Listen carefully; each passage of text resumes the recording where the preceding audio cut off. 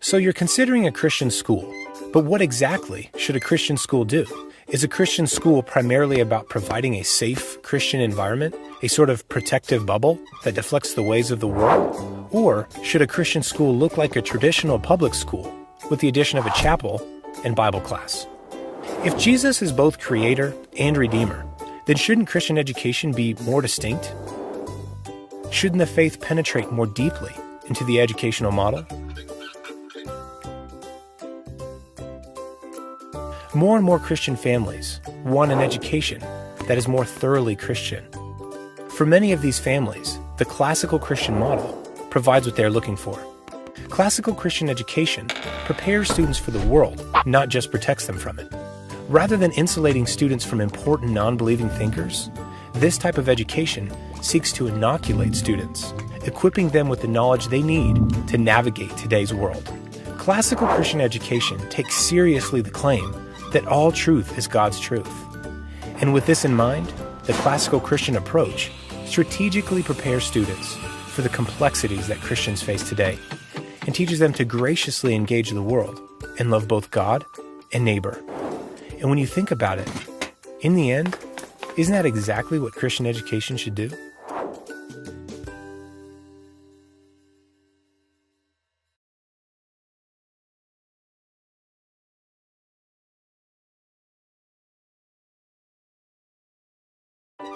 So you're considering a Christian school, but what exactly should a Christian school do? Is a Christian school primarily about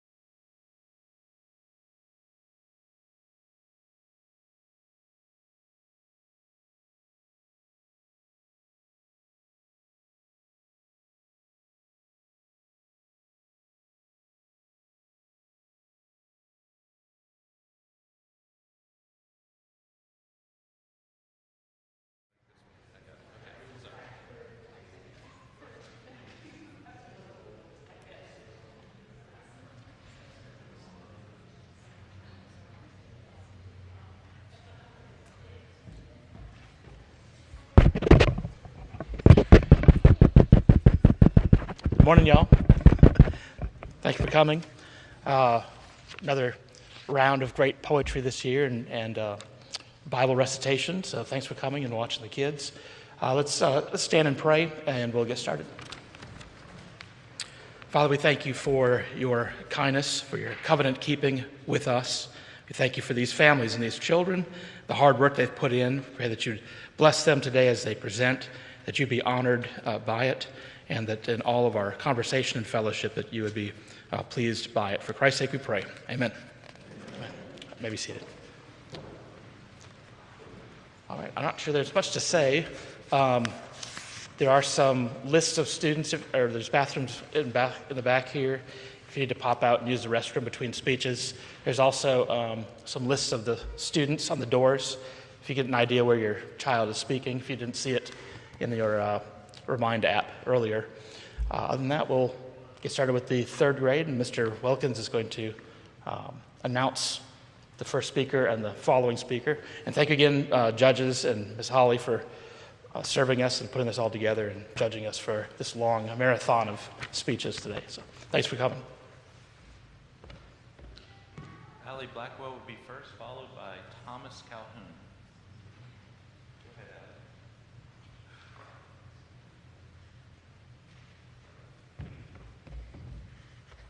A Tragedy by Doris Webb.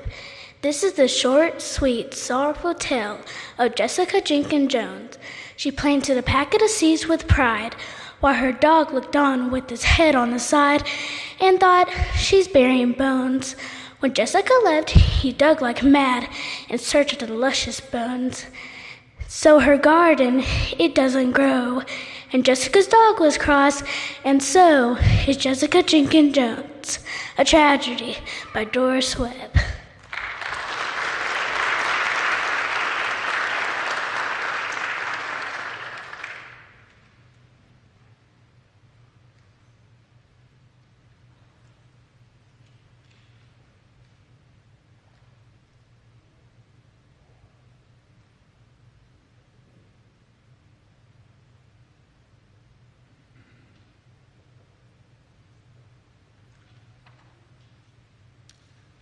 Thomas, followed by Sterling.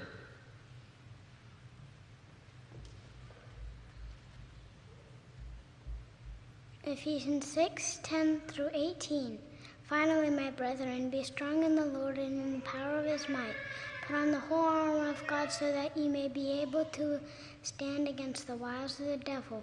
For we wrestle not against flesh and blood, but against principalities, against powers, against the rulers of the darkness of this world, against spiritual wickedness in high places. Put on, wherefore take unto you the whole armor of God, so that ye may be able to withstand in the evil day.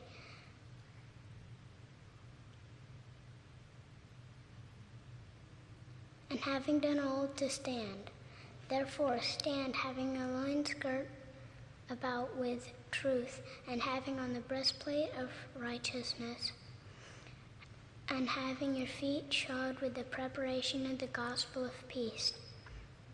Above all, take unto you the shield of faith, wherewith ye shall be able to quench all the fiery darts of the wicked.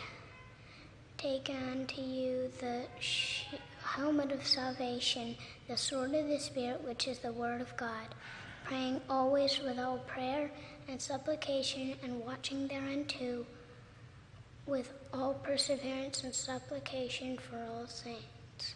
Ephesians 6:10 through 18.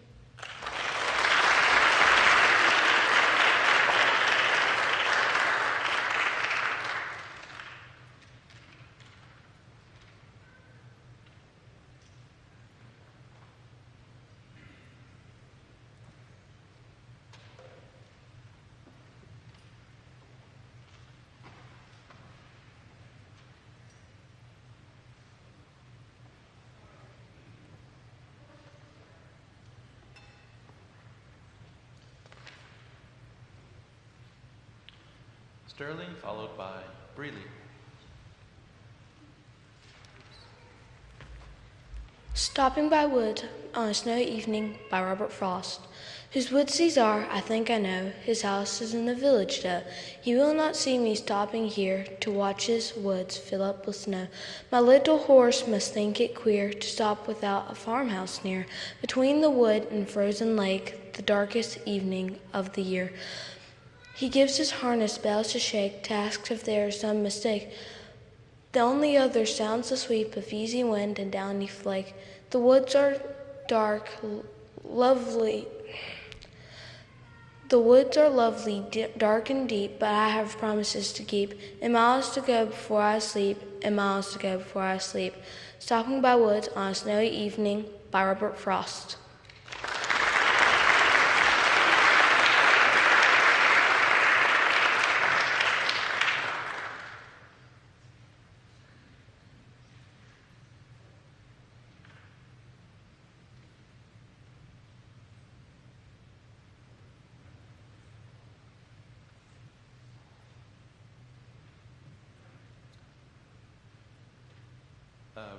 Freely, followed by Aria.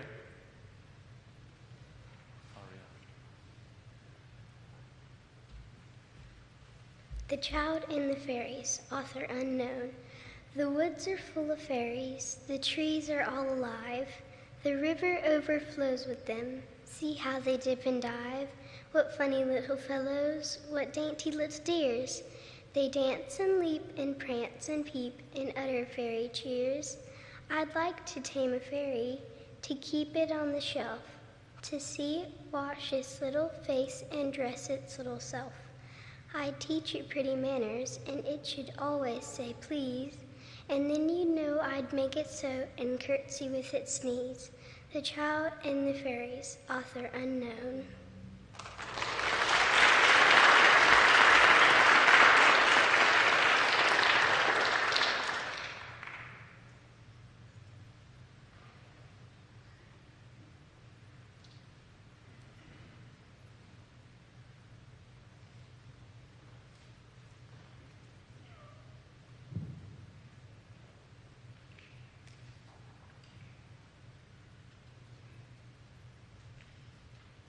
Aria, followed by Penelope.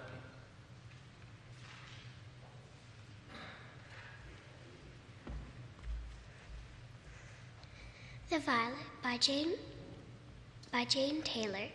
Down in a green and shady bed, a modest violet grew. Its stalk was bitten, it hung its head as if to hide from view. And yet it was a lovely flower, its colors bright and fair.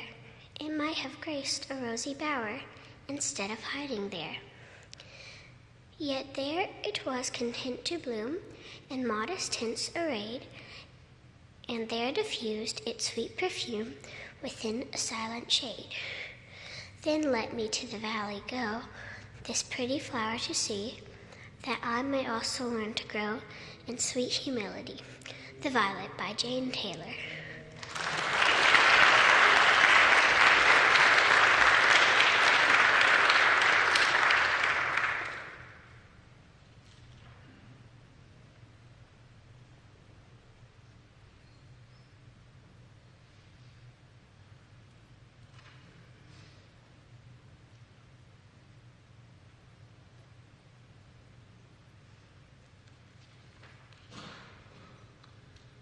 Penelope, followed by Anne-Marie.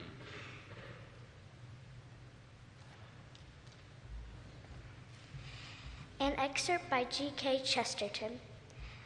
As we get older, we tend to think of God as a cranky old man in the sky, who points his finger, furrows his brow, and raises his voice. In return, we then think to be godly is to be cranky.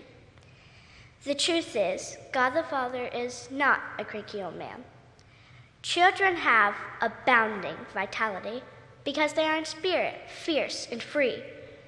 Therefore, they want things repeated and unchanged. They always say, do it again, do it again. And the grown-up person does it again until he's nearly dead. For grown-up people are not strong enough to exalt in monotony. But perhaps God is strong enough to exalt in monotony. Is it possible that God says every morning, do it again to the sun, and every evening, do it again to the moon? It may not be automatic necessity that makes all daisies alike. It may be that God makes every daisy separately, but has never got tired of making them. It may be he has the eternal appetite of infancy, for we have sinned and grown old, but our Father is younger than we. An excerpt by G.K. Chesterton.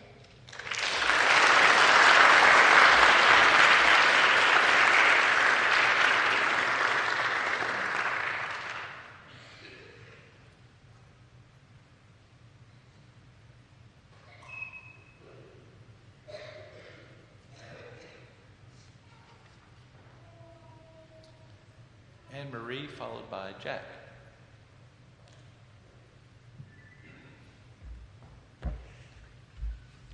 An excerpt from the Wingfeather Saga by Andrew Peterson. Low beyond the river black, the carriage comes, the carriage black, with shadowed steed and shadowed tack, and shadowed driver driving. Child, pray the Maker let you sleep, when comes the carriage down your street, lest you drink these dreams of teeth and carriages arriving. Rest you from your burthen bower, in deepest night and darkest hour. Across the sea to frozen tower, when act the nameless pounds you.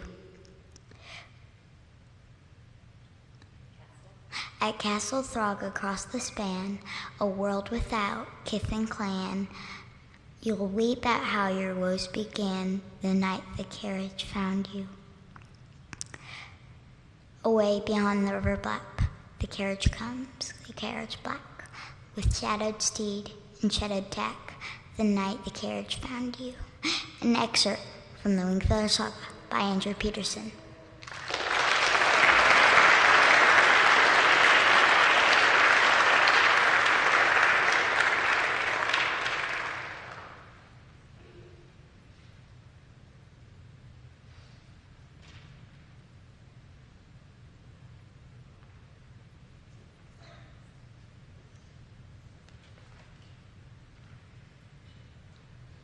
Jack, followed by Blake.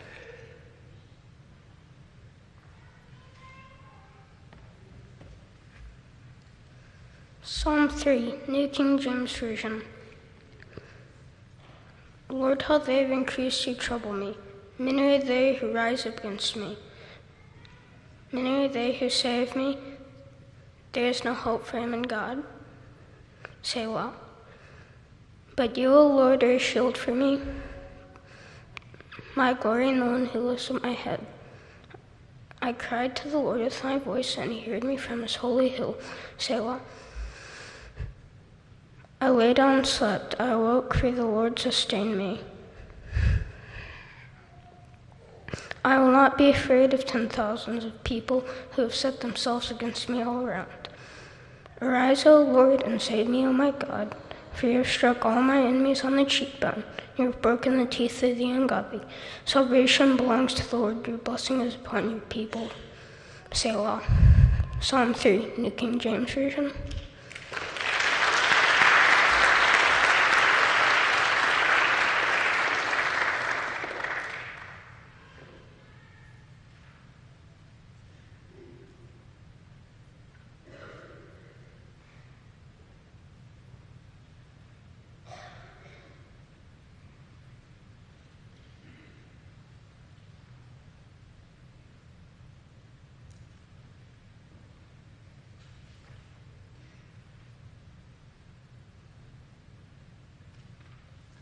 Blake, followed by Ellen.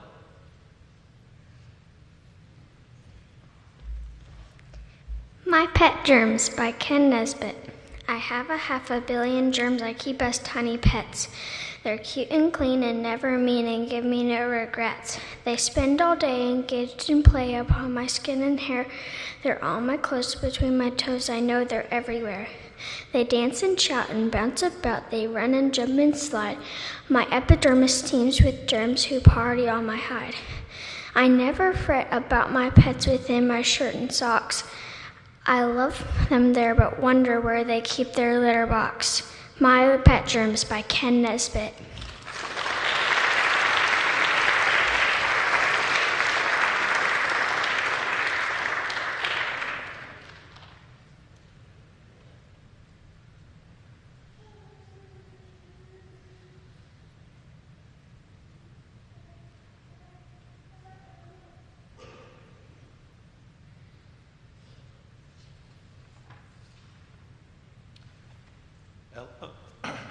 Ella, followed by Hazel.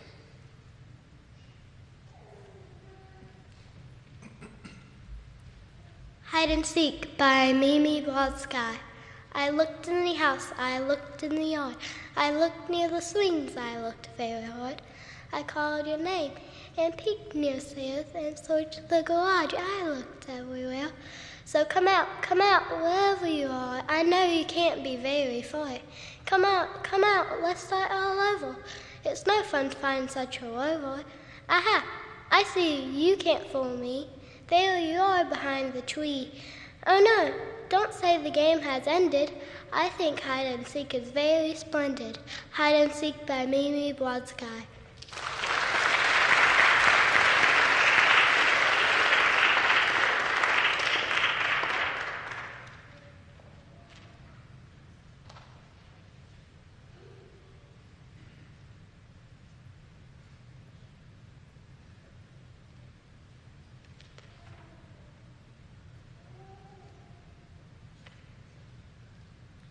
Hazel, followed by Isaiah.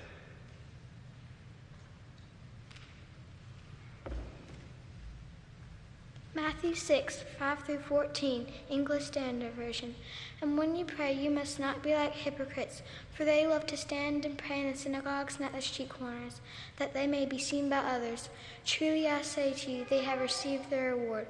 But when you pray, go into your room and shut the door and pray to your Father who is in secret, who sees you in secret will reward you. But when you pray, do not heap up empty phrases as the Gentiles do, for they think that they will be heard for their many words. Do not be like them, for your Father knows what you need before you ask them. Then pray like this: Our Father in heaven, hallowed be thy name. Thy kingdom come, thy will be done, on earth as it is in heaven. Give us this day our daily bread, and forgive us of our debts. And if you forgive others, your heavenly Father will also forgive you.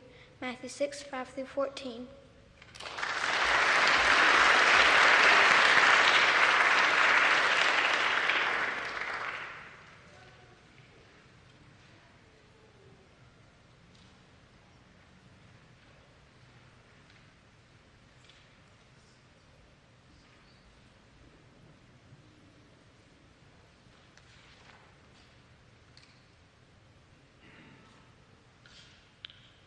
Isaiah, followed by Connor.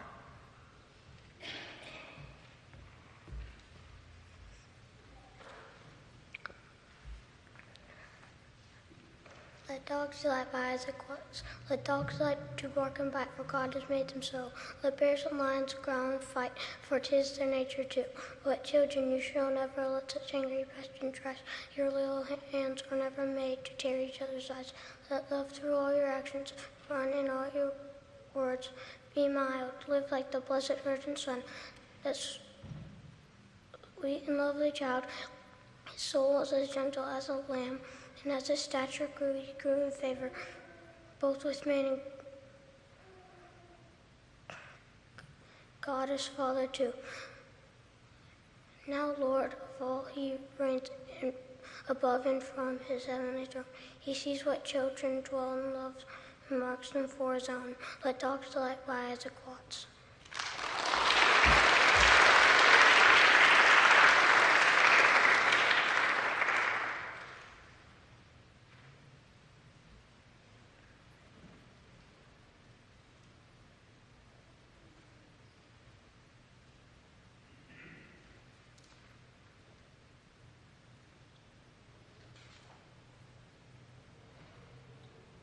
Connor, followed by Rebecca Calhoun.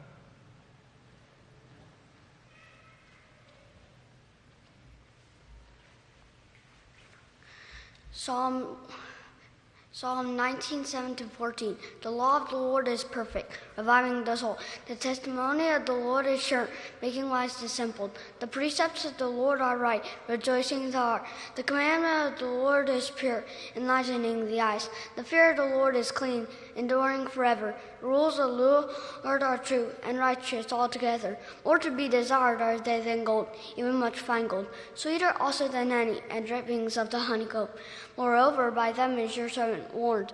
In keeping them there is great reward. Who can discern his errors? Declare me innocent from any faults. Keep back your servant also from presumptuous sins. Let them not have dominion over me. Then I shall be blameless and innocent of great transgression. Let the words of my mouth and the meditation of my heart be acceptable in your sight. O Lord, my rock and my redeemer. Psalm 19, 7-14.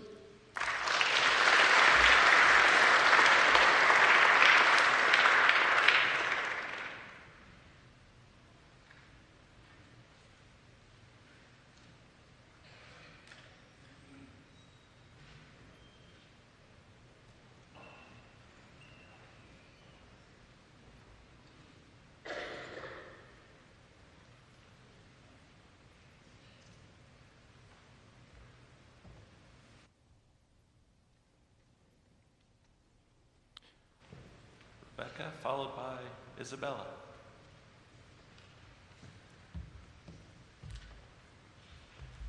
Habits of the Hippopotamus by Arthur Guterman.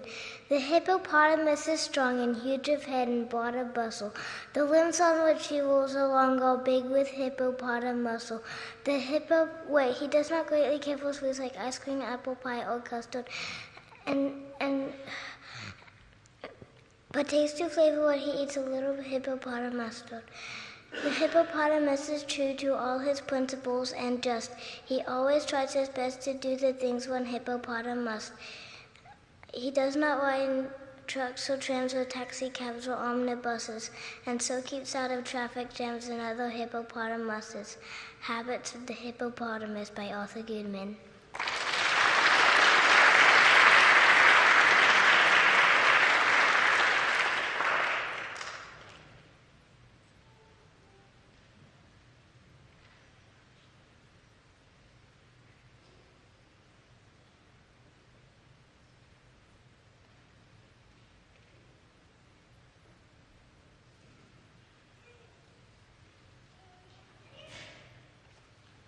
Isabella, followed by Zayden.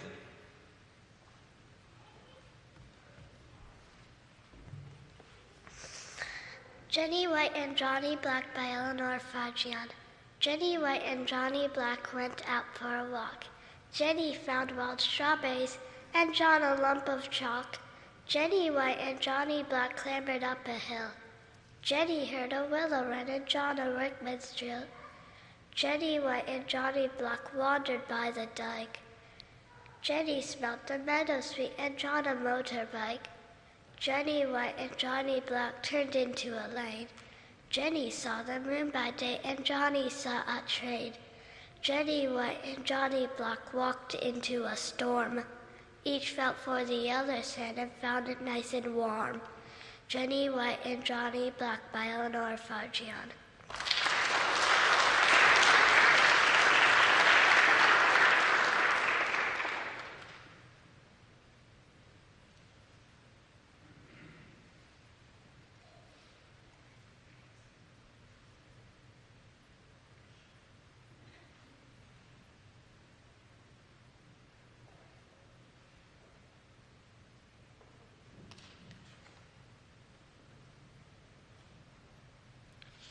Zayden, followed by Penny.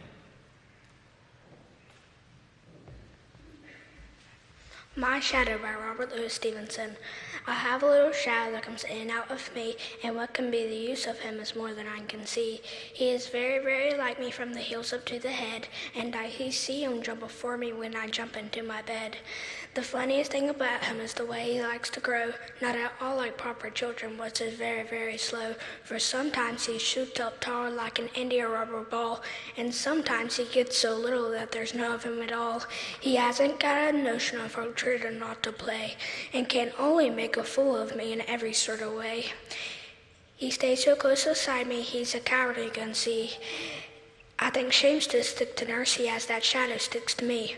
One morning, very early, before the sun was up, I rose and found the shining dew on every buttercup. But lazy little shadow, like an errant sleepy head, had stayed at home behind me and was fast asleep in bed.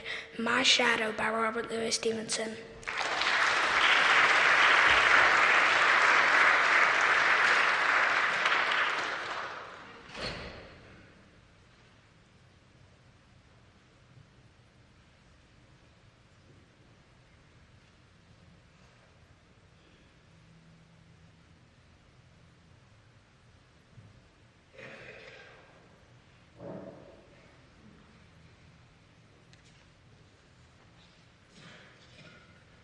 Vinny, followed by Henry.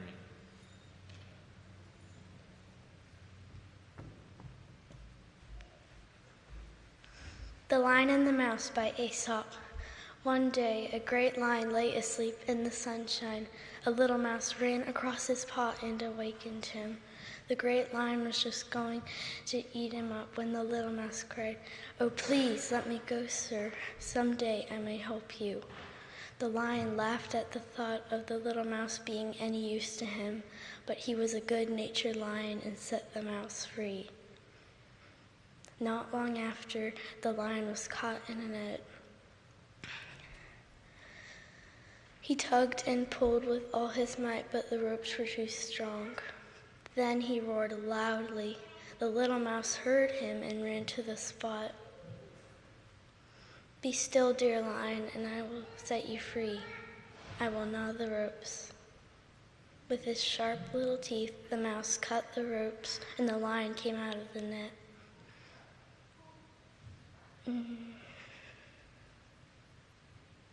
"You laughed at me once," said the mouse. "You thought it was too little to do you a good turn. But see, you owe your life to a poor little mouse." The Lion and the Mouse by Aesop.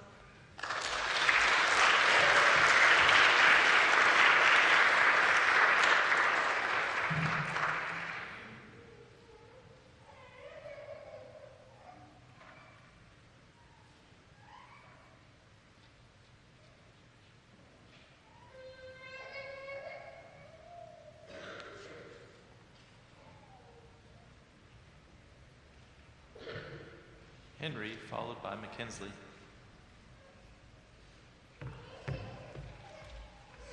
The Snake by Emily Dickinson. A narrow fellow in the grass occasionally rides. You may have met him, did you not? His nose sun is. The grass divides us with a comb. A spot shaft is seen, and then it closes at your feet and opens further on. He likes a boggy acre, a floor too cool for corn, and yet a child and barefoot I'm more than once at morn. Past I thought a whiplash, unbrightening in the sun, when scooping to secure it, and wrinkled and was gone. Several of nature's people I know, and they know me. I feel the transport of cordiality. But never met this fellow, I tend to go alone, without a tithe of breathing, and zero at the bone. The Snake by Emily Dickinson.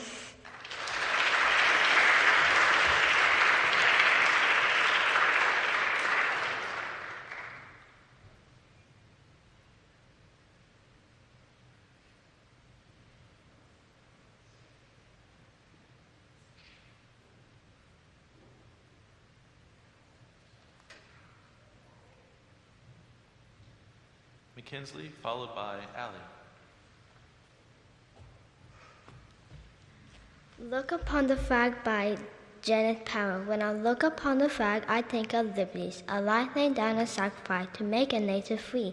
Then I look upon the flag and think, how can it be that I can be so blessed that someone died for me? Again, I look upon the flag and tears come to my eyes.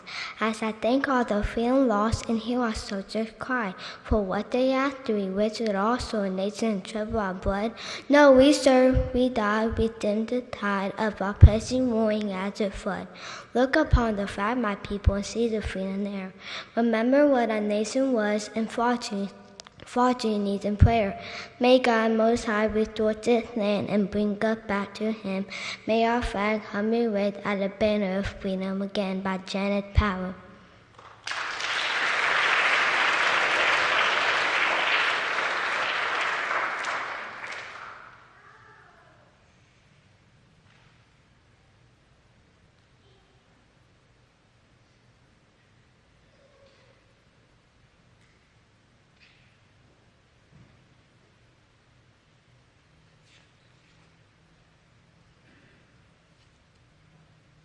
Allie, followed by Sadie.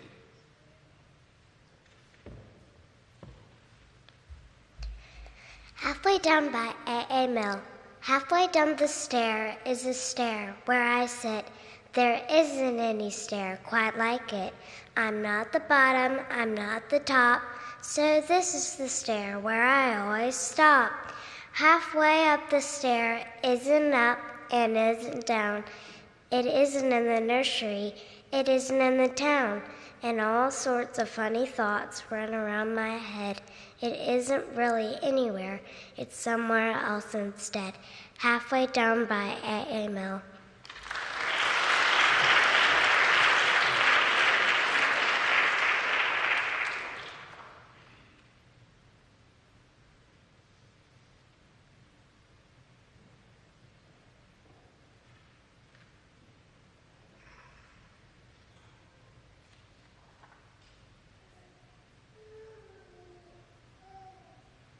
Sadie, followed by Bear.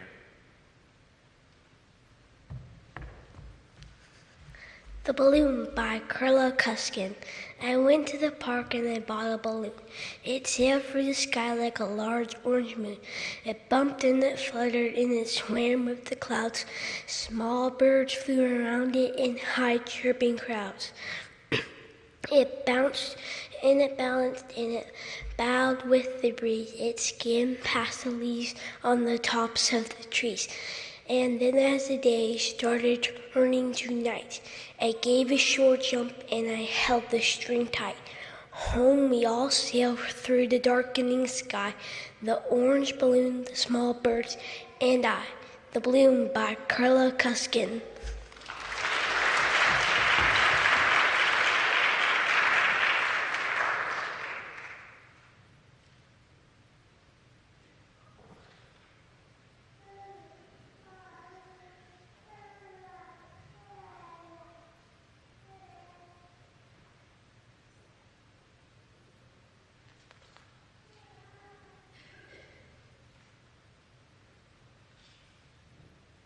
Bear, followed by Ellis.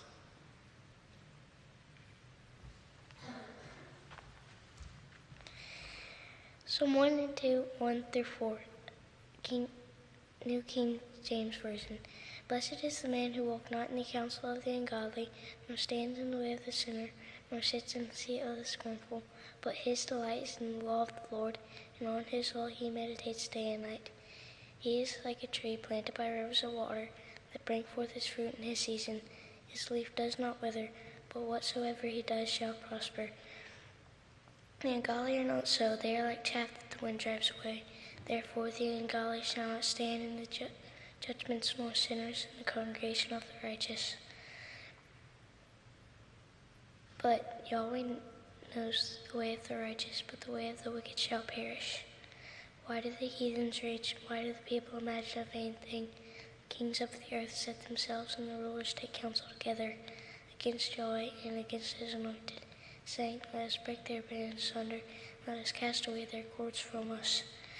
He that sitteth in the heavens shall laugh.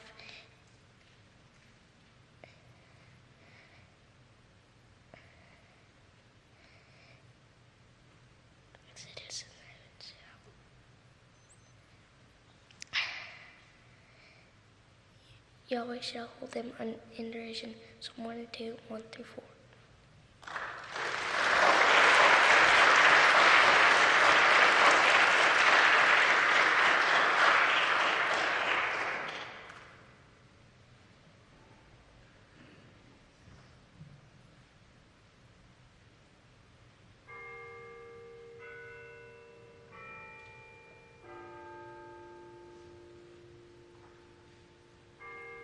Ellis, followed by Everett.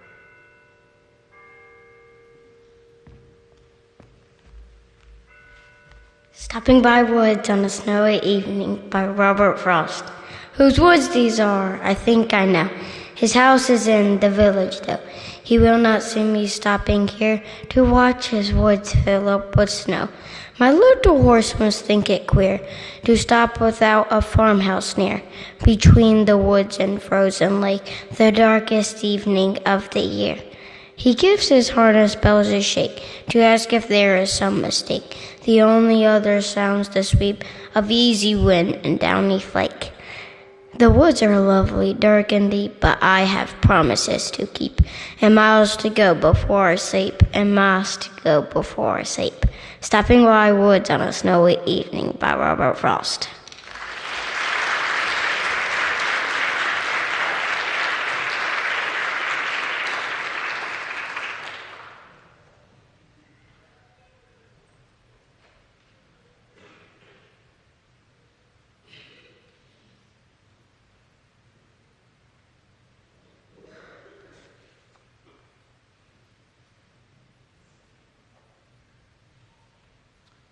Everett, followed by Bash. The Things I Do by Carla Cuskin. I'm very good at climbing. I nearly climbed a tree, but just as I was almost up, I sort of skinned my knee. I'm wonderful at walking. I almost walked a mile, but when I got around the block, I rested for a while. I'm excellent at swimming, though I'm not very old. I almost swam in the ocean once, but the water was too cold. But what I'm really best at is skipping down the hall. I'm very good at skipping. I am wonderful at skipping. I am marvelous at skipping. That is unless I fall. The Things I Do by Carla Cuskin.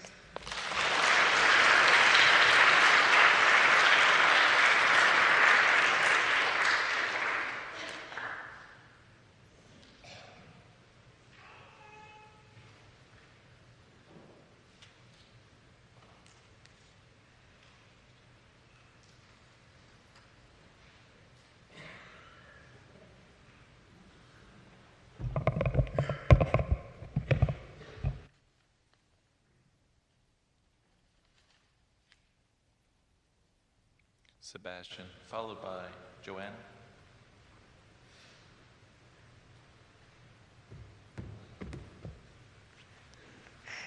The Sculpture Boy by George Washington. Chisel in hand stood a sculpture boy with his marble block before him, and his face lit up with a smile of joy as an angel dream passed o'er him. He carved that dream on the yielding stone with many a sharp incision. In heaven's own light the sculpture shone. He had caught that angel vision. Sculptures of life are we as we stand with our lives uncarved before us, waiting the hour when, at God's command, our life dream passes o'er us. Let us carve it then on the yielding stone with many a sharp incision. Its heavenly beauty shall be our own, our lives that angel vision. The Sculpture Boy by George Washington Doe.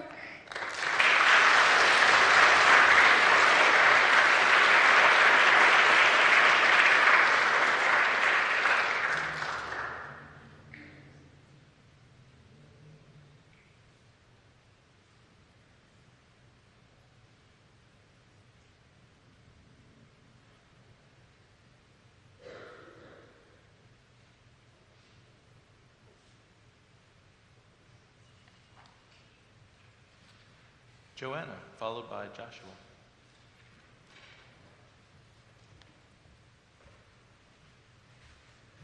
Little Red Riding Hood and the Wolf by Roald Dahl. As soon as Wolf began to feel that he would like a decent meal, he went and knocked on Grandma's door.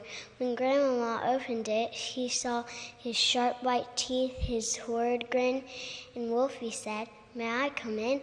Poor Grandma was terrified. "He's going to eat me up," she cried, and she was absolutely right. He ate her up in one big bite. But Grandma was small and tough, and Wolfie yelped, "That's not enough. I haven't yet began to feel that I have had a decent meal." He ran around the kitchen yelping, "I've got to have a second helping." Then added with a frightful leer, "I'm therefore going to wait right here till little Miss Red Riding Hood comes home from walking in the woods." He quickly put on Grandma's clothes.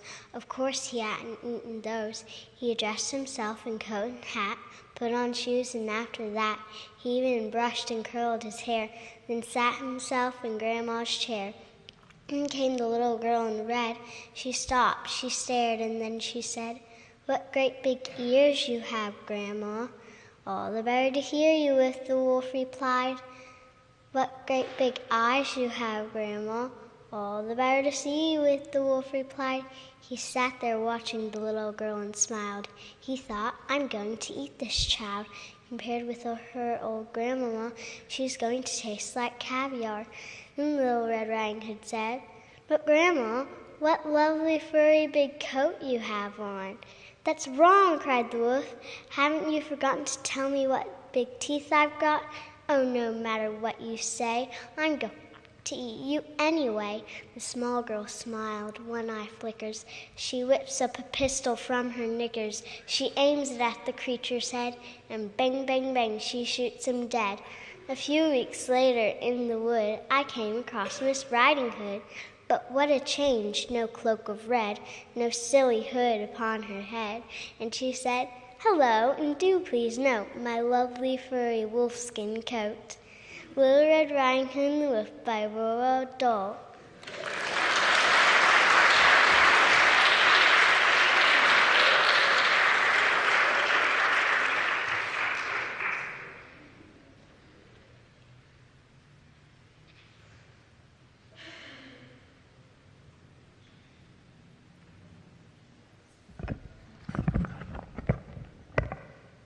Joshua, followed by Regis. Prayer of a Soldier in France by Joyce Kilmer.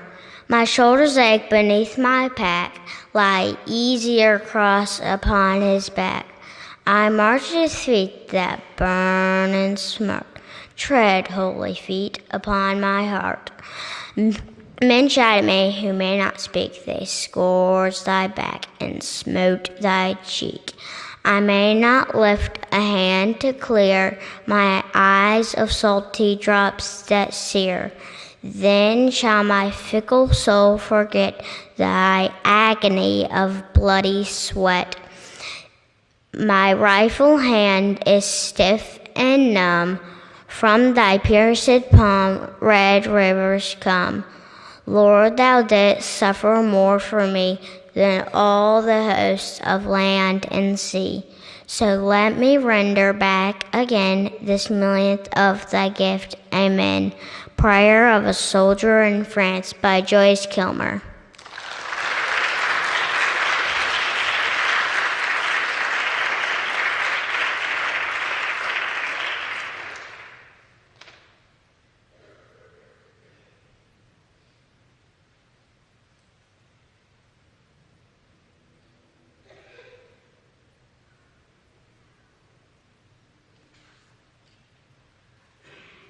Regis, followed by Favor.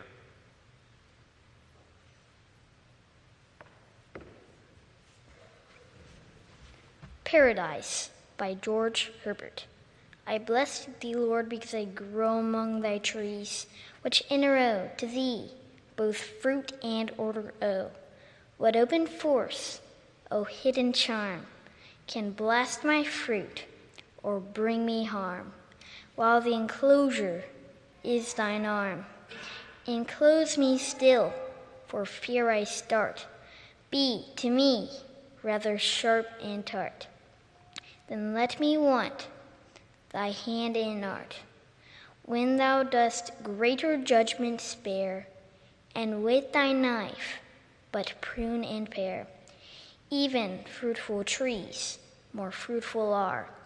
Such sharpness shows the sweetest friend, and such cuttings heal the rend, and such beginnings touch their end. Paradise by George Herbert.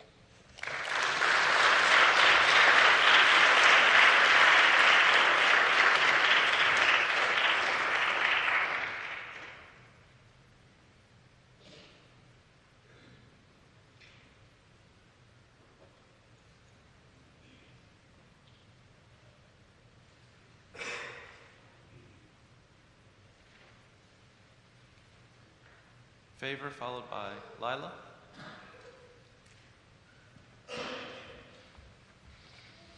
Never crush a crocodile by King Starboard.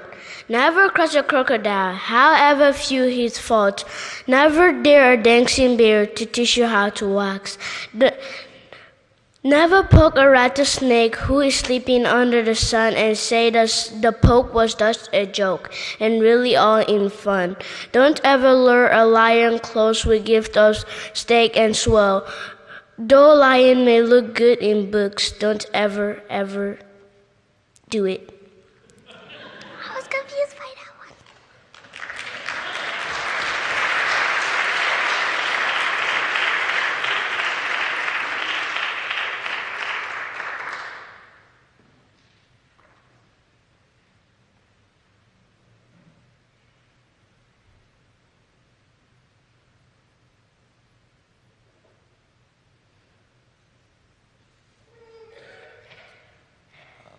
Lila, followed by Ruby Jane.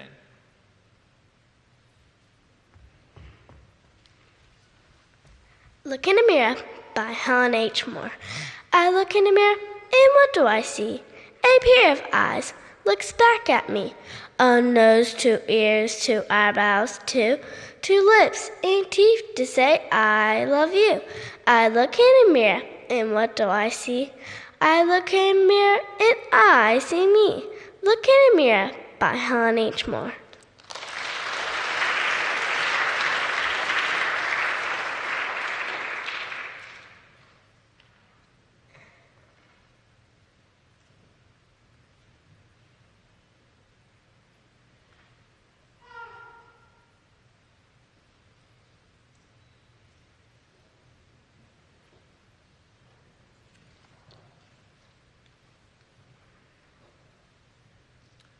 Ruby, followed by Letty.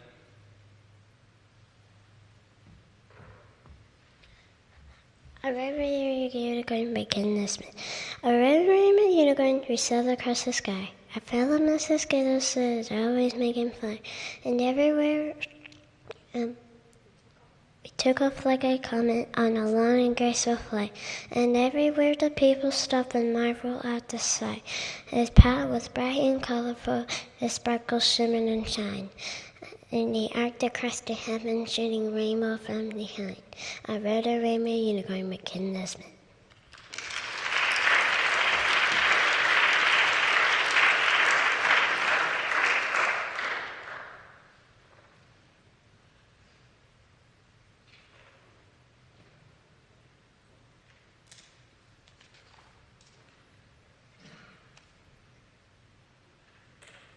Letty, followed by Graham.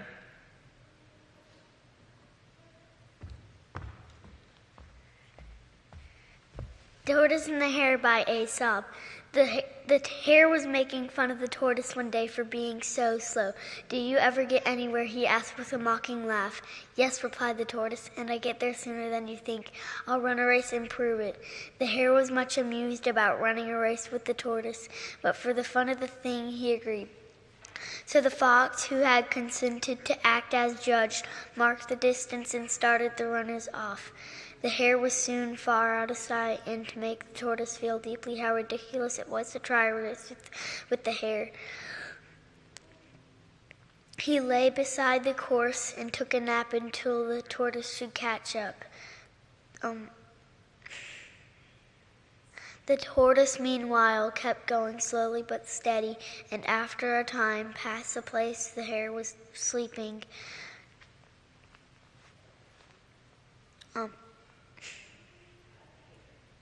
But the hare slept on very peacefully, and after a time, he did wake up. The tortoise was near the goal, and the hare now ran his swiftest, but could not overtake the tortoise in time. The race isn't always for the swiftest. The Hare and the Tortoise by Aesop.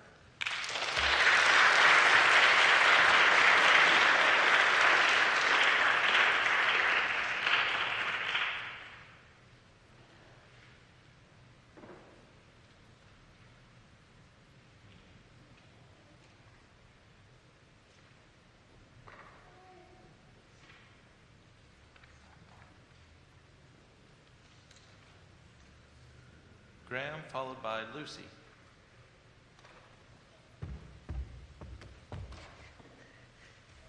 Matthew 6, 9 through 13. Our Father who art in heaven, hallowed be your name. Thy kingdom come, thy will be done on earth as it is in heaven. Give us this day our daily bread. Forgive us our debts as we forgive our debtors. Get us not into temptation, but deliver us from evil. None ever dies the kingdom and the power and the glory forever. Amen. Matthew 6, 9 through 13.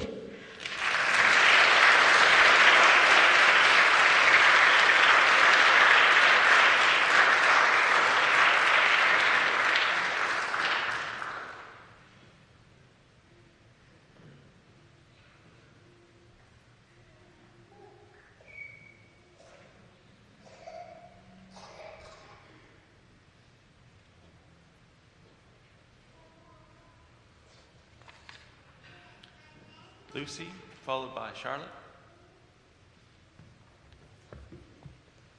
The Arrow and the Song by Henry Wadsworth Longfellow. I shot an arrow into the air. It fell to earth, I knew not where. For so swiftly it flew, the sight could not follow it in its flight. I breathed the song into the air. It fell to earth, I knew not where. For who has sight so keen and strong that it can follow the flight of song? Long, long afterward in an oak, I found the arrow still unbroke, and the song from beginning to end I found again in the heart of a friend. The Arrow and the Song by Henry Wadsworth Longfellow.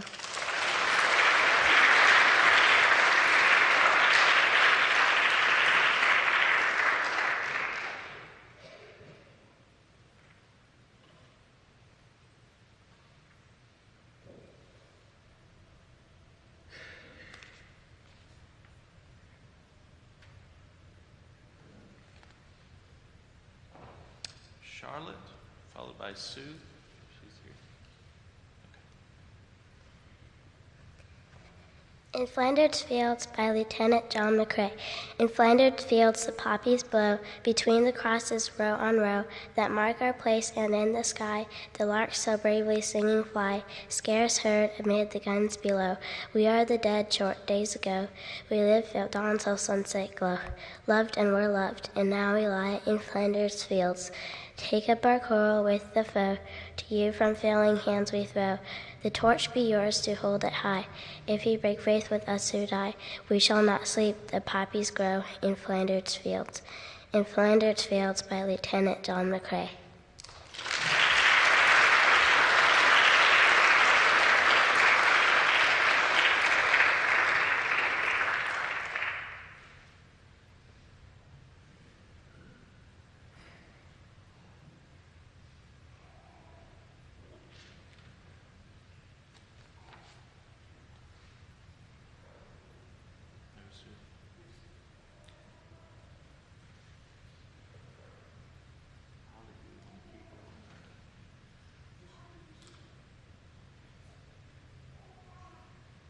We'll take a 5-minute break and then start with round 2.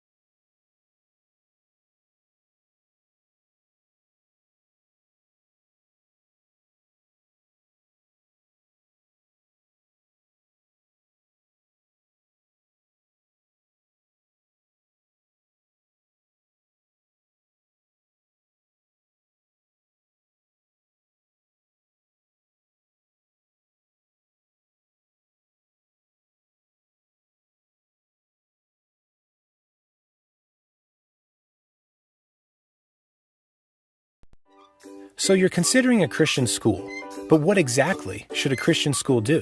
Is a Christian school primarily about providing a safe Christian environment, a sort of protective bubble that deflects the ways of the world? Or should a Christian school look like a traditional public school with the addition of a chapel and Bible class? If Jesus is both creator and redeemer, then shouldn't Christian education be more distinct? Shouldn't the faith penetrate more deeply into the educational model? More and more Christian families want an education that is more thoroughly Christian. For many of these families, the classical Christian model provides what they are looking for. Classical Christian education prepares students for the world, not just protects them from it. Rather than insulating students from important non-believing thinkers, this type of education seeks to inoculate students, equipping them with the knowledge they need to navigate today's world. Classical Christian education takes seriously the claim that all truth is God's truth. And with this in mind, the classical Christian approach strategically prepares students for the complexities that Christians face today and teaches them to graciously engage the world and love both God and neighbor. And when you think about it, in the end, isn't that exactly what Christian education should do?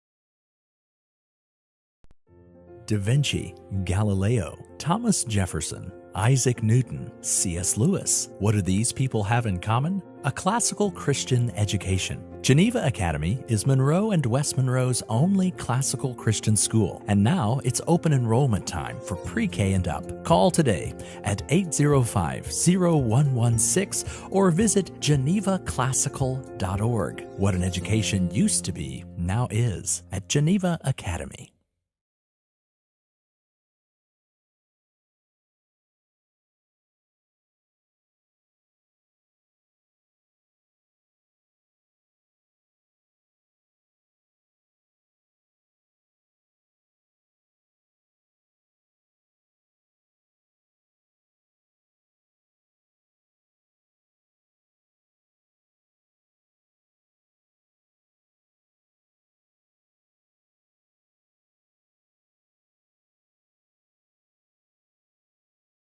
Your class? Oh, four. Four. Are we ready for that?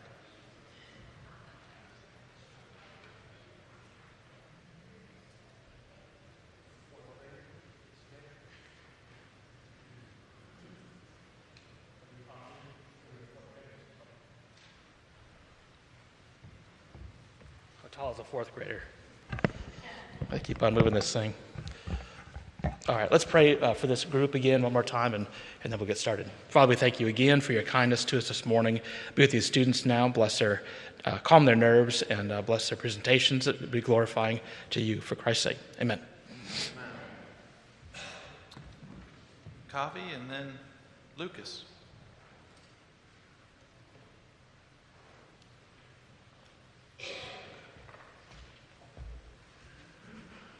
It couldn't be done by Edgar Albert Guest.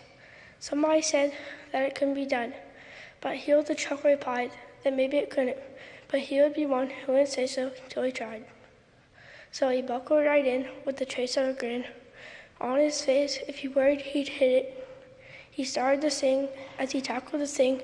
It couldn't be done, and he did it. Somebody scoffed, "You'll never do that. At least no one ever has done it." But he took off his coat and he took off his hat, and the first thing we knew, he'd begun it. He started to, with a lift of his chin and a bit of a grin, without any doubting or quit it, he started to sing as he tackled the thing. It couldn't be done, and he did it. There are thousands to tell you It cannot be done. There are thousands to prophesy failure.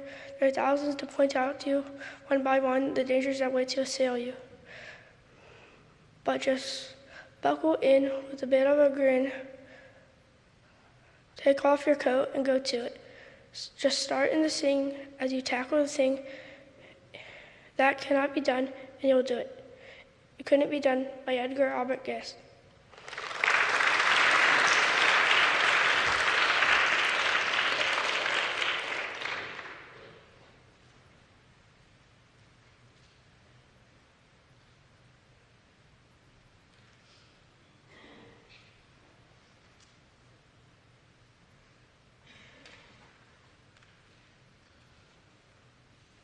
Lucas, followed by Perry.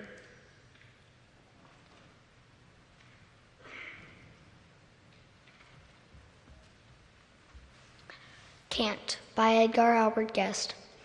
Can't is the worst word that is ever written or spoken, doing more harm here than slander and lies. On it is many a strong spirit broken, and with it many a good purpose dies. It springs from the lips of the thoughtless each morning, and robs of courage we need through the day. It rings in our ears like a timely sent warning, and laughs when we falter and fall by the way. Can't is the father of feeble endeavor, the parent of terror and half-hearted work. It weakens the efforts of artisans clever, and makes of the toiler an indolent shirk. It poisons the soul of a man with a vision, and stifles in infancy many a plan. It greets honest toiling with open derision, and laughs at the hopes and the dreams of the man. Can't is the word that is foe to ambition, an enemy ambushed to shatter their will. Its prey is forever a man with a mission, and bows but to courage and patience and skill. Hate it with hatred that is deep and undying. For once it is welcome, 'twill break any man. Whatever the goal you are seeking, keep trying, and answer this demon by saying, I can. Can't by Edgar Albert Guest.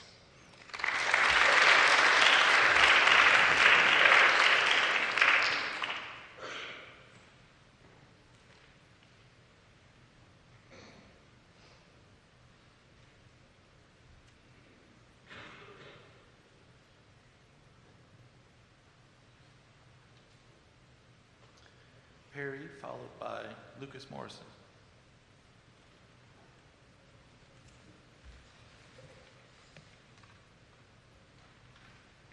Water Lilies by A.A. Mill. Where the water lilies go, to and fro, rocking in the ripples of the water. Lazy on a leaf lies the Lake King's daughter, and the faint wind shake her. Who will come and take her? I will, I will. Keep still, sleeping on a leaf lies the Lake King's daughter. Then the wind comes skipping to the lilies on the water. With a laugh she is slipping through the lilies on the water. Wait, wait, too late, too late. Only the water lilies go, to and fro, dipping, dipping, to the ripples of the water. Water Lilies by A.A. Mill.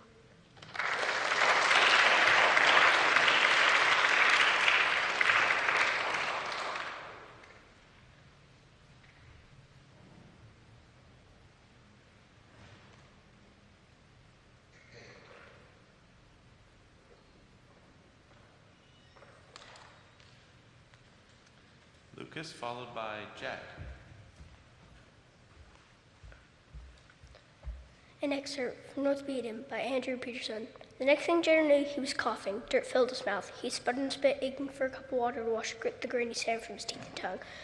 When he opened his eyes, he was surprised to find that there was light. Then he remembered the hag, the fangs, the hand on his foot. He sat up. The woman sat against the wall, the lantern at her side. Child, you forgot to cover your tracks. He didn't know what she was talking about, so she pointed. The string, child. Always pull the string. Jenny looked at the ladder and saw a string dangling near the wall. Then he remembered Poto pulled a released dirt from the ceiling to hide the trapdoor. Sorry, I forgot. The fangs, he said. They're gone? Oh, they're always nearby, slithering about their murderous work. She paused. You don't remember me, do ye? He shook his head. Her face was murmur, but her accent was much thicker than gore the hag's. She was so dirty she must have been wearing a mask. I knew your grandpa, remember? Nurkabog? Aye, she sighed, but what do you didn't care? What happened? Ease up with the questions, lad. First things first, you want to know who your family is, don't ye? An excerpt from Northpedia by Andrew Peterson.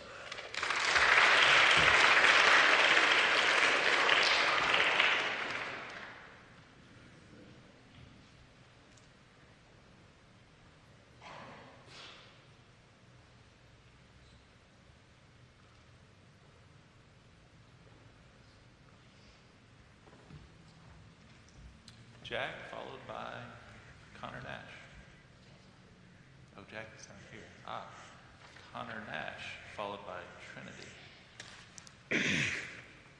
The Sluggard by Isaac Watts. 'Tis the voice of the sluggard, I heard him complain, you have waked me too soon, I must slumber again. As the door on its hinges, so he on his bed turns his sides and his shoulders and his heavy head. A little more sleep and a little more slumber, thus he wastes half his days and hours without number. And when he gets up, he sits folding his hands, or sauntering, or trifling he stands. I passed by his garden, saw the wild briar, the thorn and the thistle grow broader and higher. The clothes on him are turning to rags, his money still wastes till he starves or he begs. I paid him a visit, still hoping to find that he took better care for improving his mind. He told me his dreams, talked of eating and drinking, but he scarce reads his Bible and doesn't love thinking. I said in my heart, here's a lesson for me. This man is but a picture of what I might be, but thanks to my friends for their care in my breeding, who taught me at times to love working and reading. The Sluggard by Isaac Watts.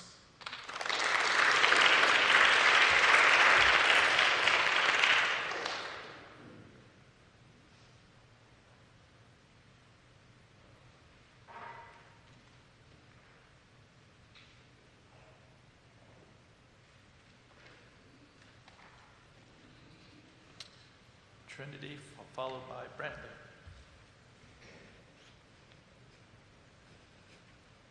The Creature in the Classroom by Jack Poludsky. It appeared inside our classroom at 10:15 and gobbled up the blackboard, 3 erasers and a pen. It gobbled teacher's apple and bopped her with a core. How dare you, she responded. You must leave us. There's the door. The creature didn't listen, but described an arabesque as it gobbled all her pencils, 7 notebooks, and her desk. Teacher stated very calmly, Sir, you simply cannot stay. I'll report you to the principal, unless you go away. But the thing continued eating. It ate paper, and it swallowed ink. As it was eating our homework, I believe I saw it wink. Teacher finally lost her temper. Out, she shouted at the creature. It hopped beside her, and glop, it gobbled teacher. The Creature in the Classroom by Jack Poludsky.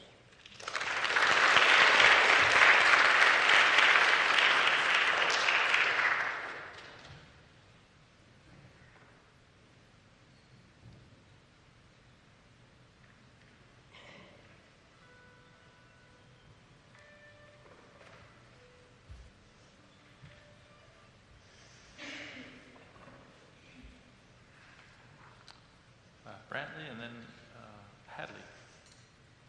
The Brook by Alfred Tennyson. I chatter, chatter as I flow to join the brimming river.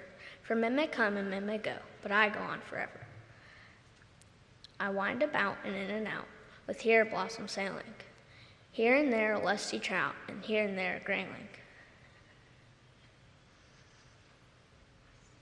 I steal by lawns and grassy plots, I slide by hazel covers. I move the sweet forget-me-nots that grow for happy lovers. I slip, I slide, I gloom, I glance among my skimming swallows. I make the netted sunbeams dance against my sandy shallows. I murmur under moon and stars in brambly wildernesses. I linger by my shingly bars, I loiter around my cresses. And out again I curve and flow to join the brimming river. For men may come and men may go, but I go on forever. The Brook by Alfred Tennyson.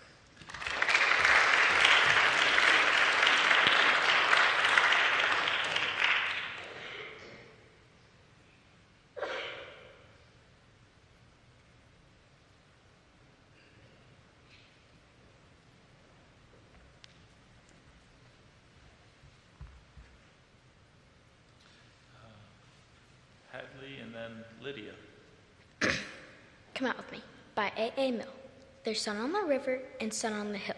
You can hear the sea if you stand quite still. There's 8 new puppies at Roundabout Farm, and I saw an old sailor with only one arm. But everyone says, run along, run along, run along. All of them say, run along. I'm busy as can be. Everyone says, run along. There's little darling. If I'm a little darling, why don't they run with me? There's wind on the river and wind on the hill. There's a dark dead water wheel under the mill.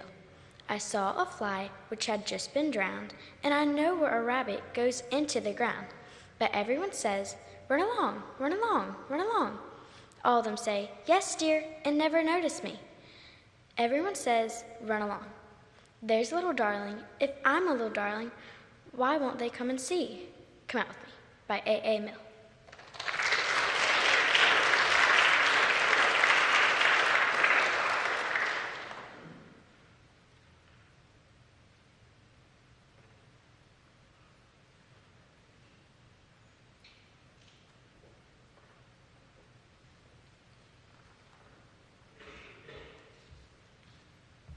Lydia, followed by Jeremiah.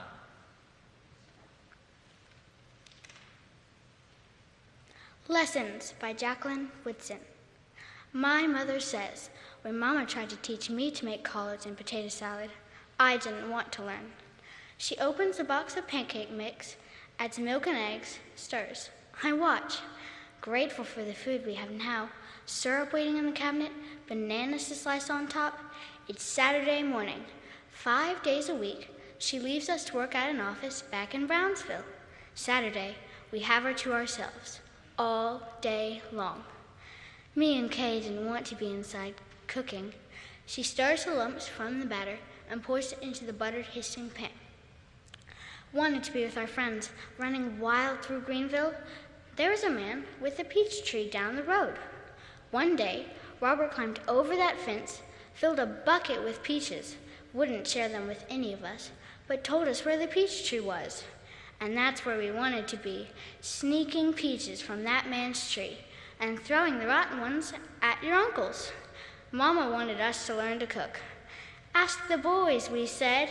Mama knew it wasn't fair, girls inside and boys going off to steal peaches. So she let all of us go outside until supper time. And by then, she says, putting our breakfast on the table, it was too late. Lessons by Jacqueline Woodson.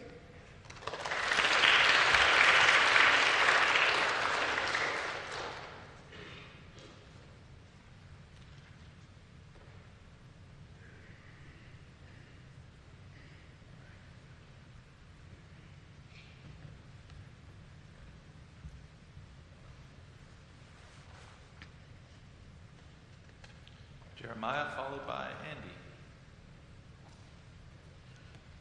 Wind on the Hill by A.A. Mill. No one can tell me, nobody knows, where the wind comes from and where the wind goes. It's coming from somewhere as fast as it can. I couldn't keep up with it, not if I ran. But if I let go the string of my kite, it would fly with the wind for a day and a night. Then when I found it, wherever it lands, I would know that the wind had been going there too. Then I could tell people where the wind goes, but where the wind comes from, nobody knows. Wind on the Hill by A.A. Mill.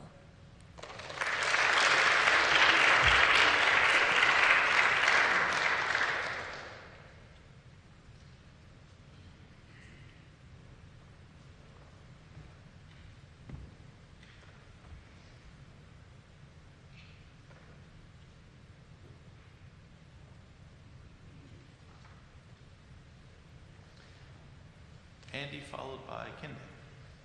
Paul Revere's Ride by Henry Wadsworth Longfellow. Listen, my children, and you shall hear of the midnight ride of Paul Revere. On the 18th of April in 75, hardly a man is now alive who remembers that famous day and year. He said to his friend, if the British march by land or sea, tonight hang a lantern aloft in the belfry arch of the first church tower. One if by land and two if by sea, and I on the opposite shore will be ready to spread the alarm through every Middlesex village and farm. And then he said good night, and with muffled oars silently rowed to Charlestown shore. Just as the moon rose over the bay, where swinging wide at her moorings lay the Somerset, a British man of war, a phantom ship, with each mast and spar across the moon like a prison bar. A huge black hulk magnified itself in the tide. An excerpt of Paul Revere's Ride by Henry Wadsworth Longfellow.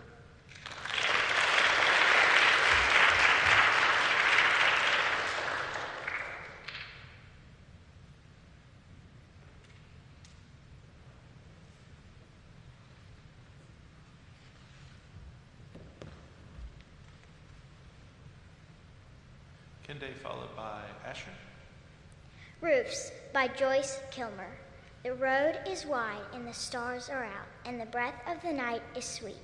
And this is the time when wanderlust should seize upon my feet.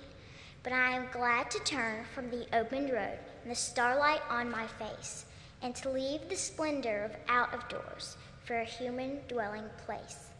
I have never seen a vagabond who really liked to roam all up and down the streets of the world, not to have a home. A gypsy man will sleep in his cart with canvas overhead, or else he'll go into his tent when it is time for bed.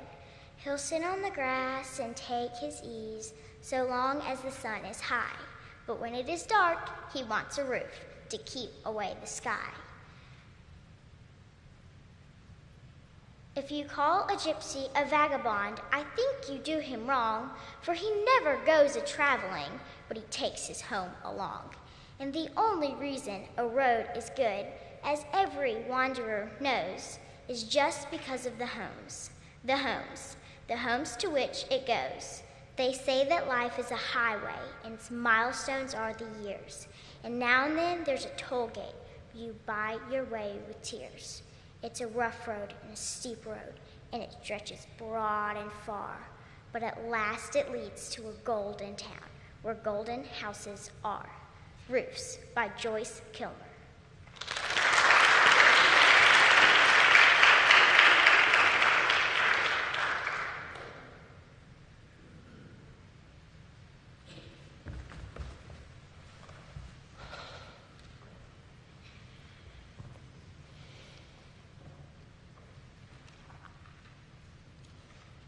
Asher followed by Brooklyn. The Lay of the Motor Car by Banjo Patterson. We're away, and the wind whistles shrewd in our whiskers and teeth, and the granite light gray of the road seems to slide underneath. As an eagle might sweep through the sky, so we sweep through the land, and the pallid pedestrians fly when they hear us at hand. We outpace, we outlast, we outstrip, not the fast-fleeing hare, nor the racehorse under the whip, nor the birds of the air can compete with our swiftness sublime. Our ease and our grace, we annihilate chickens and time, and policemen and space. Do you mind that fat grocer who crossed, how he dropped down to pray in the road when he saw he was lost, how he melted away underneath, and there rang through the fog his ear-splitting squeal as he went? Is that he or a dog, the stuff on the wheel? The Lay of the Motor Car by Banjo Patterson.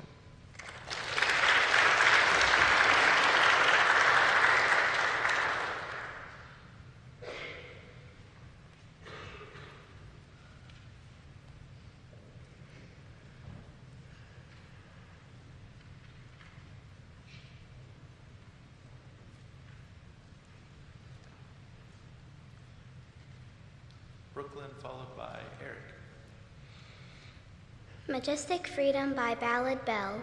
In skies where freedom's banners soar, a mighty spirit to explore, a bald eagle graces the domain, symbol of courage devoid of chain. With feathers gleaming proud and bright, it soars through heavens, taking flight. A regal guardian of the skies, fearless, bold, with piercing eyes. Against the currents it dares to rise, where challenges and limits the skies. A symbol of strength, courage untamed, in pursuit of dreams never maimed. It perches high on rocky spire, a testament to its heart's desire. With wings spread wide, a fearless stance, a sovereign ruler of circumstance. In nature's territory it claims its space, a champion of the untamed chase. With a fearless heart that beats anew, inspiring all with skies so blue. Bold eagle, majestic and free, your courage ignites the spirit in me. To face the winds, to reach the crest, with fearless heart, I too shall quest. Amongst the mountains and endless sky, you teach us how to spread and fly, to live boldly without a doubt. Bold eagle's courage, let it shout, majestic freedom by ballad bell.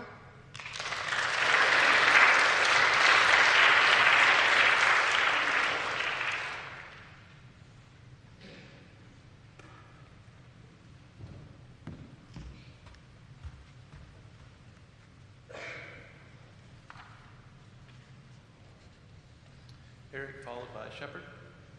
The World We Make by Alfred Grant Walton. We make the world in which we live, by what we gather and what we give, by our daily deeds and the things we say, for what we keep or we cast away. We make our world by the beauty we ski, by a skylark song or a lilac tree, by the butterflies wing in the pale moon's rise, and the wonder that lingers in the midnight skies.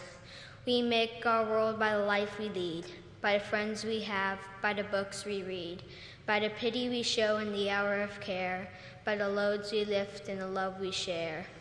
We make our world by the goals we pursue, by the heights we seek in the higher view, by the hopes and dreams that reach the sun, and the will to fight till the heights are won. What is a place in which we dwell? A hut or a palace? A heaven and hell we gather and scatter, we take and we give. We make our world, and there we live. The World We Make by Alfred Grant Walton.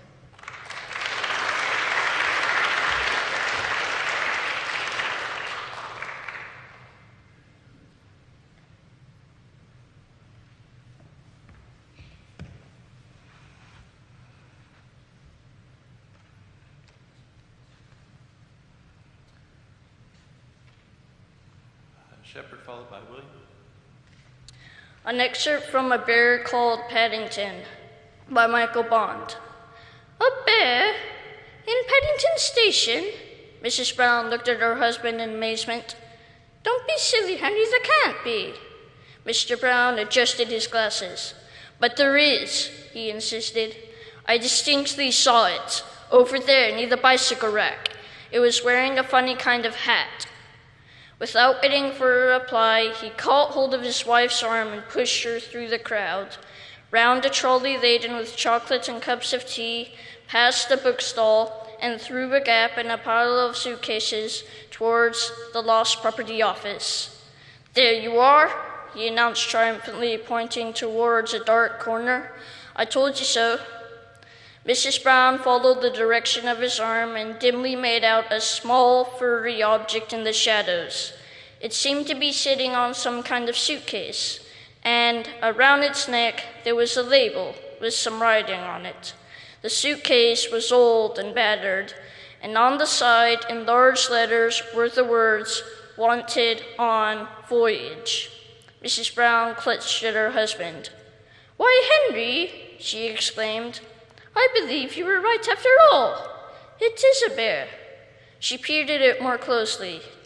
It seemed a very unusual kind of bear. It was brown in color, a rather dirty brown, and it was wearing a most odd-looking hat with a wide brim, just as Mr. Brown had said. From beneath the brim, two large, round eyes stared back at her. Seeing that something was expected of it, the bear stood up and politely raised its hat, revealing two black ears. "Good afternoon," it said in a small, clear voice. Good afternoon," replied Mr. Brown doubtfully. There was a moment of silence. The bear looked at them inquiringly. "Can I help you?" Mr. Brown looked rather embarrassed. "Well, no, as a matter of fact, we were wondering if we could help you." Mrs. Brown bent down. "You're a very small bear," she said. The bear puffed at its chest. I'm a very rare sort of bear, he replied importantly. There aren't many of us left where I come from. And where is that? Asked Mrs. Brown. The bear looked around carefully before replying, Darkest Peru. I'm not really supposed to be here at all. I'm a stowaway. An excerpt from A Bear Called Paddington by Michael Bond.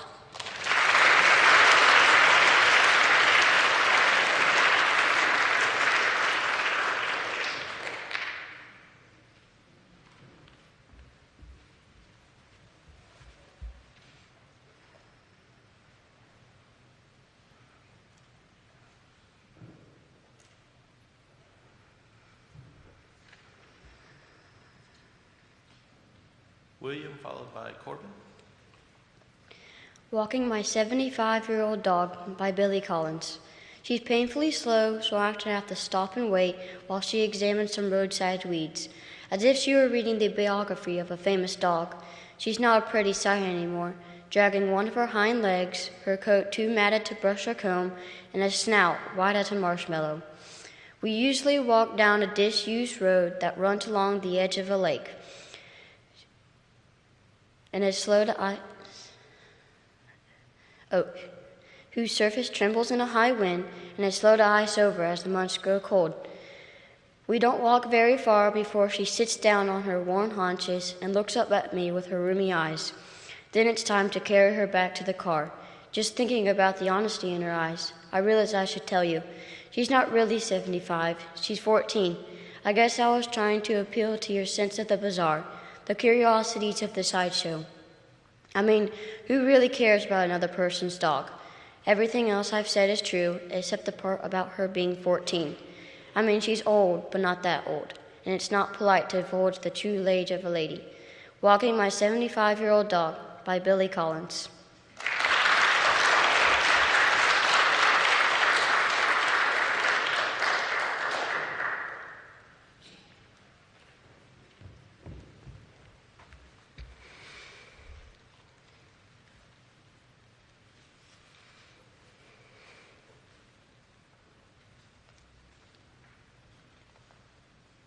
Corbin, and then Marie. Ephesians 6:10-24, English Standard Version. Finally, be strong in the Lord and in the strength of his might. Put on the whole armor of God, that you may be able to withstand in the evil day. And having done all to stand firm, stand therefore, having fastened on the belt of truth, having put on the breastplate of righteousness, and as shoes for your feet, having put on the readiness given by the gospel of peace. In all circumstances, take up the shield of faith, with which you can extinguish all the flaming darts of the evil one, and take the helmet of salvation and the sword of the Spirit, which is the word of God, praying at all times in the Spirit, with all prayer and supplication. To that end, keep alert with all perseverance, making supplication for all the saints, and also for me, that words may be given to me in opening my mouth boldly to proclaim the mystery of the gospel, for which I am an ambassador in chains, that I may declare it boldly as I ought to speak, so that you may know how I am and what I am doing. Tychicus, the beloved brother and faithful minister in the Lord, will tell you everything. I have sent him to you for this very purpose, that you may know how I am and what I am doing. Peace be to the brothers with love and faith, from God the Father and the Lord Jesus Christ. Grace be to all who love our Lord Jesus Christ with love incorruptible. Ephesians 6:10-24, English Standard Version.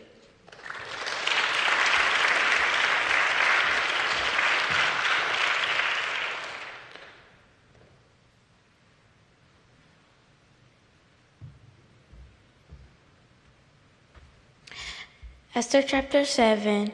So the king and Haman went to feast with Queen Esther. And on the second day, as they were drinking wine after the feast, the king again said to Esther, "What do you wish, Queen Esther? Even to half of my kingdom it shall be granted, it shall be fulfilled." Then Queen Esther answered, "If I have found favor in your sight, O king, and it pleases the king, let my life be granted me for my wish, and my people for my request. For we have been sold, I and my people, to be destroyed, to be killed, and to be annihilated. For if we had been sold merely as slaves, men and women, I would have been silent.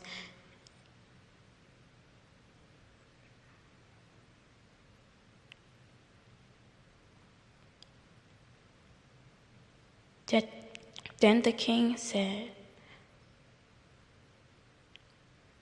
"Who is he? Where is he? Who has dared to do this?" Then Esther said, "A foe and an enemy, this wicked Haman." Then the Haman was terrified before the king and queen. Esther chapter 7.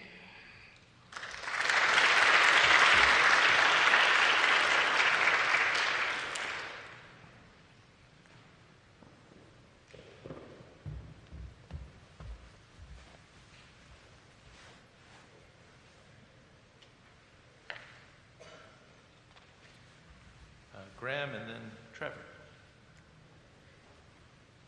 Julius Caesar by William Shakespeare. Friends, Romans, countrymen, lend me your ears. I have come to bury Caesar, not to praise him. The evil that men do lives after them. The good is oft interred with their bones. So let it be with Caesar.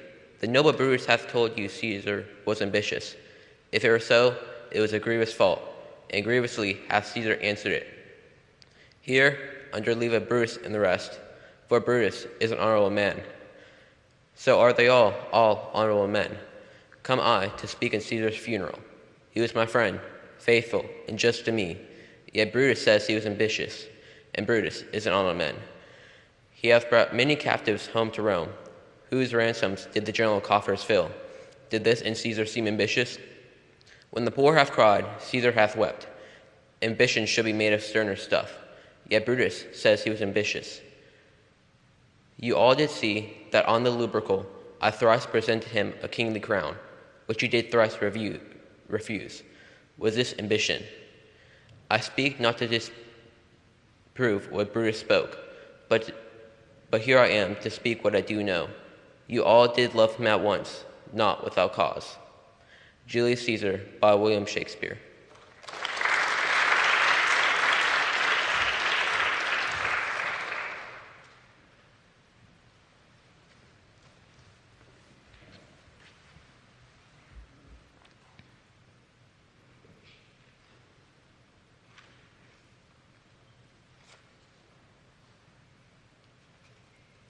Trevor, followed by Elliot. Paul Revere's Ride by Henry Wadsworth Longfellow. Listen, my children, and you shall hear of the midnight ride of Paul Revere. On the 18th of April in 75, hardly a man is now alive who remembers that famous day and year. He said to his friend, if the British march by land or sea from the town tonight, hang a lantern aloft in the belfry arch of the North Church Tower as a signal light, one if by land and two if by sea, and I on the opposite shore will be, ready to ride and spread the alarm through every Middlesex village and farm, for the country folk to be up into arm. Then he said good night, and with muffled oar silently rowed to the Charleston shore, just as the moon rose over the bay where swinging wide at her moorings lay the Somerset, British man of war, a phantom ship, with each mast and spar across the moon like a prison bar, and a huge black hulk that was magnified by its own reflection in the tide. Then his friend through alley and street wanders and watches with eager ears, till in the silence around him he hears the muster of men at the barrack door, the sound of arms and the tramp of feet, and the measured tread of the grenadiers marching down to their boats on the shore. Paul Revere's Ride by Henry Wadsworth Longfellow.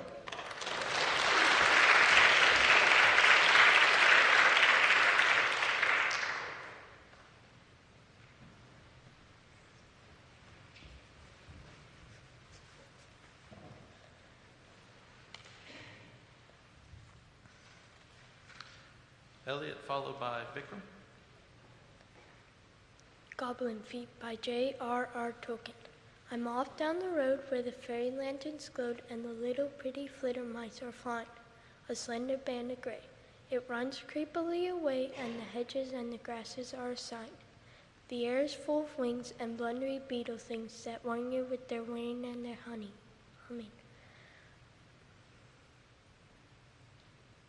I hear the tiny horns of enchanted leprechauns and the padded feet of many gnomes are coming. Oh, it's knocking at my heart. Let me go, oh, let me start, for the little magic hours are all flying. I must follow in their train down the crooked fairy lane, where the coney rabbits long ago have gone, and where silver they sing in a moving moonlit ring, all twinkle with the jewels they have on. They are fading round the turn, where the glowworms palely burn, and the little magic hours are all flying. Oh, the warmth, oh, the hum, oh, the colors in the dark, oh, the gauzy wings of golden honey flies, oh, the dancing, oh, the music of their dancing goblin feet, oh, the magic, oh, the sorrow when it dies. Goblin Feet by J.R.R. Tolkien.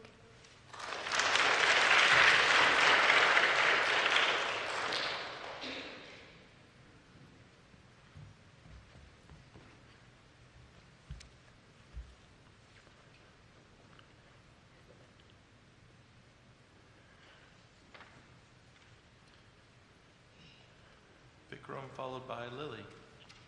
Equipment by Edgar Guest. Figure it out for yourself, my lad. You've all that the greatest men have had. 2 arms, 2 hands, 2 legs, 2 eyes, and a brain to use if you would be wise. With your equipment,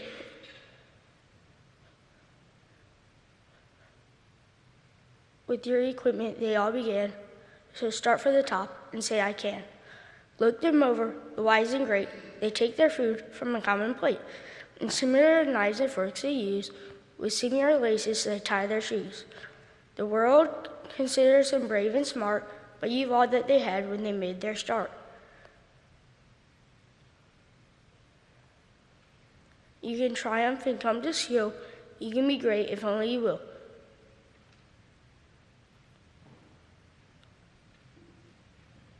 You're well equipped for what fight you choose. You have legs and arms and a brain to use. And the man who has risen, great deeds to do, began his life with no more than you. You are the handicap you must face. You are the one who must choose your place. You must say where you want to go, how much you will, study the truth to know. God has equipped you for life, but he lets you decide what you want to be. Courage must come from the soul within, and the man must furnish the will to win. So figure it out for yourself, my lad. You were born with all that the great have had. With your equipment, they all began, so start for the top. With your equipment, they all began. Get hold of yourself and say, I can. Equipment by Edgar Guest.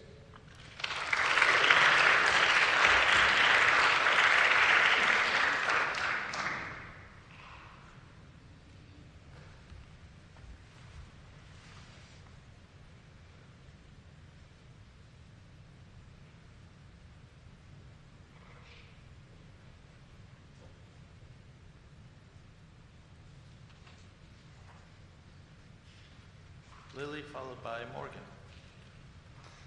An excerpt from The Mysterious Howling by Mary Rose Wood. It was not Miss Penelope Lumley's first journey on a train, but it was the first one she had taken alone. As you may know, traveling alone is quite a different kettle of fish from traveling with companions.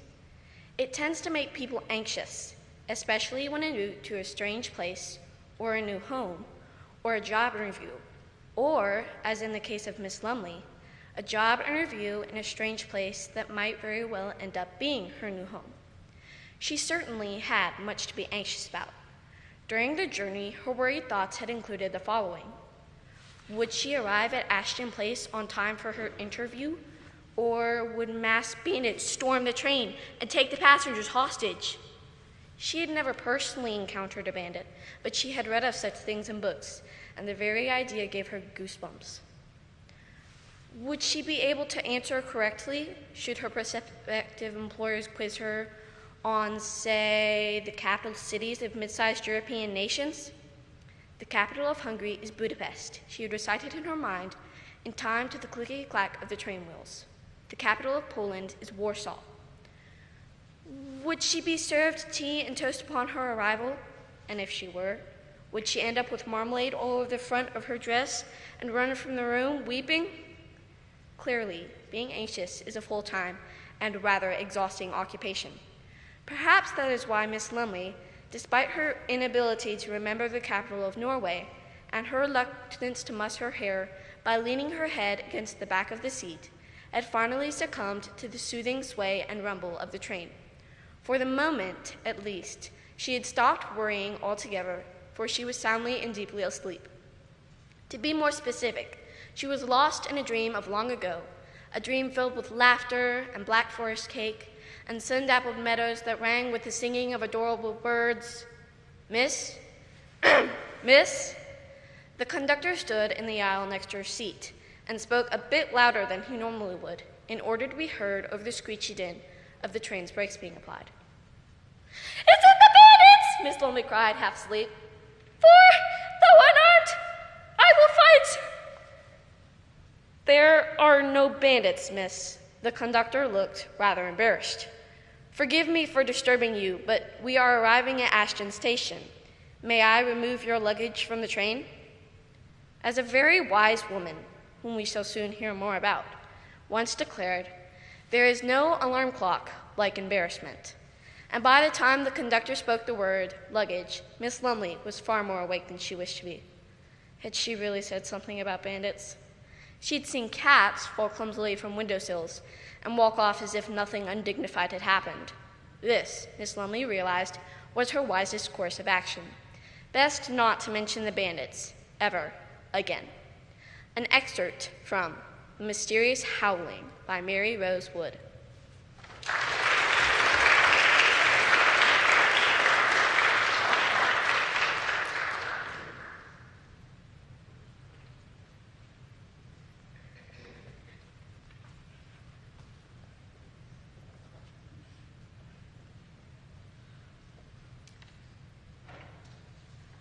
Morgan, followed by Milo. Song Away by Robert Frost. Rolling, rolling over the deep. Rolling, rolling over the deep. Sunken treasure neath me sleep. As I shoreward slowly sweep. Onward peacefully I roll. As I shoreward slowly sweep. Ever thoughtless of the goal. Onward peacefully I roll. Sea bells round me chime and toll. Ever thoughtless of the goal. There's a peace above, below. Far beneath me seaweed grow. Sea bells round me chime and toll. Tiny fish glide to and flow. Now in sunlight, now in shade. There's peace above, below. Lost within some ocean glade. Far beneath me seaweed grow. Tiny fish glide to and flow by the restless waters made, pushing onward on before. Now in sunlight, now in shade. Now descried the distant shore. Lost within some ocean glade, here breakers sulling roar, quickening in my rolling pace. By the restless waters made, with glad heart I join the race. Over the white cap, glittering space.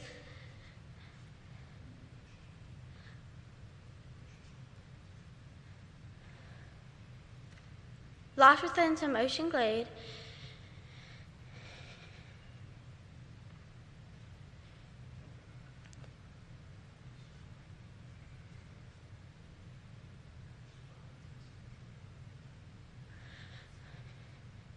See the distant shore. Pushing onward as before, hear the breakers sulling roar. Thinking not of woe or grief, Dancing, prancing like a leaf, caring not for cliff or reef, song away by Robert Frost.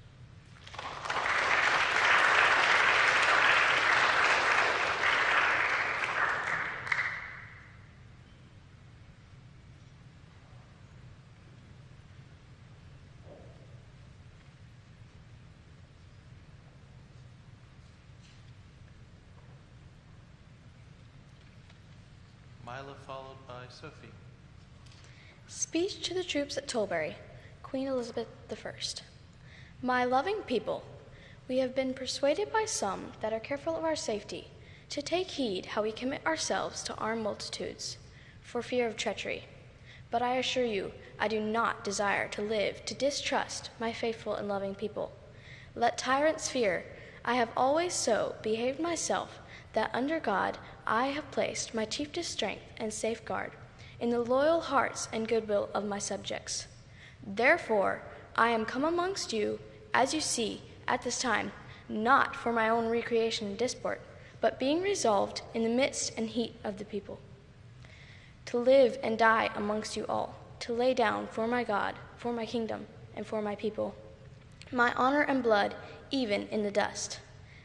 I know I have the body of a weak and feeble woman, but I have the heart and stomach of a king of England too. Think foul scorn that Parma or Spain, or any prince of Europe, should dare to invade the borders of my realm. To which rather any dishonor shall grow by me. I myself will take up arms. I will be your general, judge, and rewarder of every one of your virtues in the field. I know already, by your forwardness, you deserve rewards and crowns, and we do assure you, on the word of a prince, they shall be duly paid. In the meantime, my lieutenant general shall be in my stead, than whom never prince commanded a more noble or worthy subject. Not doubting, but by your obedience to my general, your concord in the camp, and your valor in the field, we shall soon have a famous victory over these enemies of my God, of my kingdom, and of my people. Speech to the troops at Tilbury, Queen Elizabeth I.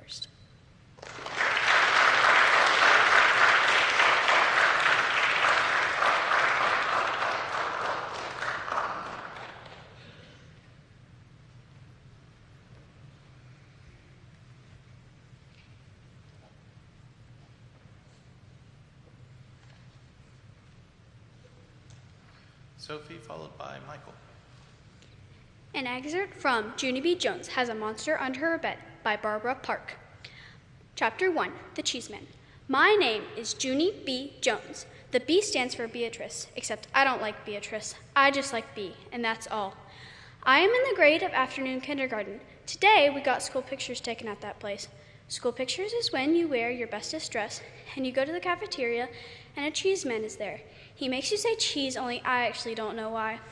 He takes pictures of you, and your mother has to buy them, or else you get your feelings hurt. School pictures is a racket, I think. I wore my new dress with the dinosaur on the front. A dinosaur, huh, said the cheeseman. I smoothed my skirt, very lovely. Yes, I said, it's a Tyrannosaurus dotty. You mean Tyrannosaurus rex, he said. No, I mean Tyrannosaurus dotty, 'cause Rex is the boy and Dotty is the girl, I explained. The cheeseman stood behind his camera. Say cheese, he told me.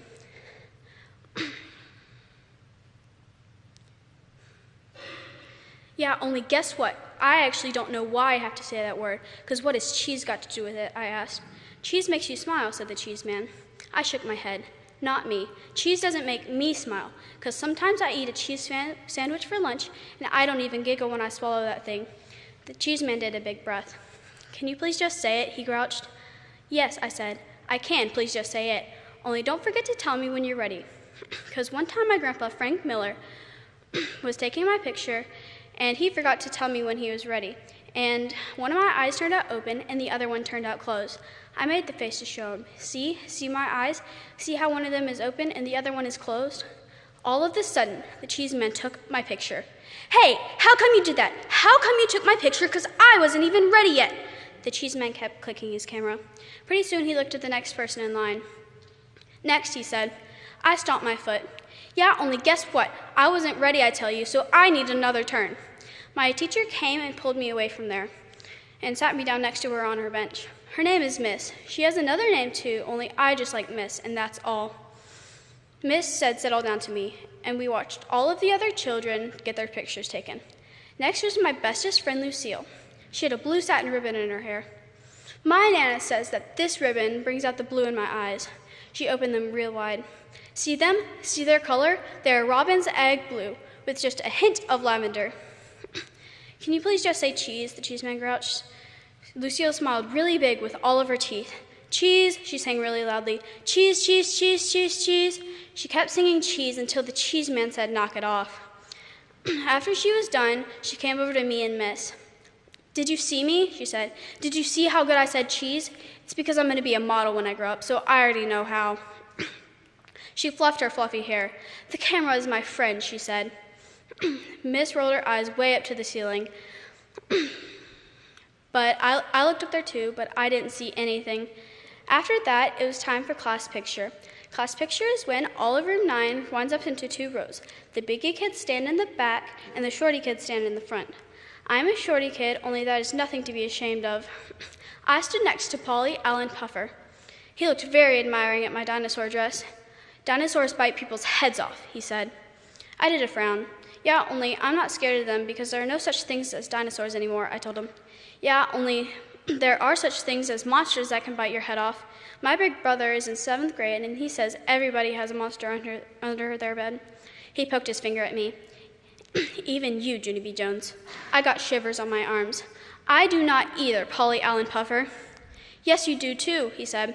My brother is in 7th grade, and he says the monster waits till you're asleep, and he crawls up next to you, and he lies down on your pillow and practices fitting your head in his mouth. I covered my ears, only Polly Allen Puffer just talked louder. I can even prove it, he said. Have you ever woken up with a drool spot on your pillow? I thought very hard. Yeah, so, I said. Where do you think it came from? It came from the monster under your bed, that's where. An excerpt from Junie B. Jones Has a Monster Under Her Bed by Robert Park.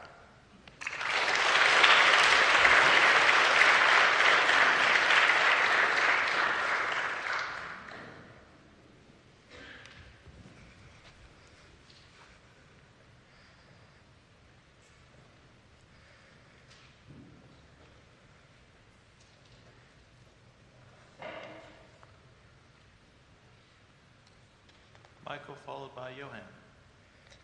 An excerpt from Farmer Giles of Ham by J.R.R. Tolkien.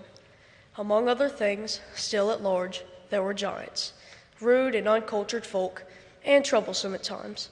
There was one giant in particular, larger and more stupid than his fellows. I find no mention of his name in the histories, but it does not matter. He was very large. His walking stick was like a tree, and his tread was heavy.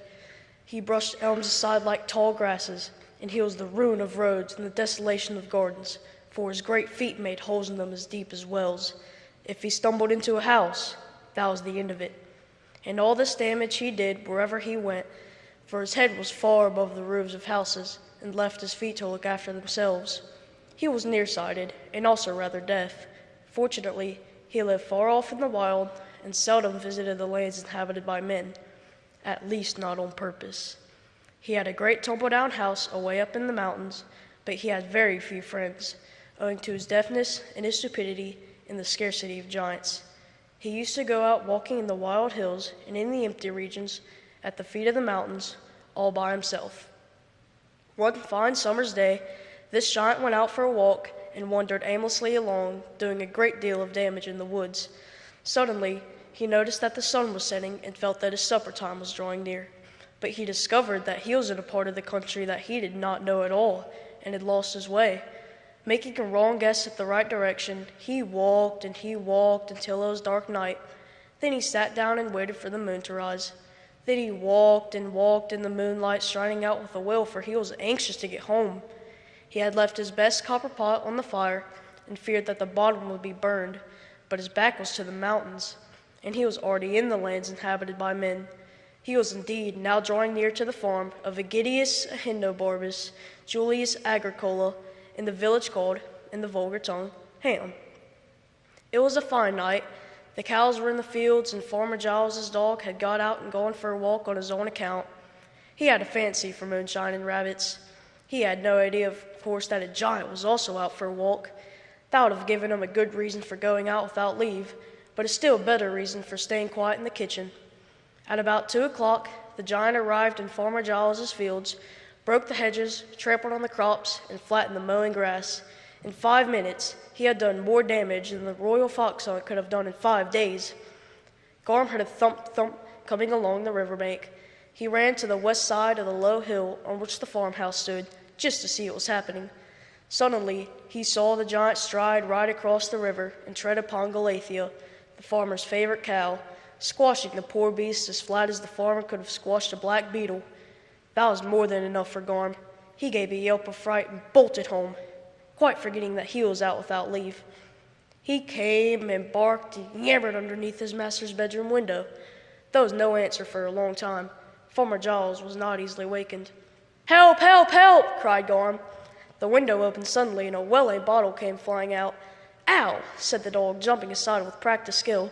"Help, help, help!" Out came the farmer's head. "Drat you, dog! What be you doing?" said he. "Nothing," said the dog. "I'll give you nothing. I'll flay the skin off you in the morning," said the farmer, slamming the window. "Help, help, help!" cried the dog. Out popped Giles's head again. "I'll kill you if you make another sound," he said. "What's come to you, you fool?" "Nothing," said the dog, "but something's come to you." "What do you mean?" said Giles, startled in the midst of his rage. Never before had Gorm answered him saucily. "There's a giant in your fields, an enormous giant, and he's coming this way," said the dog. "Help, help! He is trampling on your sheep. He has stamped on poor Galathea, and she's as flat as a doormat. Help, help! He's bursting all your hedges, and he's crushing all your crops. You must be bold and quick, master, or soon you will have nothing left. Help!" Gorm began to howl. "Shut up," said the farmer, and he shut the window. "Lord of mercy," he said to himself, and though the night was warm, he shivered and shook. "Get back to bed and don't be a fool," said his wife, "and drown that dog in the morning. There's no call to believe what a dog says. They'll tell any tale, when caught, truant, or thieving." "Maybe, Agatha," said he, "and maybe not, but there's something going on in my fields, or Gorm's a rabbit. That dog was frightened, and why should he come yammering in the night when he could sneak in at the back door with the milk in the morning?" "Don't stand there arguing," said she. "If you believe the dog, then take his advice. Be bold and quick." "Easier said than done," answered Giles, for indeed he believed quite half of Gorm's tale. In the small hours of the night, giants seemed less unlikely. Still, property is property, and Farmer Giles had a short way with trespassers that few could outface. So he pulled on his breeches, and he went down into the kitchen and took his blunderbuss from the wall. Some may well ask what a blunderbuss was. Indeed, this very question, it is said, was put to the 4 wise clerks of Oxenford, and after thought they replied, "A blunderbuss is a short gun with a large bore, firing many balls or slugs, and capable of doing execution within a limited range without exact aim, now superseded in civilized countries by other firearms." However, Farmer Giles's blunderbuss had a wide mouth that opened like a horn, and it did not fire balls or slugs, but anything that he could spare to stuff in, and it did not do execution because he seldom loaded it and never let it off. The sight of it was usually enough for his purpose, and this country was not yet civilized, for the blunderbuss was not superseded. Indeed, it was the only kind of gun that there was, and rare at that. People preferred bows and arrows and used gunpowder mostly for fireworks. Well then, Farmer Giles took down the blunderbuss, and he put in a good charge of powder, just in case extreme measures should be required. And into the wide mouth he stuffed old nails, bits of wire, pieces of broken pot, bones and stones and other rubbish. And he drew on his top boots and his overcoat, and he went out through the kitchen garden. The moon was low behind him, and he could see nothing worse than the long black shadows of bushes and trees, but he could hear a dreadful stamping, stumping coming up the side of the hill. He did not feel either bold or quick, whatever Agatha might say, but he was more anxious about his property than his skin. So feeling a bit loose about the belt, he walked towards the brow of the hill. Suddenly, up over the edge of it, the giant's face appeared pale in the moonlight, which glittered in his large round eyes. The moon dazzled the giant, and he did not see the farmer, but Farmer Giles saw him and was scared out of his wits. He pulled the trigger without thinking, and the blunderbuss went off with a staggering bang. By luck, it was more or less pointed at the giant's large, ugly face, and out flew the rubbish and the stones, and the bones, and the bits of crock and wire, and half a dozen nails. Since the range was indeed limited, by chance and no choice of the farmers, many of these things struck the giant. A piece of pot went in his eye, and a large nail stuck in his nose. "Blast!" said the giant in his vulgar fashion. "I'm stung!" The noise had made no impression on him, for he was rather deaf, but he did not like the nail. It had been a long time since he had met any insect fierce enough to pierce his thick skin, but he had heard tell that away east in the fens there were dragonflies that could bite like hot pincers. He thought he must have run into something of the kind. "Nasty, unhealthy parts, evidently," said he. "I shan't go any further this way tonight." So he picked up a couple of sheep off the hillside to eat when he got home, and he made back over the river, making off about northwest at a great pace. He found his way home in the end, for he was at last going in the right direction, but the bottom was burned off his copper pot. As for Farmer Giles, when the blunderbuss went off, it knocked him over flat on his back, and there he lay, looking in the sky, wondering if the giant's feet would miss him as they passed by. But nothing happened, and the stamping stumping died away in the distance. So he got up, rubbed his shoulder, and picked up the blunderbuss. Suddenly, he heard the sound of people cheering. Most of the people of Ham had been looking out their windows. Some had put on their clothes and come out after the giant had gone away. Some were now running up the hill shouting. The villagers heard the horrible thump-thump of the giant's feet, and most of them had immediately got under their bedclothes. Some had got under their beds, but Gorm was both proud and frightened of his master. He thought him both terrible and splendid when he was angry, and he naturally thought that any giant would think the same. So as soon as he saw Giles come out with a blunderbuss, a sign of great wrath as a rule, he rushed off to the village, barking and crying, "Come out, come out, come out! Get up, get up! Come and see my great master. He is bold and quick. He is going to shoot a giant for trespassing. Come out!" An excerpt from Farmer Giles of Ham by J.R.R. Tolkien.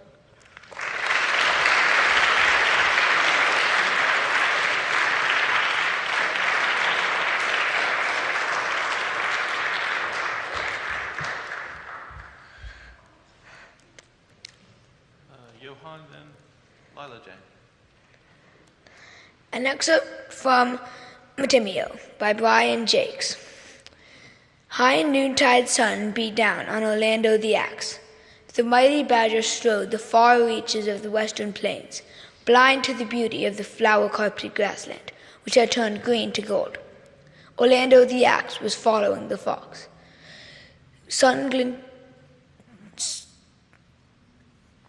The badger wiped a huge dusty paw across his eyes. Sun glinted off the massive double-headed battle-axe slung over his shoulder. His home lay plundered behind him. There was nothing left there except desolation and loneliness. Orlando the Axe was following the flocks. 2 sunrises ago he had passed the strange fox and his band. They had given him a wide berth as he trudged to the foothills of the mountains, seeking food in the small rock plants which his little daughter Alma loved so much. Orlando feared no living creature. He had passed by the fox, not thinking that he had left a clear trail back to his den. He had returned home the following morning, laden with food and rock flowers. Alma was gone. His home was smashed and broken. Orlando the Axe was following the fox. 3 winters ago, his wife Brockrose had died, leaving him to rear their little badger cub. Alma was the most precious thing in Orlando's life. He had taught her of the seasons, the plains, and the mountains. Now he had turned his back on those same mountains and plains, with only one thing in his mind, to find his daughter and the creature who had taken her. Orlando the Axe was following the fox.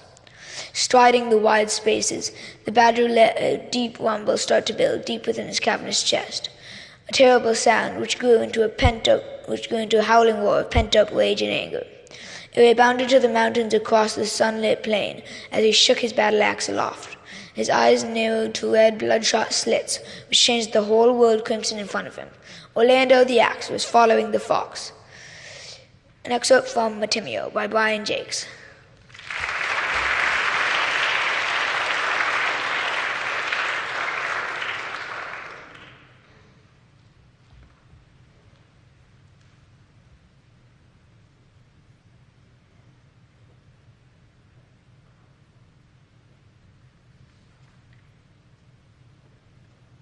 Go ahead, Lila. The Lady of Shalott, 1843 version by Alfred Lord Tennyson, Part 1. On either side of river lie long fields of barley and of rye that clothe the wold and meet the sky, and through the field the road runs by to many towered Camelot. And up and down the people go, gazing where the lilies grow, round an island there below, the island of Shalott.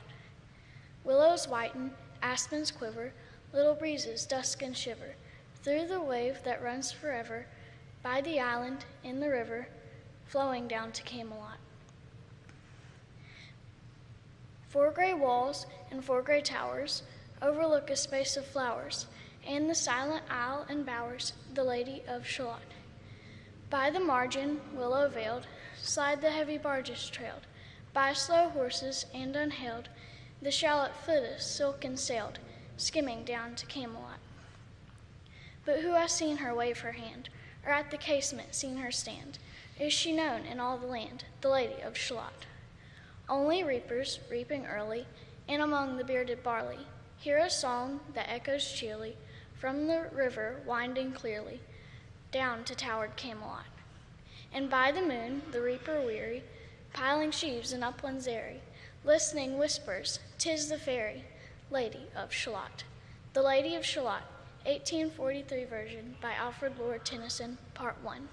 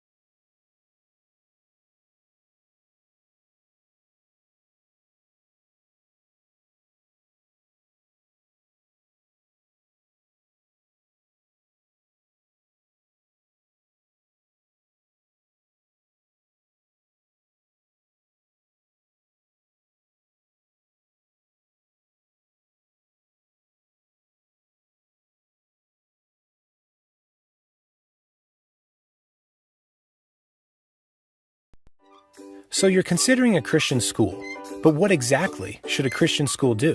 Is a Christian school primarily about providing a safe Christian environment, a sort of protective bubble that deflects the ways of the world? Or should a Christian school look like a traditional public school with the addition of a chapel and Bible class?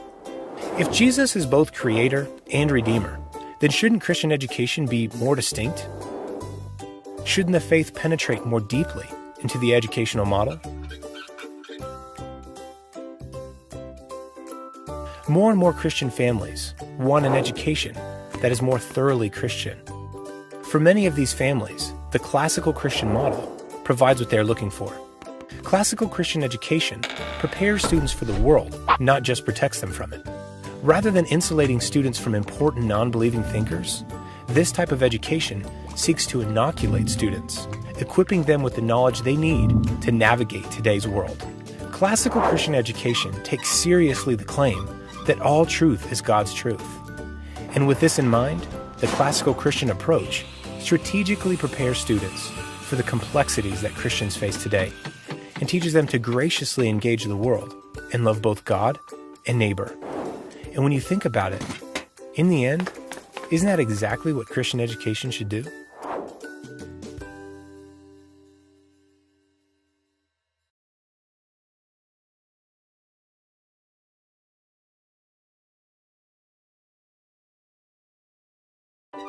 So you're considering a Christian school, but what exactly should a Christian school do?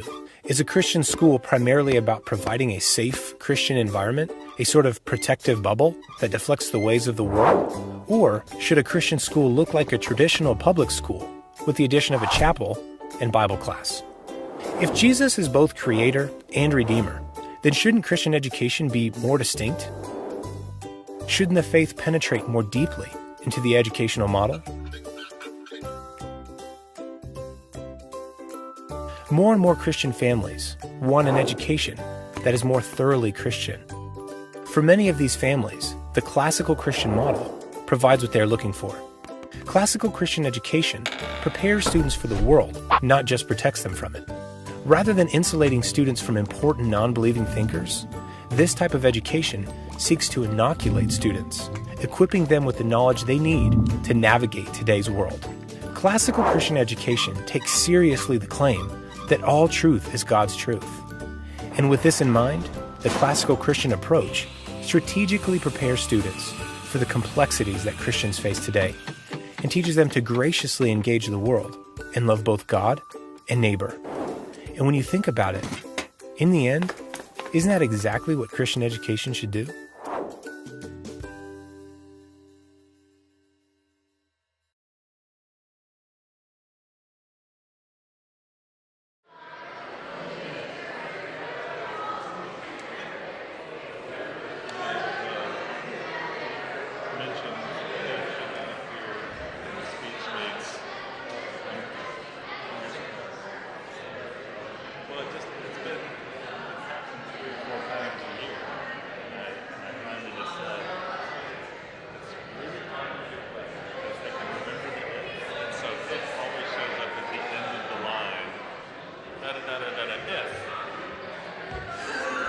All right, let's get settled and we'll get started again.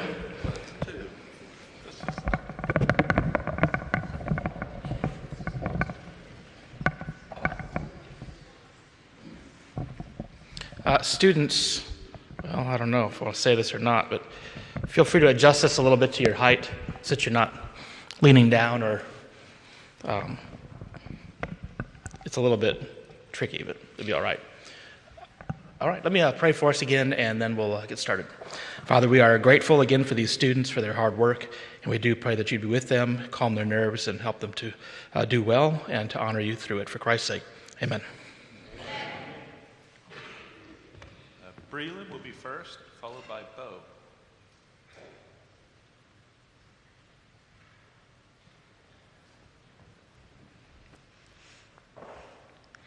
James 3, 1-12, English Standard Version. Not many of you should become teachers, my brothers, for you know that we who teach will be judged with greater strictness. For we all stumble in many ways. And if anyone does not stumble in what he says, he is a perfect man, able also to bridle his whole body. If we put bits into the mouths of horses so that they obey us, we guide their whole bodies as well. Look at the ships also. Though they are so large and are driven by strong winds, they are guided by a very small rudder wherever the will of the pilot directs. So also is the tongue a small member, yet it boasts of great things. How great a forest is set ablaze by such a small fire! And the tongue is a fire, a world of unrighteousness.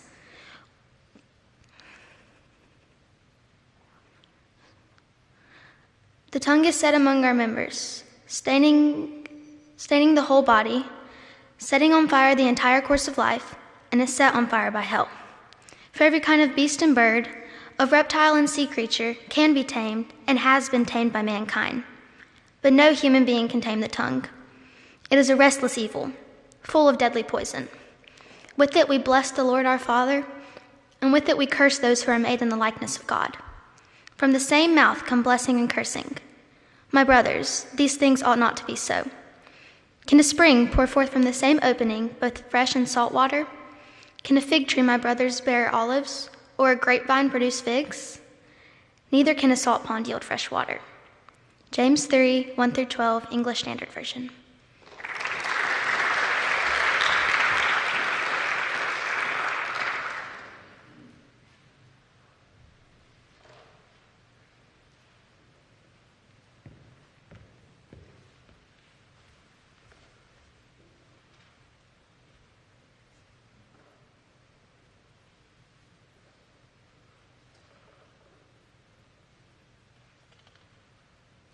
Bo, followed by Evan. Proverbs 30, English Standard Version. The man declares, I am weary, O God. I am weary, O God, and worn out. Surely I am too stupid to be a man, and I have not the understanding of a man. I have not learned wisdom, nor knowledge of the Holy One, who has ascended up to the heavens and come down, who has gathered the wind in his fist, who has gathered the waters in his garment, who has established the ends of the earth. What is his name, and what is his son's name? Surely you know. Every word of God proves true. He's a shield to those who take refuge in him. Do not add to his words, lest he rebuke you, and you be found a liar. 2 things I ask of you, deny them not before I die. Remove far from me falsehood and lying. Give me neither poverty nor riches. Feed me with the food that is needful for me, lest I be full and deny you and say, who is the Lord? Or lest I be poor and steal and profane the name of my God. There are those who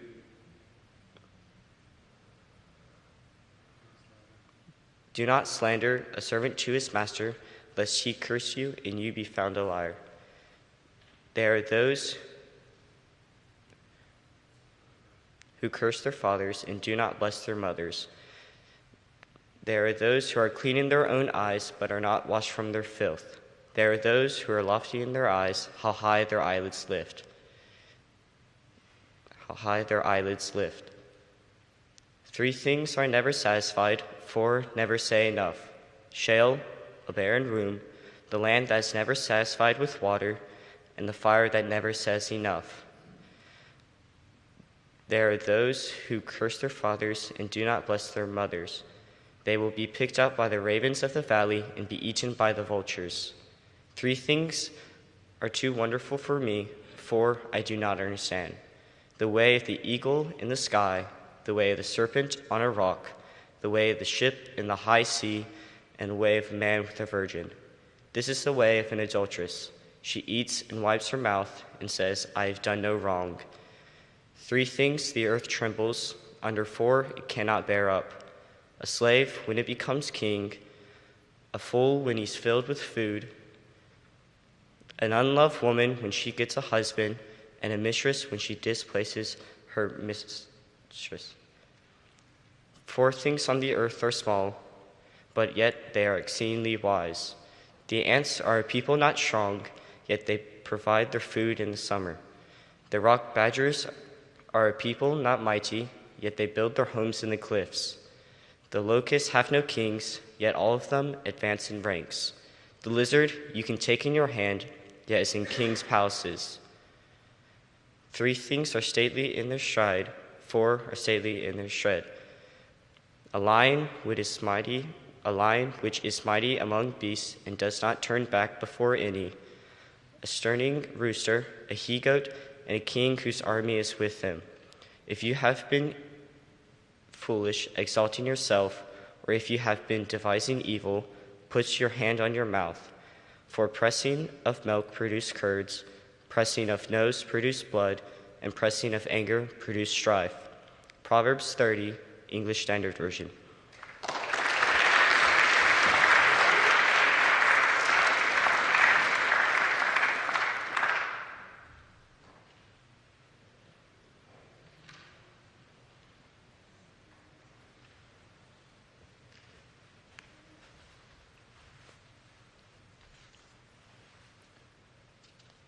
Debbie, followed by Charlie. Little Red Riding Hood and the Wolf by Ronald Dahl. As soon as the wolf began to feel that he would like a decent meal, he went and knocked on Grandma's door. When Grandma opened it, she saw the sharp white teeth, the horrid grin, and Wolfie said, "May I come in?" Poor Grandmama was terrified. "He's going to eat me up," she cried. And she was absolutely right. He ate her up in one big bite. But Grandmama was small and tough, and Wolfie wailed, "That is not enough. I have not yet begun to feel that I have had a decent meal." He ran around the kitchen yelping, "I've got to have second helpings." Then added with a frightful leer, "I am therefore going to wait right here till little Miss Red Riding Hood comes home from walking in the wood." He quickly put on Grandma's clothes. Of course he hadn't eaten those. He dressed himself in coat and hat. He put on shoes, and after that, he even brushed and curled his hair. Then he sat himself in Grandma's chair. In came the little girl in red. She stopped, she stared, and then she said, "What great big ears you have, Grandma." "All the better to hear you with," the wolf replied. "What great big eyes you have, Grandma," said the little Red Riding Hood. "All the better to see you with," the wolf replied. He sat there watching her and smiled. He thought, "I'm going to eat this child. Compared with her old grandma, she's going to taste like caviar." Then the little Red Riding Hood said, "But Grandma, what a lovely, great, big, furry coat you have on." "That is wrong," cried the wolf. "Have you forgot to ask me what great big teeth I've got?" "Well, no matter what you say, I'm going to eat you anyway." The small girl smiles. One eyelid flickers. She whips a pistol from her knickers. She aims at the creature's head, and with a bang, bang, bang, she shoots him dead. A few weeks later in the wood, I came across Miss Riding Hood. But oh, what a change. No silly cloak of red, no hood upon her head. She said, "Hello, and do please note my lovely furry wolfskin coat." Little Red Riding Hood and the Wolf by Ronald Dahl.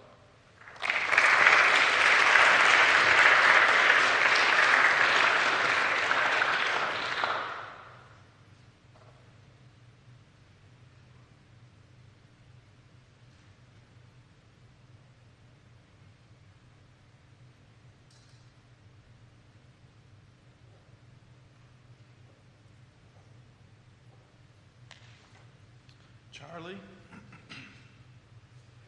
followed by Benjamin.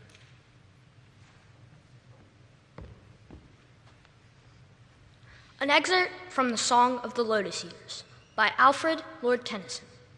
They sat them down upon the yellow sand, between the sun and moon upon the shore, and sweet it was to dream of fatherland, of child and wife and slave.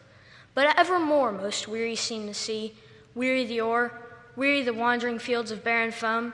And then someone said, "We will return no more." And all at once they sang, "Our island home is far beyond the wave. We will no longer roam." There is sweet music here that softer falls than petals from blown roses in the grass, or night dews on still waters between walls of shadowy granite in a gleaming pass. Music that gentlier on the spirit lies than tired eyelids upon tired eyes. Music that brings sweet sleep down from the blissful skies. Here are cool mosses deep, and through the moss the ivies creep, and in the stream the longleaf flowers weep, and from the craggy ledge the poppy hangs in sleep.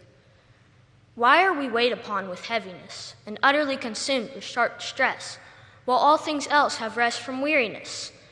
All things have rest, why should we toil alone? We only toil those who are the first of things and make perpetual moan. Still from one sorrow to another thrown.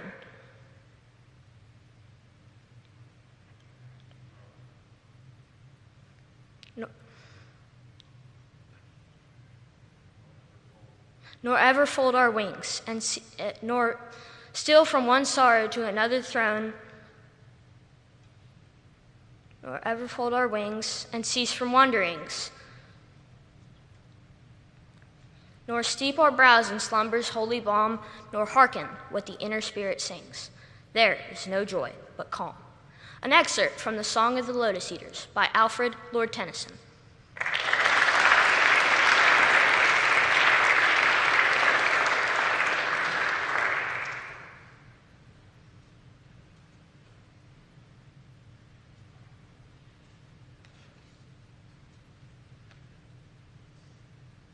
Benjamin, followed by Hunter.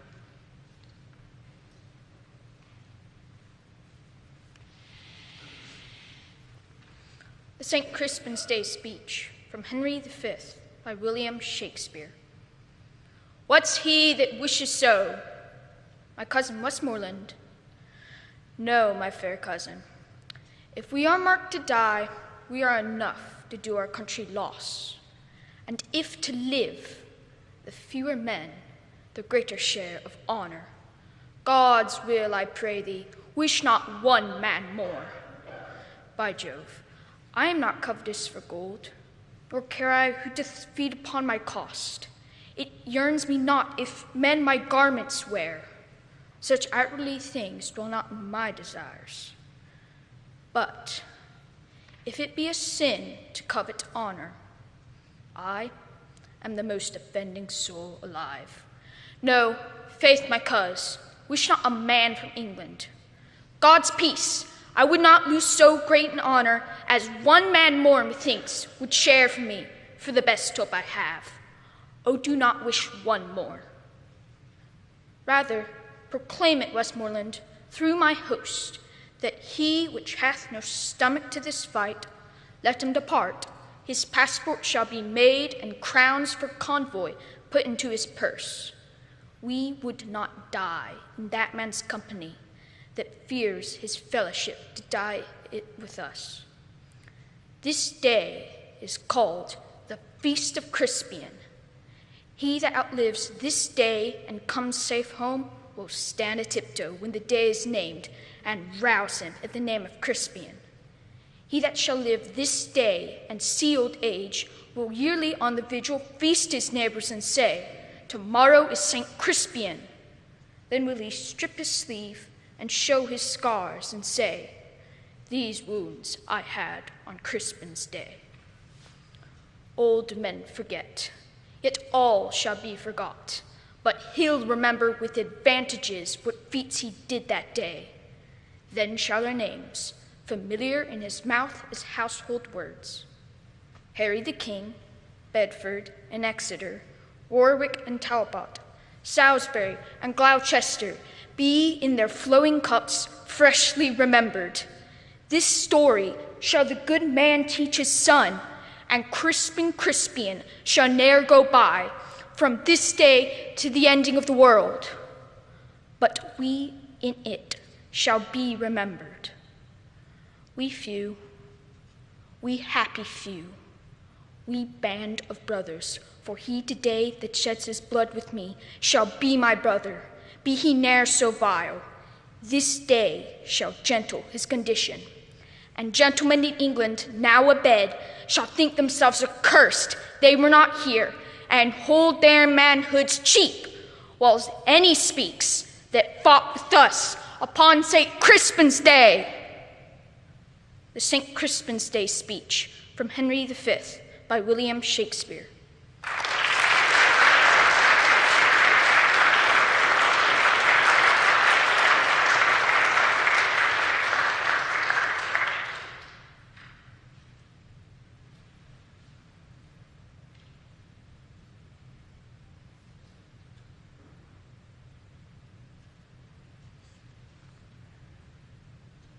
Hunter, followed by Samantha.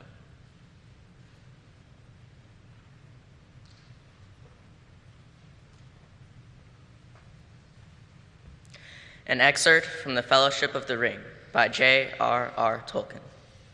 The dark figures, streaming with fire, raced towards them. The orcs yelled and poured over the stone gangways. Then Boromir raised his horn and blew. Loud the challenge rang and bellowed, like the shout of many throats under a cavernous roof. For a moment the orcs quailed and the fiery shadow halted. Then the echoes died as suddenly as a flame blown out by a dark wind, and the enemy advanced again. "Over the bridge," cried Gandalf, recalling his strength. "Fly! This is a foe beyond any of you. I must hold the narrow way. Fly!" Aragorn and Boromir did not heed the command, but still held their ground, side by side, behind Gandalf at the far end of the bridge. The others halted just within the doorway at the hall's end, and turned, unable to leave their leader to face the enemy alone. The Balrog reached the bridge.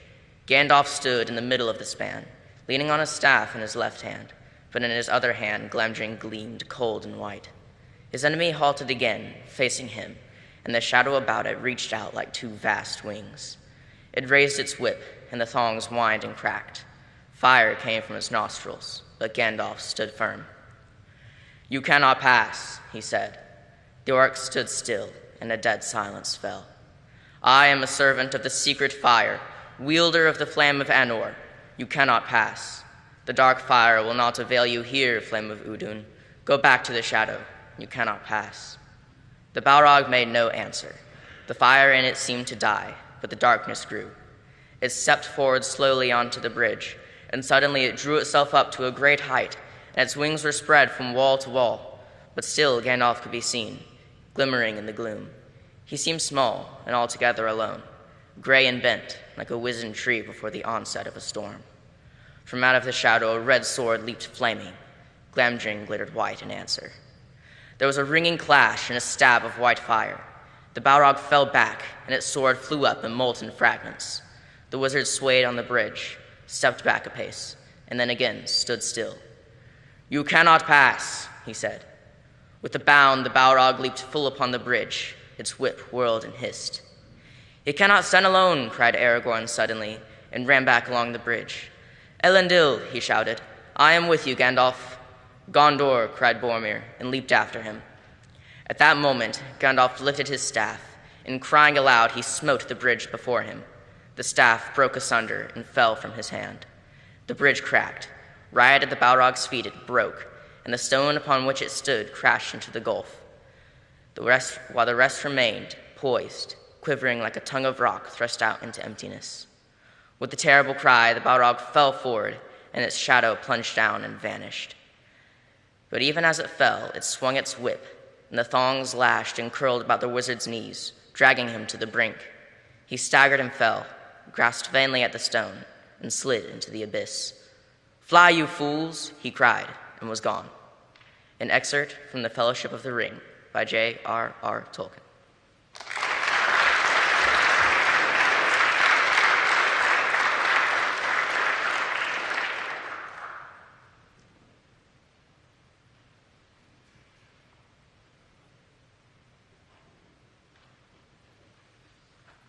Samantha, followed by Maggie.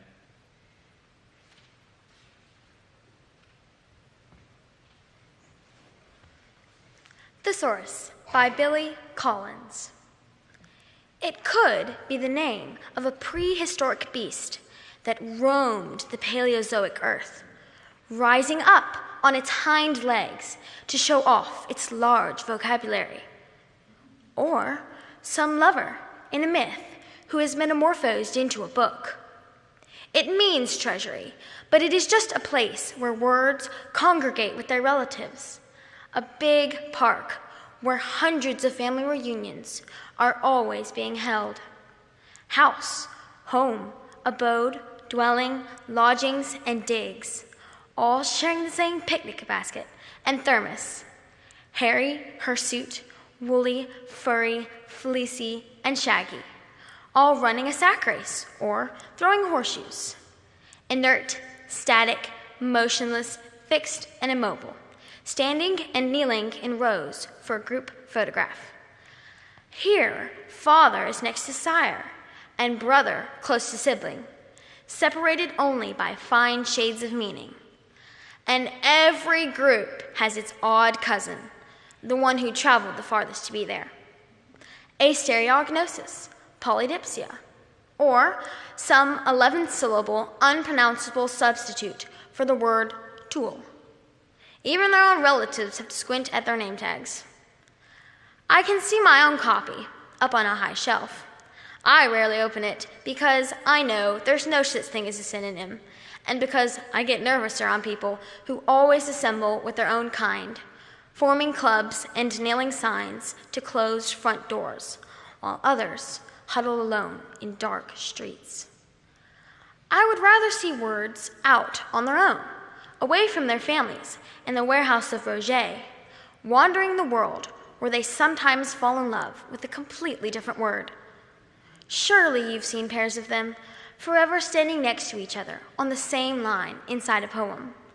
A small chapel where weddings like these, between perfect strangers, can take place. Thesaurus by Billy Collins.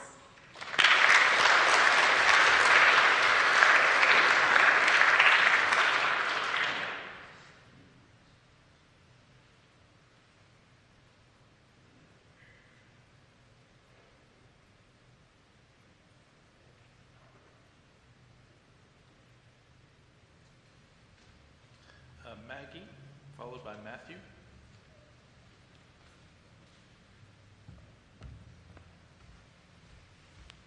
Proverbs chapter 4, verse 14 through 27, English Standard Version. Do not enter the path of the wicked, and do not walk in the way of evil. Avoid it. Do not go on it. Turn away from it and pass on. For they cannot sleep unless they have done wrong. For they are robbed of their sleep unless they have made someone stumble. For they eat the bread of wickedness, and they drink the wine of violence. But the path of the righteous is like the light of dawn, which shines brighter and brighter until full day. But the path of the wicked is like the deep darkness, and they do not know over what they stumble. My son, be attentive to your word, incline your ear to my sayings. Let them not escape from your sight. Keep them within your heart, for they are life to all those who find them, and healing to all their flesh. Keep your heart with all vigilance, for from it flows the spring of life. Put away from you crooked speech, and put devious talk far from you. Let your eyes look directly forward, and your gaze be straight before you. Ponder the path of your feet, and all your ways will be sure. Do not swerve to the right or to the left, but turn your foot away from evil. Proverbs chapter 4, verse 14 through 27, English Standard Version.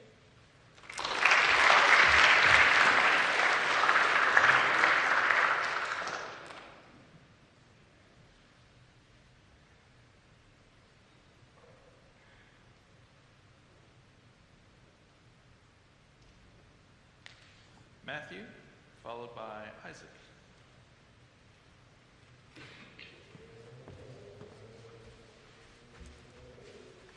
An excerpt from The Square Deal by Theodore Roosevelt. We come here today to commemorate one of the epoch-making events of the long struggle for the rights of man, the long struggle for the uplift of humanity.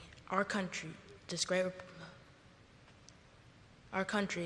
republic means nothing unless it means the triumph of a real democracy, the triumph of a popular government, and, in the long run, an economic system under which all men shall be guaranteed the opportunity to show the best that there is in him. That is why the history of America is now the central feature of the history of the world. For the world has set its face hopefully toward our democracy.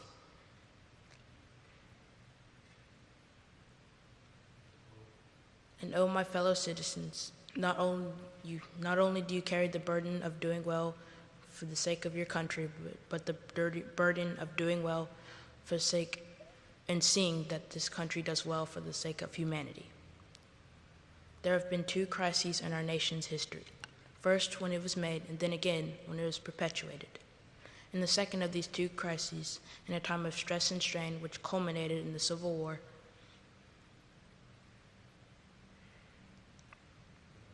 and the outcome of which determined the justification of what had been done earlier, you men of the Grand Army, you men who fought through the Civil War, not only did you justify your generation, but you justified the wisdom of Washington and Washington's colleagues. If this republic had been founded by them only to be split asunder into fragments when stress came. The judgment of the world would have been that Washington's work was not worth doing. Now, with the second period of our history, the name of John Brown will forever be associated in Kansas, the theater upon which the first act of the second of our national life dramas was played. It was the result of the struggle in Kansas which determined that our country should be indeed, as well as in the name, devoted to union and freedom.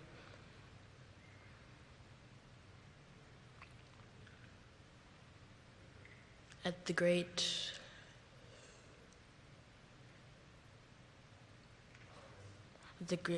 experiment of a democratic government on a national scale should succeed and not fail. In name, we gave the Declaration of Independence in 1776, but gave lie by our words until 1865.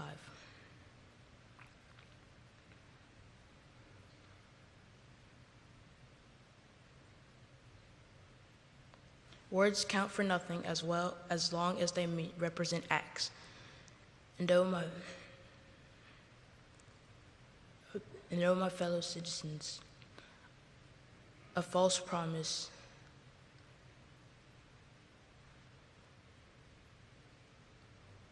I know, my friends, a broken promise is bad enough in private life.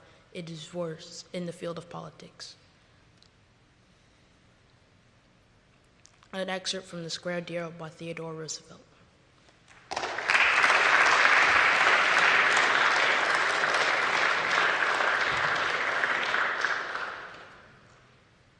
Isaac, followed by Annabelle.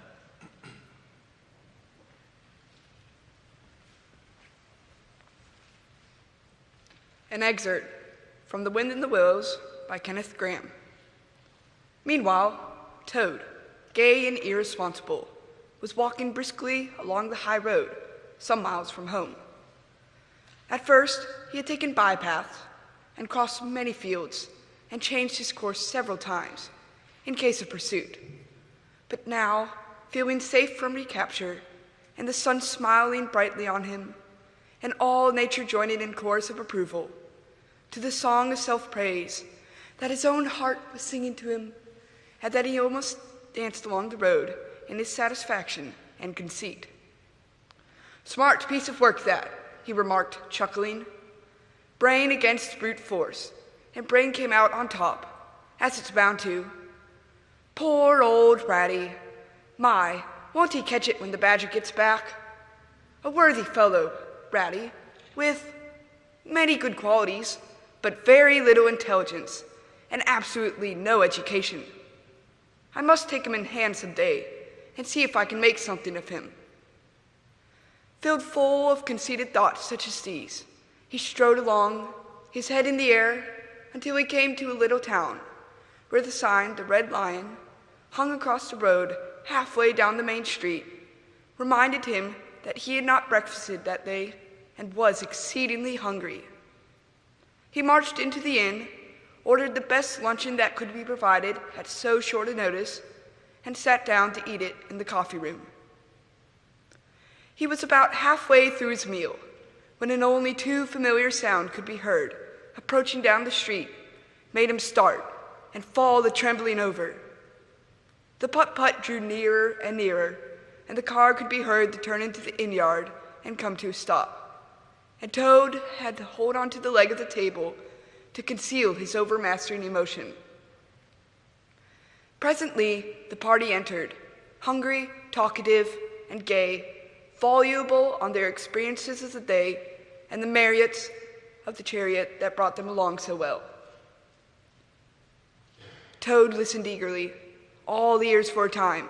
At last, he could not stand it. He simply slipped out of the room quietly, paid his bill at the bar, and once he got outside, sauntered around quietly to the inn yard. "There cannot be any harm," he said to himself, "in my only just looking at it The car stood quite unattended, the stable helps and all other hangers being at their supper. Toad walked around it, inspecting, criticizing, musing deeply.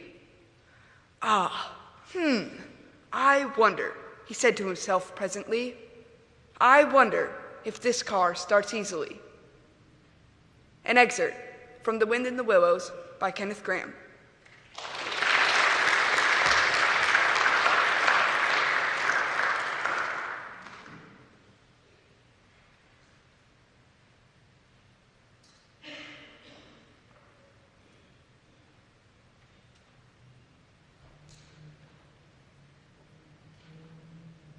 Annabelle, followed by Sarah.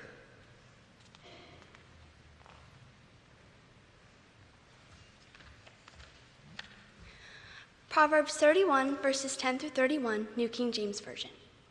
Who can find a virtuous wife? For her worth is far above rubies. The heart of her husband safely trusts her, so he will have no lack of gain. She does him good and not evil all the days of her life. She seeks wool and flax and willingly works with her hands. She is like the merchant ships. She brings her food from afar. She also rises while it is yet night, and provides food for her household and a portion for her maidservants. She considers a field and buys it, and from her profit she plants a vineyard. She girdens herself with strength. She strengthens her arms. She perceives that her merchandise is good, and her lamp does not go out by night. She reaches out her hand to the distaff, and her hand holds a spindle. She extends her hand to the poor. Yes, she reaches out her hand to the needy. She is not afraid of snow for her household, for all of her household is clothed with scarlet. She makes her own tapestry. Her clothing is fine linen and purple. Her husband is known in the gates when he sits among the elders of the land. She makes linen garments and sells them, and supplies sashes for her merchants. Strength and honor are her clothing, and she shall rejoice in the time to come. She opens her mouth with wisdom, and on her tongue is the law of kindness. She watches over all the ways of her household and does not eat the bread of idleness. Her children rise up, and they call her blessed, and her husband also, saying, Many daughters have done well, but you excel them all. Charm is deceitful, and beauty is passing, but a woman who fears the Lord, she shall be praised.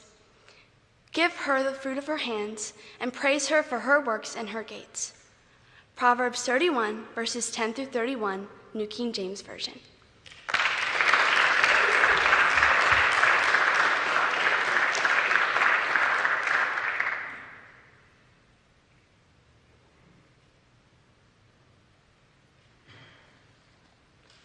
Sarah, followed by Thatcher.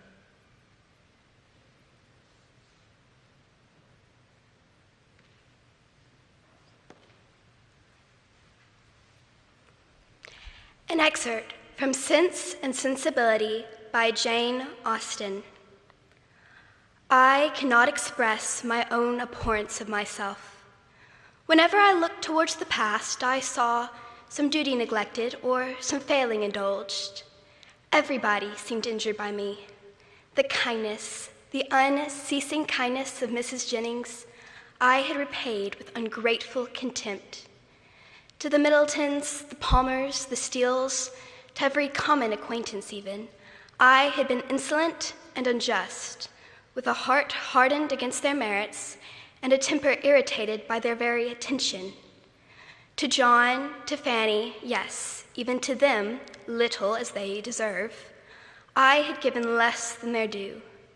But you, above all, above my mother, had been wronged by me. I, and only I, knew your heart and its sorrows, yet to what did it influence me? Was I more compassionate? Did I imitate your forbearance or lessen your restraints? No, not less when I knew you to be unhappy than when I had believed you at ease did I turn away from every exertion of duty or friendship, scarcely allowing sorrow to exist, but with me, regretting only that heart which had deserted and wronged me, and leaving you, for whom I professed an unbounded affection, to be miserable for my sake. Here ceased the rapid flow of her self-reproving spirit, and Eleanor, impatient to soothe, though too honest to flatter, instantly gave her that praise and support which her frankness and contrition so well deserved. Mary Ann pressed her hand and replied, "You are very good. The future must be my proof. I have laid down my plan, and if I am capable of adhering to it, my feelings shall be governed and my temper improved. I shall now live solely for my family. You, my mother, and Margaret must henceforth be all the world to me. You shall share my affections entirely between you. From you, from my home, I shall never again have the smallest incitement to move. And if I do mix in other society, it will be only to show that my spirit is humbled, my heart amended, and that I can practice the civilities, the lesser duties of life, with gentleness and forbearance. As for Willoughby, to say that I shall soon or that I shall ever forget him would be idle. His remembrance can be overcome by no change of circumstance or opinions. But it shall be regulated. It shall be checked by religion, by reason, by constant employment." She paused and added in a lower voice, "If I could but know his heart, everything would become easy." Eleanor, who had now for some time been reflecting on the propriety or impropriety of speedily hazarding her narration, and without feeling at all nearer a decision than at first, heard this, and perceiving that as reflection did nothing, resolution must do all, soon found herself leading to the fact. She managed the recital, as she hoped, with address, prepared her anxious listener with caution, related simply and honestly the chief points on which Willoughby grounded his apology, did full justice to his repentance, and softened only his protestations of current regard. Mary Ann said not a word. She trembled. Her eyes were fixed on the ground, and her lips became whiter than even sickness had left them. 1,000 inquiries sprung up from her heart, but she dared not urge one. She caught every syllable with panting eagerness, and her hand, unknowingly to herself, closely pressed her sister's, and tears covered her cheeks. Eleanor, dreading her being tired, led her towards home. Until they reached the door of the cottage, easily conjecturing what her curiosity must be, though no question was suffered to speak it, talked of nothing but Willoughby and their conversation together, and was carefully minute in every particular of speech and look where minuteness could be safely indulged. As soon as they reached the house, Mary Ann, with a kiss of gratitude and these 2 words just articulate through her tears, "Tell Mama," withdrew from her sister and walked slowly upstairs. Eleanor would not attempt to disturb a solitude so reasonable as what she now thought. And, with a heart anxiously prearranging its result, and a resolution to revive the subject again, should Mary Ann fail to do it, turned into the parlor to fulfill her parting injunction. An excerpt from Sense and Sensibility by Jane Austen.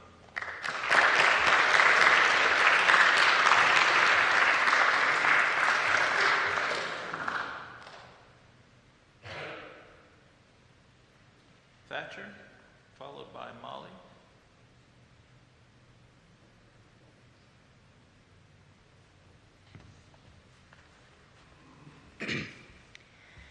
Jack and the Beanstalk by Roald Dahl. Jack's mother said, "We're stony broke. Go out and find some wealthy bloke who will buy our cow. Just say she's sound and worth at least £100. But don't you dare to let him know that she's as old as Billy-O." Jack led the old brown cow away and came back later in the day and said, "Oh, Mumsy dear, guess what your clever little boy has got? I really don't know how, a super trading for our cow." His mother said, "You little creep, I bet you sold her much too cheap." When Jack produced one lousy bean, his startled mother, turning green, leaping high up in the air, she cried, "I'm absolutely stupefied! You crazy boy, do you really mean you sold our Daisy for a bean? She snatched the bean. She cried, "You chump!" and flung it in the rubbish dump.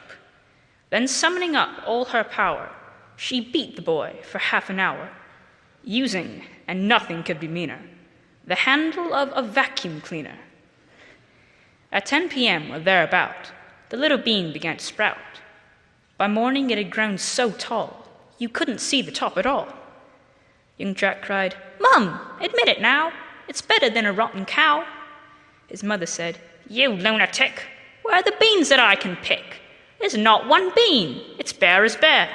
"No, no," cried Jack, "you look up there. Look very high and you'll behold, each single leaf is solid gold." By gollygins, the boy was right.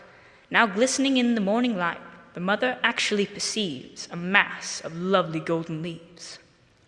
She says out loud, "My sainted souls, I'll sell the mini, buy your rolls." "Don't stand there and gape, you little clot. Get up there quick, grab the lot." Jack was nimble, Jack was keen. He scrambled up the mighty bean. Up he went without a stop, but just as he was near the top, a ghastly, frightening thing occurred. Not far above his head he heard a big, deep voice, a rumbling thing, that made the very heavens ring. It shouted loud, "Fee, fi, fo, fum. I smell the blood of an Englishman." Jack was frightened. Jack was quick. He scrambled down in half a tick. "Oh, Mum," he gasped, "believe you me, there's something nasty up our tree. I saw him, Mum. My gizzard froze. A giant with a clever nose." "A clever nose?" his mother hissed. "You must be going round the twist." "He smelled me out. I swear it, Mum. He said he smelled an Englishman." His mother said, "And well he might. I've told you every single night to take a bath because you smell. But would you do it? Would you, hell? You even make your mother shrink because of your unholy stink." Jack answered, "Well, if you're so clean, why don't you climb the crazy bean?" His mother said, "By gad, I will. There's life within the old dog still." She hitched her skirts above her knee and disappeared right up the tree. Now would the giant smell his mum? Jack listened for the fee-fo-fum. He gazed aloft. He wondered when the dreaded words would come. And then, from somewhere high above the ground, there came a frightful crunching sound. He heard the giant mutter twice, "By gosh, that tasted very nice. Although," and this in grumbly tones, "I wish there weren't so many bones." "By Christopher," Jack cried, "by gum, a giant's eaten up my mum. He smelled her out. She's in his belly." I had a hunch that she was smelly. Jack stood there gazing longingly upon the huge and golden tree, murmuring softly, "Golly gosh, I guess I'll have to take a wash if I'm going to climb this tree without that giant smelling me. In fact, a bath's my only hope." He ran indoors and grabbed some soap. He scrubbed his body everywhere. He even washed and rinsed his hair. He did his teeth, he blew his nose, and went out smelling like a rose. Once more he climbed the mighty bean. The giant sat there, gross, obscene, muttering through his vicious teeth, while Jack sat tensely just beneath, muttering loud, "Fee, fi, fo, fum. Right now I can't smell anyone." Jack waited till the giant slept. Then up along the boughs he crept, and gathered so much gold, I swear, he was an instant millionaire. "A bath," he said, "does seem to pay. I'm going to take one every day." Jack and the Beanstalk by Roald Dahl.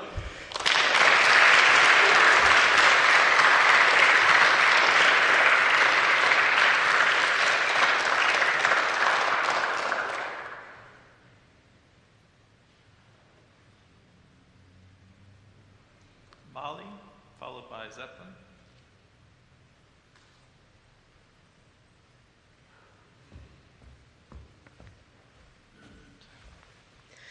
What am I talking about? I'm talking about war. Don't you guys know there's been a fight on since the beginning? And we have always shown up, woefully unprepared. with clubs and guns, when what we need are blades. We come to injure, hamper, and impede. How foolish can we get? Our enemy won't just slither away because of a few bumps and scrapes. Oh, he may coil up in the tall grass and wait until we think that he's retreated and that the war might be over, or that maybe it wasn't a war at all, and then he'll strike! Graham slammed his fist on one of the oil drums. Lacey jumped, and we'll be looking at each other with stupid looks on our faces and asking, where did that come from? The kids had no words. Graham continued with even more vigor. The enemy comes, and he takes, and he takes, and he takes, until eventually we shrug and go, what's the point? Why are we even bothering? He's too crafty. He's going to win.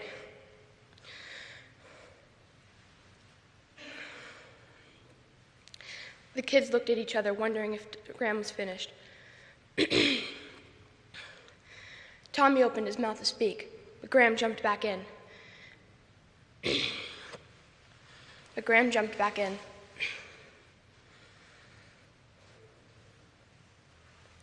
What if we took the fight to him? What if we didn't wait until he struck again? What if we set our faces straight ahead? No reserve, no retreat, no regret. What then? What if the enemy is already weak? Maybe the death blow has already come, and we're just...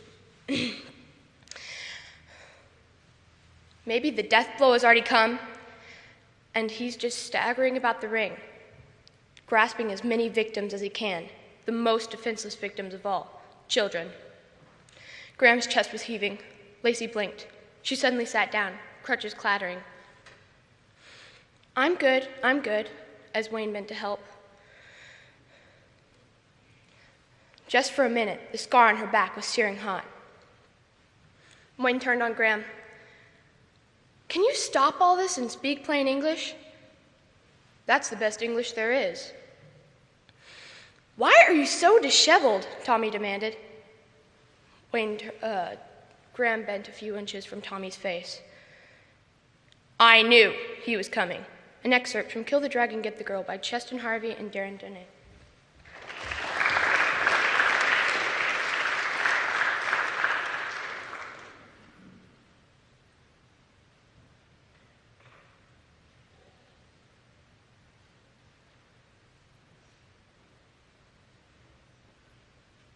Zeppelin, followed by Maddie.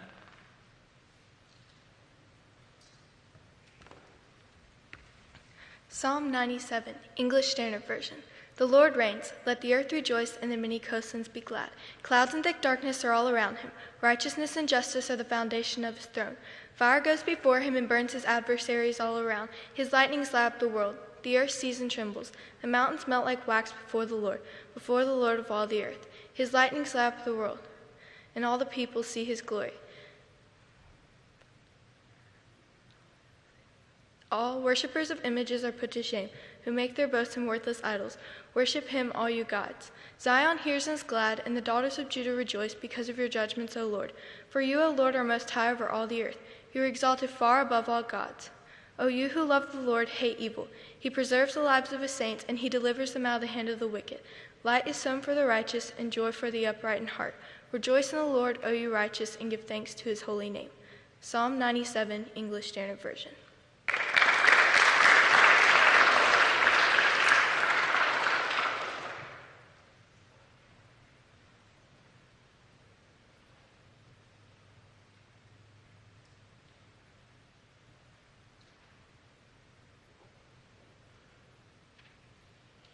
Maddie, followed by Adam.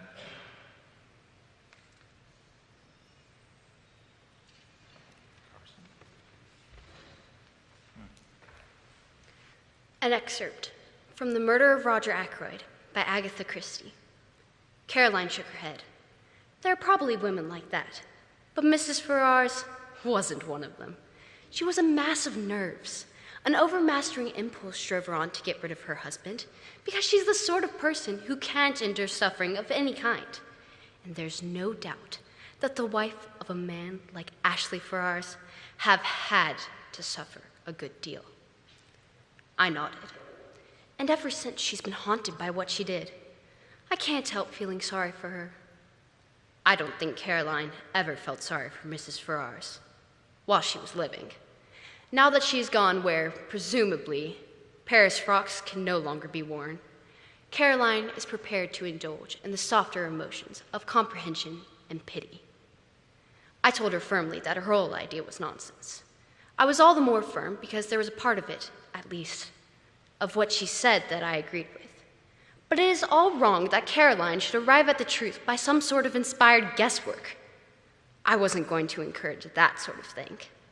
She'll go around the village airing her views, and everyone will think that she is doing so on medical data supplied by me. Life is very trying. Nonsense, said Caroline in reply to my strictures. You'll see.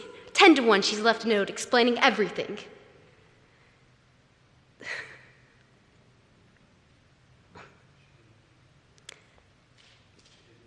She didn't leave a note of any kind, I said, and not seeing where the admission was going to land me. Oh, said Caroline.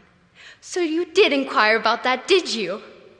I believe, James, that in your heart of hearts, you think very much as I do.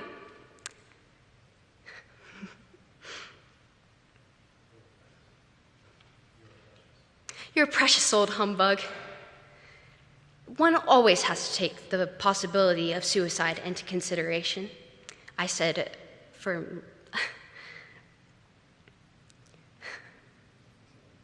repressively. Will there be an inquest? Said my sister shrewdly. There may be. It all depends. If I'm completely satisfied that the overdose was taken on accident, an inquest may be dispensed with. And are you absolutely satisfied? Said my sister.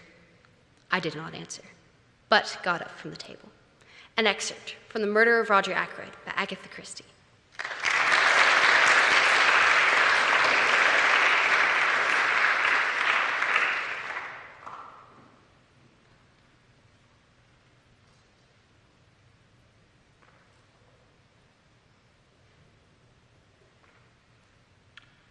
Carson, and then Spencer.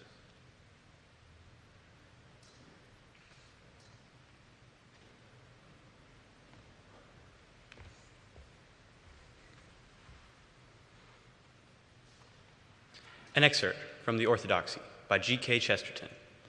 All the towering materialism which dominates the modern mind rests ultimately upon one assumption, a false assumption. It is supposed that if something goes on repeating itself, it is probably dead, a piece of clockwork. People feel that if the universe were personal, it would vary. If the sun were alive, it would dance. But this is a fallacy, even in relation to known fact.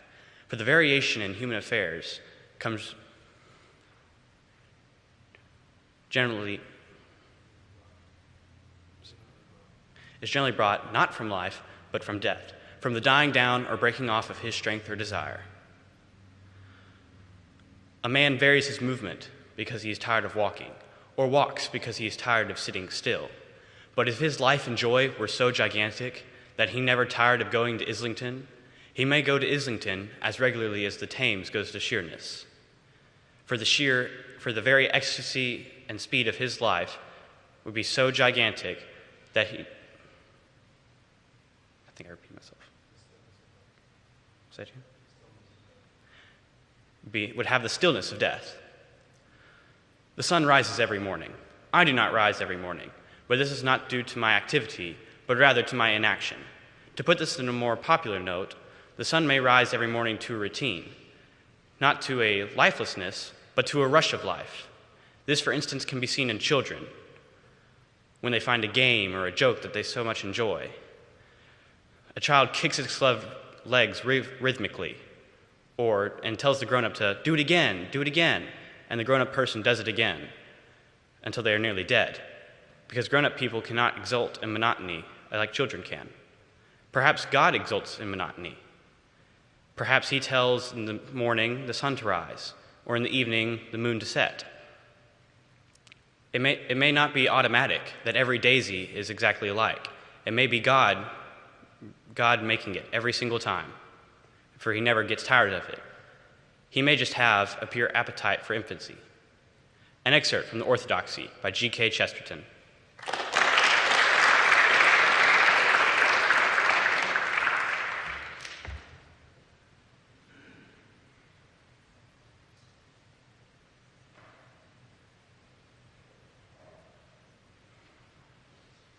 Spencer, followed by Ian.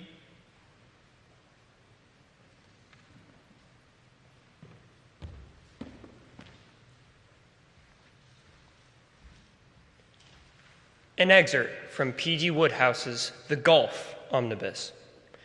Dedication to the immortal memory of John Henry and Pat Rogie, who, at Edinburgh in the year 1594 AD, were imprisoned for, quote, playing of the golf on the links of Lethe every Sabbath on the time of the sermonses, end quote. Also of Robert Robertson, who got it in the neck in 1604 AD for the same reason. Archibald Mealing was one of those golfers in whom desire outruns performance. Nobody was more willing than Archibald. He tried and tried hard. Every morning before he took his bath, he would stand in front of the mirror and practice swings. Every night before he went to bed, he would read some golden words of a master on the subject of putting, driving, or approaching. But on the links, most of his time was spent retrieving lost balls or replacing America. Whether it was Archibald pressed too much or pressed too little, whether it was his club deviated from the dotted line, joining the 2 points A and B in the illustrated playing of the man making the brassy shot in the Hints on Golf book, or whether it was he was pursued by some malignant fate, I do not know. Archibald rather favored the last theory. The important point is that in his 31st year, after 6 seasons of untiring effort, Archibald went in for a championship and won it. Archibald, mark you, whose golf was a kind of blend of hockey, Swedish drill, and buck and wing dancing. I know the ordeal I must face when I make such a statement.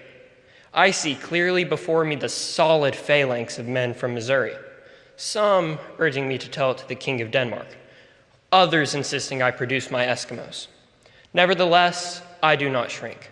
I state once more that in his 31st year, after 6 seasons of untiring effort, Archibald went in for a tournament and won it. An excerpt from P.G. Woodhouse's The Golf Omnibus.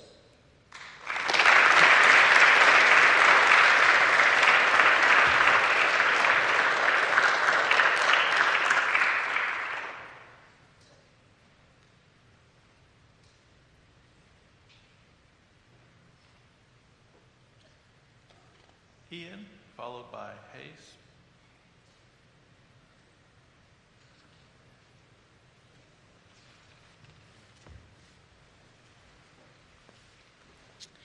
Address to the Haggis by Robert Burns. Fair fa, your honest, soncy face, great chieftain o' the sausage race. Above them all you take your place, paint, tripe, or thern. Well are you worthy of a grace as lang's my own.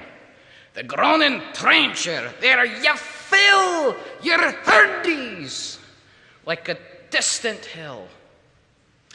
Your pin would help to mend a mill in time of need, while through your pores the dews distill. Like amber bead. His knife, say rustic labour wipe, then cut you up with ready slacked, trenching your gushing on trails, blacked like on a ditch, and then, ha-ha! What a glorious sacked! Ha-ha! Warm reeking, rich. Then, spoon for spoon, they stretch and strive. Devil take the hindmost on the drive, till all their well-swelled kites belive are bent like drums. Then old master, most like to have, bethank it, hums. Is there one that o'er his flesh ragout or onion that would stir a sou? A fricassee would make her spew with perfect scorner. Looks down with sneering, scornful view, on such a dinner. Oh, poor devil. See him, o'er his trash, as feckless as a withered rush. His spandal shank a good whiplash, his fist a nut. Through bloody flood or field to dash, oh, how unfit! But mark the rustic, haggis fed, the trembling earth resounds his tread. Clasped in his sturdy fist oblige, he'll make it whistle, and legs, and arms, and heads he'll sned like topple thistles. Ye powers that mark mankind their care, and dish them out their bill of fare. Old Scotland wants no watery wares that jelps and luggies. But if you wish a grateful prayer, ye hear a haggis! Addressed to the Haggis by Robert Burns.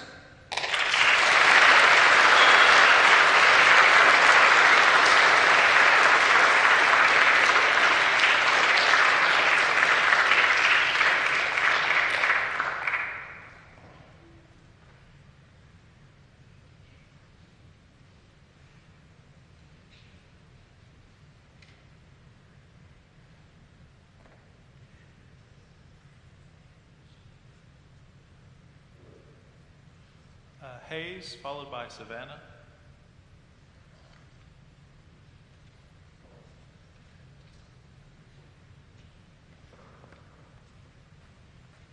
The General Prologue to the Canterbury Tales by Geoffrey Chaucer. When April, with its sweet showers, has pierced the drought of March to the root, and bathed every plant vein in such a liquid that has the power to engender the flower. When Zephyr, also with its sweet breath, has in every field and grove inspired the tender crops, and the young sun has run its half course with Aries the ram, and the small fowls make melody, and sleep all night with open eye. Then people long to go on pilgrimages, and palmers to foreign shores, to seek distant shrines in own sundry lands, and also from every shire's end of England they traveled to Canterbury to seek the holy blissful martyr that helped them when they were sick.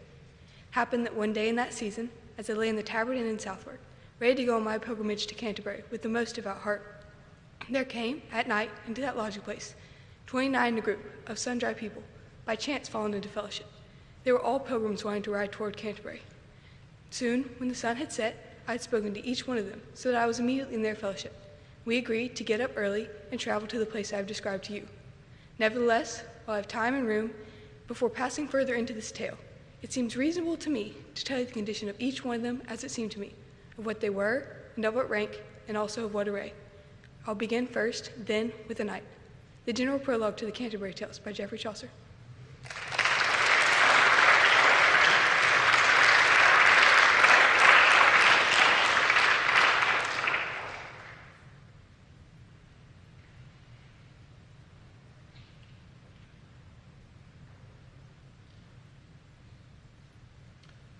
Savannah, followed by Eli.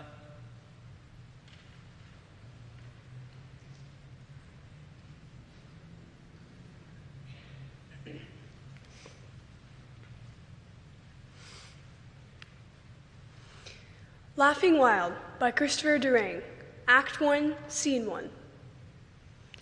I used to be a very negative person, but then I took this personality workshop that totally turned my life around. You see, when something bad or negative happens, I can see the positive. Now, when I have a really bad day, or someone who I thought was a really good friend betrays me, or maybe I've been hit by one of those darn people riding bicycles the opposite way on a one-way street. So, of course, one doesn't look in that direction, and there they are, bearing down on you, about to kill you or maim you. Anyway, I look at these things and I say to myself, this glass is not half empty, it's half full. No, I said it backwards, force of habit. This glass is not half empty, it's half full. Now, of course, if they hit you with the stupid bicycle, the glass won't be half full or half empty. It'll just be shattered to pieces and you'll be dead or in the hospital. But Really, I'm trying to be positive. That's what I'm doing with my life these days. Now, I was really tired of my personality, and I was sick of not being joyful or happy. I had to change it.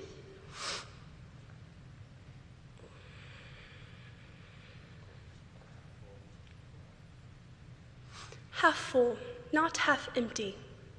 I had to say to myself, you do not have cancer.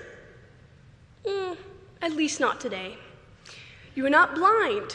You're not one of those starving children in India or Africa or in China. Look at the sunset. Look at the sunrise. Why don't you enjoy them for Pete's sake? And now I do. Except if it's too cloudy, and of course you can't see the sun, or it's hot or too cold. I think I need to take a few more personality workshops to complete the process. But I'm making excellent strides. My friends don't recognize me. But it's really hard for me to be positive because I'm very sensitive to vibrations of people around me. Or maybe I'm just paranoid. Laughing Wild by Christopher Durang, Act 1, Scene 1.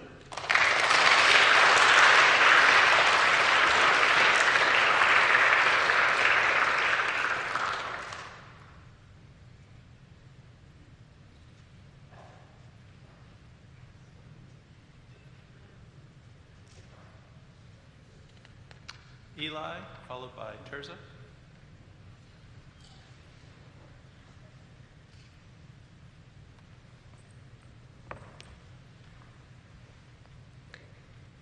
The Touch of the Master's Hand by Myra Brooks Welch. 'Twas battered and scarred, and the auctioneer thought it hardly worth his while to waste his time on the old violin, but he held it up with a smile.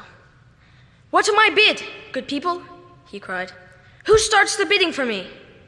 $1. $1. Do I hear two? $2. Who makes it three? $3 once, $3 twice, going for three? But no. From the room, far back, a gray-bearded man came forward and picked up the bow. Then, wiping the dust from the old violin and tightening up the strings, he played a melody pure and sweet as caroling angel sings. The music ceased, and the auctioneer, with a voice that was quiet and low, said, "What now am I bid for this old violin?" as he held it aloft with its bow. 1,000! 1,000! Do I hear two? 2,000! Who makes it three? 3,000 once, 3,000 once, going and gone, said he. The audience cheered, but some of them cried, "We just don't understand. What changed its worth?" Swift came the reply, "The touch of the master's hand." And many a man with life out of tune, all battered with bourbon and gin, is auctioned cheap to a thoughtless crowd, much like that old violin. A mess of pottage, a glass of wine, a game, and he travels on. He is going once, he is going twice, he is going and almost gone. But the master comes, and the foolish crowd never can quite understand the worth of the soul and the change that is wrought by the touch of the master's hand. The Touch of the Master's Hand by Myra Brooks Welch.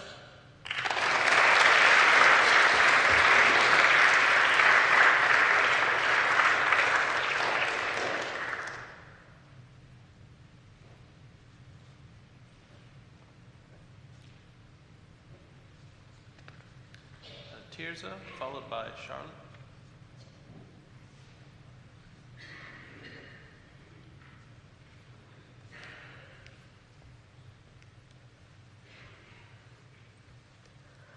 A Piece of Chalk by G.K. Chesterton.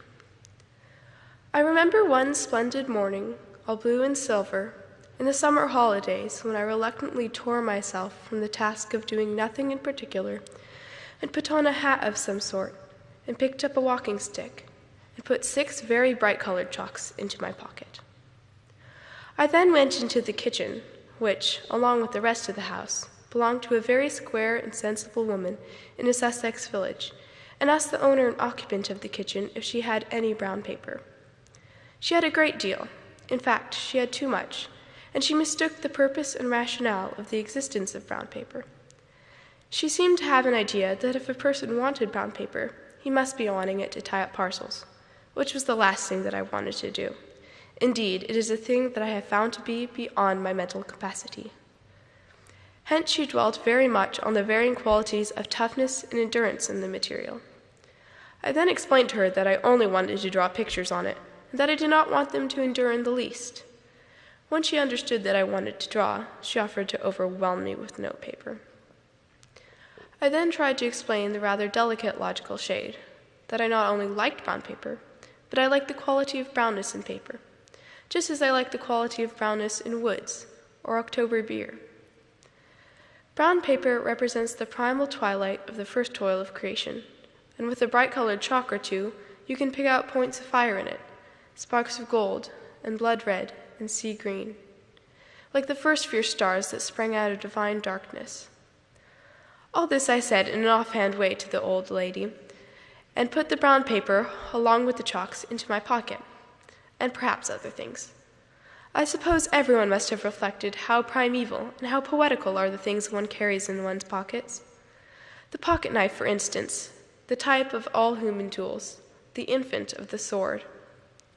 I once planned to write a book entirely about things in my pockets, but I found that it would be too long, and the age of great epics has passed.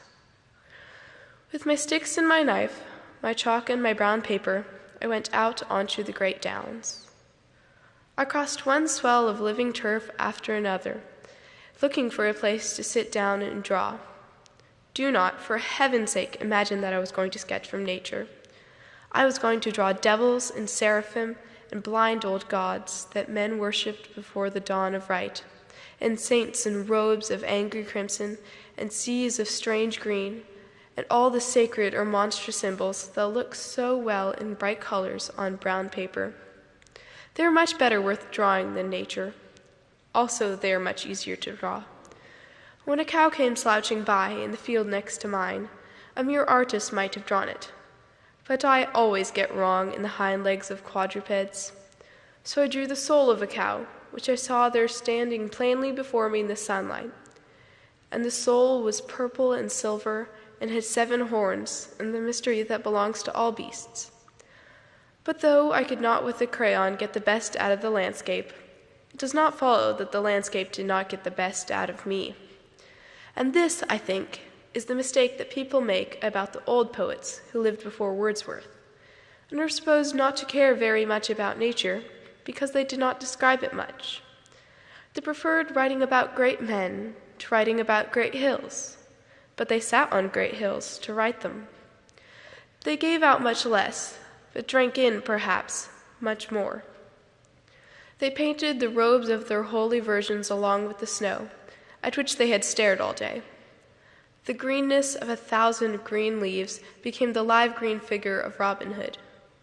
The blueness of a score of forgotten skies clustered into the blue robes of the Virgin. The inspiration came in like sunlight and went out like Apollo. But as I saw it scrawling these silly figures on the brown paper, it began to dawn on me. I had left one chalk, and that a most exquisite and essential chalk, behind. I searched all my pockets, but I could not find any white chalk. Now, those who are acquainted with the philosophy, nay, religion, of the art of drawing on brown paper, know that white is positive and essential. I cannot help here remarking on a moral significance. One of the wise and awful truths is that white is a color. It is not merely an absence of color, but it is a shining and affirmative thing, as fierce as red and as definite as black. When, so to speak, your pen grows red hot, you draw roses. When it grows white hot, you draw stars. One of the 2 or 3 defiant varies of the best religious morality is exactly this same thing, that white is a color. Virtue is not mere avoidance of moral dangers or absence of vices. It is a vivid and separate thing, like pain or a particular smell. Mercy does not mean not being cruel or sparing people revenge or injustice. It means a plain and positive thing, like the sun, which one has either seen or not seen. Chastity does not mean abstention from sexual wrong. It means something flaming, like Joan of Arc. In a word, God paints in many colors, but he never paints so gorgeously, I had almost said so godly, as when he paints in white. In a sense, our age has realized this fact and expressed it in our sullen costume. For if it were really true that white was a blank and colorless thing, negative and non-committal, it would be used instead of black and gray for the funeral dress of this pessimistic period, which is not the case. Meanwhile, I could not find my white chalk. I sat on the hill in a sort of despair. There was no town near at which it was even remotely possible there would be such a thing as an artist colorman. And yet, without any white, my pictures would be as pointless as the world would be if there were no good people in it. I stared stupidly around, searching for expedients.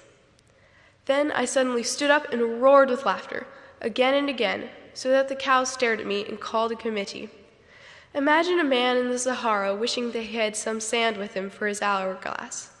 Imagine a gentleman, mid-ocean, wishing that he had brought with him some salt water for his chemical experiments. I was standing on an immense warehouse of white chalk. The landscape was made entirely of white chalk. White chalk was piled more miles until it met the sky. I stooped and broke a piece of the rock I sat on. It did not mark so well as the shop chalks do, but it gave the effect. I stood there in a trance of pleasure, realizing that southern England is not only a grand peninsula and a tradition and a civilization. It is something even more admirable. It is a piece of chalk. A Piece of Chalk by G.K. Chesterton.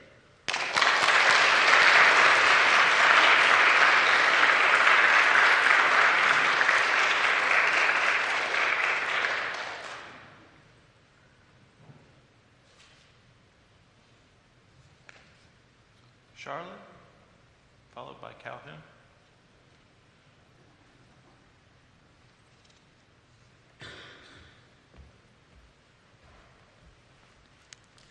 Flyer's Prayer by Patrick J. Phillips. When this life of mine is done, and at the gates I stand, my hope is that I'll answer all his questions on command. I doubt he'll ask me of fame, or all the things I knew. Instead, he'll ask me of rainbows sent on rainy days I flew. The hours logged, the stats reached, the ratings will not matter. He'll ask me if I saw the rays and how he made them scatter.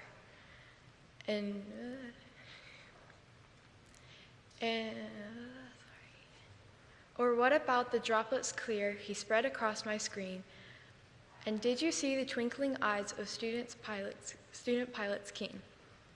And the way your heart jumps in your chest on that special solo day. And did you take the time to thank the ones who fell along the way? Remember how the runway lights looked on that night long ago when you were lost but found your way, and how you still don't know. How fast, how far, how much, how high. He'll ask me not these things, but did I take the time to watch the moonbeams wash my wings? And did you see the patchwork fields and the mountains I did mold? The mirrored lakes and velvet hills, of these did I behold. The wind he flung along my wings on final almost stalled. And did I know it was his name that I so fearfully called? And when my goals are reached at last, and I can reach and when my goals are reached at last, and I can fly no higher. Oh, may prayer this day his hand extends to welcome home a flyer. Flyer's Prayer by Patrick J. Phillips.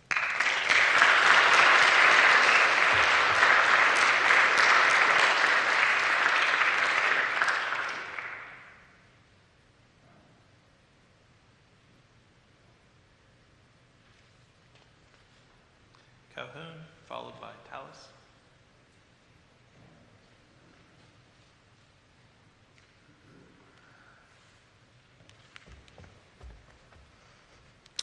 Hamlet by Shakespeare, Act 3, Scene 1. To be or not to be, that is the question. Whether 'tis nobler in the mind to suffer the slings and arrows of outrageous fortune, or to take arms against the sea of troubles, and by opposing end them. To die, to sleep, no more, and by a sleep to say we end this heartache and 1,000 natural shocks that flesh is heir to. 'Tis a consummation devoutly to be wished, to die, to sleep, perchance to dream. Aye, there's the rub. And in this sleep of death, what dreams may come when we have shuffled off this mortal coil, must give us pause. There's the respect that brings calamity to so long life. For who would bear the whips and scorns of time, the oppressor's wrong, the proud man's contumely, the pangs of despised love, the law's delay, the insolence of office, and the spurns the patient merit of the unworthy takes, when he himself his quietus make with a bare bodkin? Who would his fardels bear to grunt and sweat under a weary life?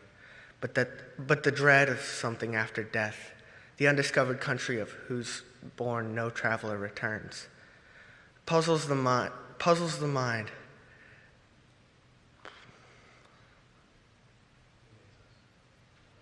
and makes us to bear the ills we have, and not those that we know not of.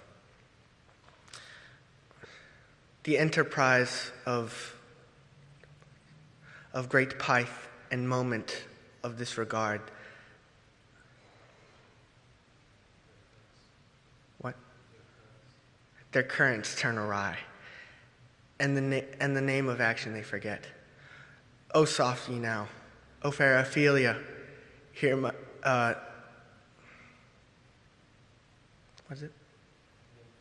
Nympha nigh orisons, be all my sins remembered. Hamlet by Shakespeare, Act 3, Scene 1.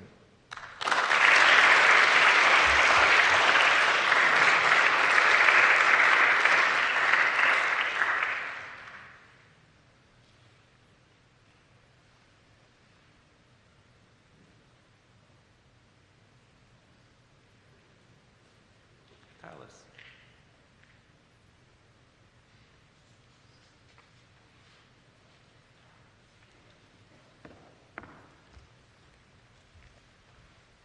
Psalm 26, New King James Version. Vindicate me, Yahweh, for I have walked in my integrity, and in Yahweh I have trusted. I will not slide. Examine me, Yahweh, and prove me. Refine my vitals and my heart, for your devotion is before my eyes, and I have walked in your truth. I do not sit with deceitful people, nor do I walk with pretenders. I hate the assembly of evildoers, and I will not sit with the wicked. I will wash my hands in innocence, and I will go around your altar, Yahweh, that I may proclaim with the voice of thanksgiving and declare all your wonders. Yahweh, I love the dwelling of your house, in the place where your glory dwells. Do not take my soul away along with the sinners, nor my life with the men of bloodshed, in whose hands is a wicked scheme, and whose right hand is full of bribes. But as for me, I will walk in my integrity. My foot stands on level ground. In the congregations, I will bless the Yahweh. Psalm 26, New King James Version.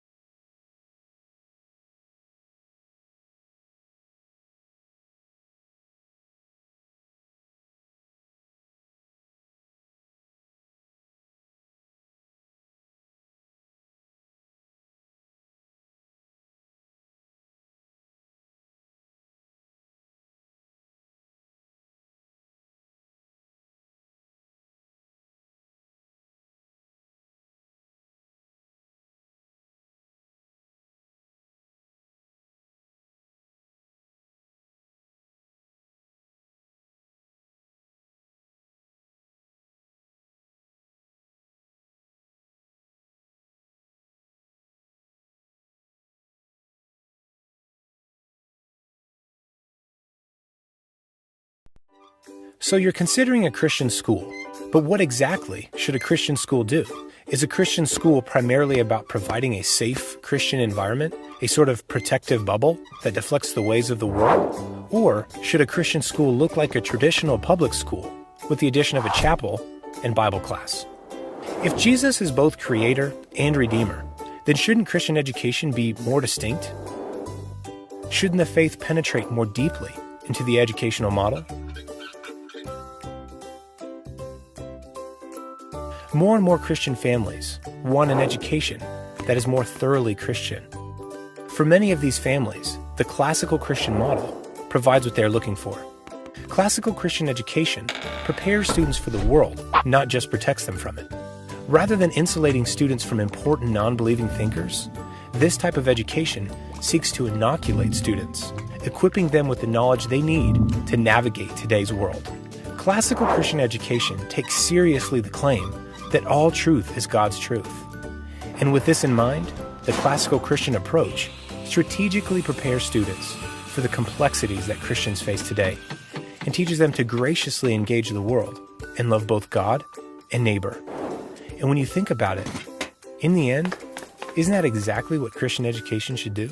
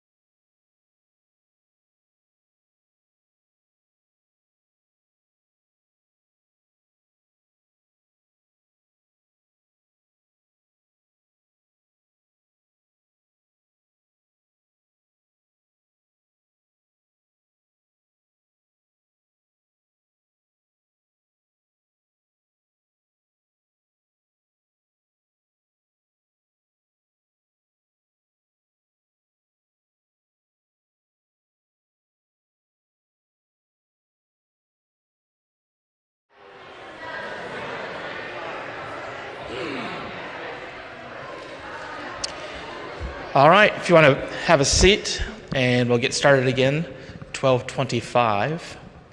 And so you're working toward lunch. Don't overspeed it just because of that, though. All right, let me pray for you again, and then let's start. Father, we thank you again for your kindness to us today. We thank you for all these students and their work, and we do pray that you be with them as they present that they would have good memory, and that you'd be honored by it. For Christ's sake we pray. Amen. Marley, followed by Shamora.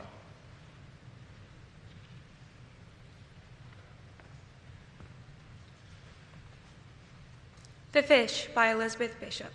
I caught a tremendous fish and held him beside the boat, half out of water, with my hook fast in the corner of his mouth. He didn't fight. He hadn't fought at all. He hung a grunting weight, battered, venerable, and homely. Here and there his brown skin hung in strips like ancient wallpaper, and its pattern of darker brown was like wallpaper. Shapes like full-blown roses stained and lost through age. While his gills breathed the terrible oxygen, the frightening gills, fresh and crisp with blood, that can cut so badly, I thought of the coarse white flesh, packed in like feathers. The big bones and the little bones, the dramatic reds and blacks of his shiny entrails, and the pink swim bladder like a big peony. I looked into his eyes, which were far larger than mine, but shallower and yellowed. The irises backed and packed with tarnished tinfoil, seen through the lenses of old scratched isinglass. They shifted a little, but not to return my stare.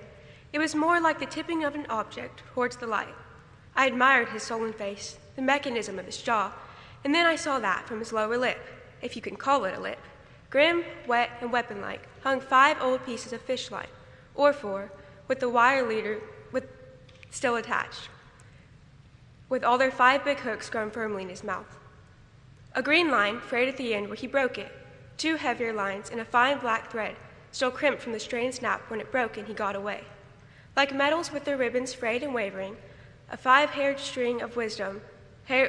beard of wisdom trailing from his aching jaw. I stared and stared, and victory filled up the little rented boat.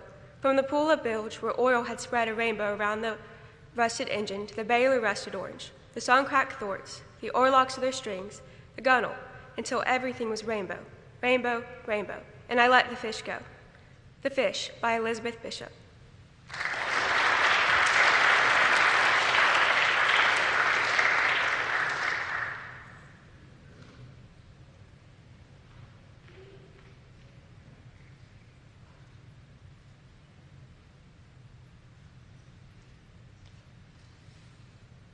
Shamora, followed by Parker.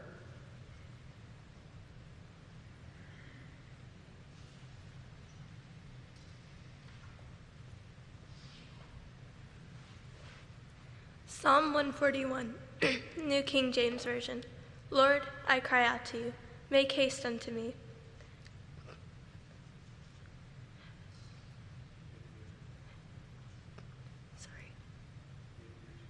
Give ear to my voice when I cry out to you. Let my prayer be set before you as incense, and let the lifting of my hands be as the evening sacrifice. Set a guard, O Lord, over my mouth. Keep watch over the door of my lips. Do not incline my heart to any evil thing, to practice wicked works with men who work iniquity. And do not forsake me. Let the righteous strike me, it shall be a kindness, and let him rebuke me, it shall be as excellent oil.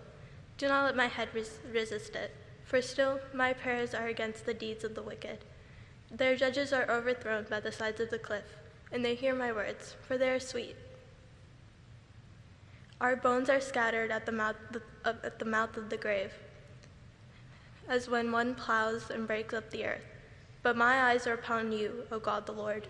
In you do I take refuge. Do not incline my heart to any evil thing. Keep me from the snares that they have laid for me, and from the traps of the workers of iniquity. Let the wicked fall into their own nets, while I escape safely. Psalm 141, New King James Version.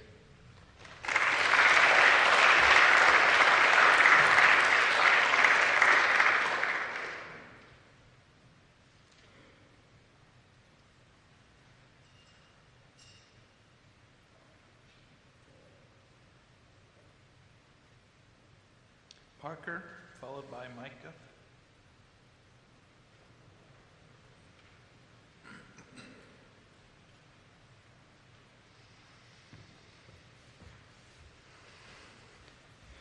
An excerpt from Shakespeare's Romeo and Juliet, Act 3.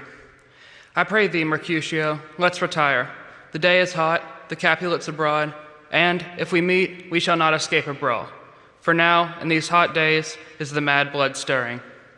Thou art like one of those fellows that, when he enters the confines of a tavern, claps his sword upon the table and says, God send me no need of thee, and, by the operation of the second cup, draws it upon the drawer, when indeed there is no need.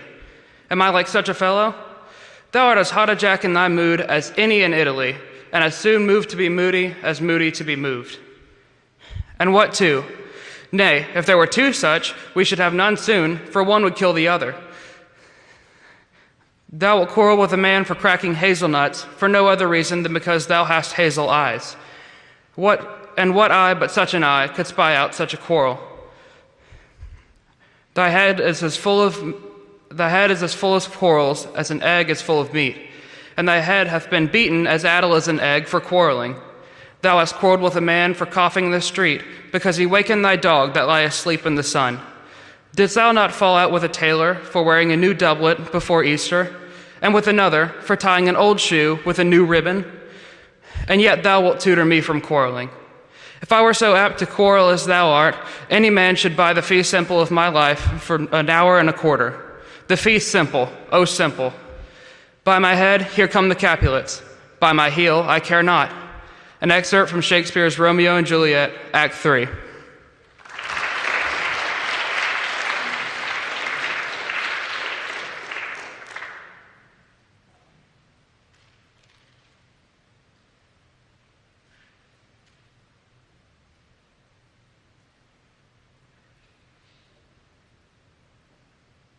Micah, followed by Miles.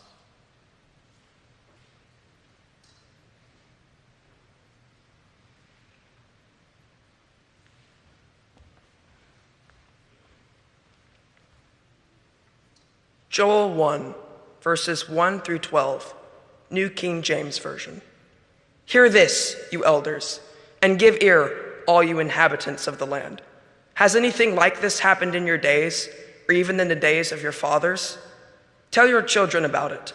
Let your children tell their children, and their children another generation. What the chewing locust left, the swarming locust has eaten. What the swarming locust left, the crawling locust has eaten, and what the crawling locust left, the consuming locust has eaten. Awake, you drunkards, and weep, and wail, all you drinkers of wine, because of the new wine, for it has been cut off from your mouth. For a nation has come up against my land, strong and without number. His teeth are the teeth of a lion, and he has the fangs of a fierce lion. He has ruined my fig tree. He has stripped it bare and thrown it away. Its branches are made white. Lament like a virgin girded in sackcloth for the husband of her youth. The grain offering and the drink offering have been cut off from the house of the Lord. The priests mourn who minister to the Lord. He has laid waste my vine and ruined my fig tree. The fields are wasted, the land mourns, for the grain offering is ruined. The new wine has dried up, the oil fails. Be ashamed, you farmers. Wail, you vine dressers, for the wheat and the barley, because the harvest of the field has perished. The vine is dried up. The fig tree has withered, the pomegranate tree, the palm tree also, and the apple tree. All the trees of the field are withered. Surely joy has withered away from the sons of men. Joel 1, verses 1 through 12, New King James Version.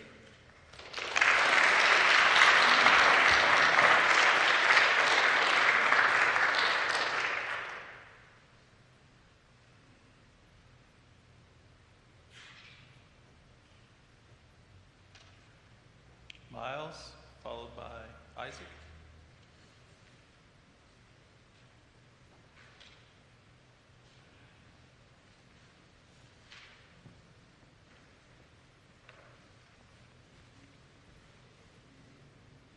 Ezekiel 37, 1 through 14. The hand of the Lord was on me, and he brought me out by the Spirit of the Lord and set me in the middle of a valley. It was full of bones. He led me back and forth among them, and I saw a great many bones on the floor of the valley, bones that were very dry. He said to me, Son of man, can these bones live? I answered, Sovereign Lord, you alone know. Then he said to me, Son of man, prophesy to these bones. Prophesy and say to them, Hear the word of the Lord, for this is what the sovereign Lord says. Dry bones, I will make breath enter you, and you will come to life. I will attach tendons to you, and make flesh come upon you, and cover you with skin. And I will make breath enter you, and you will come to life. Then you will know that I am the Lord. So I prophesied as I was commanded, and as I was prophesying, I heard a noise, a rattling sound, and the bones came together, bone to bone. I looked, and tendons and flesh appeared on them, and skin covered them, but there was no life in them. Then the Lord said to me, Prophesy, Son of man, to the wind. Prophesy and say to it, Come, breath from the four winds, and breathe into these slain, that they may live. So I prophesied as he commanded me, and I looked, and breath entered them. They came to life. They stood up on their feet, a vast army. Then the Lord said to me, Son of man, these bones are the people of Israel. They say, Our bones have dried up. Our hope is gone. We are cut off. Therefore, prophesy and say to them, This is what the sovereign Lord says. I will open your graves and bring you up from them, and I will bring you back to the land of Israel. Then you shall know that I am the Lord, when I have opened your graves and brought you up from them. I will put my spirit in you, and you will come to life. And I will settle you in your own land. Then, and you should know that I, the Lord, have spoken, and it is done, declares the Lord. Ezekiel 37, 1 through 14.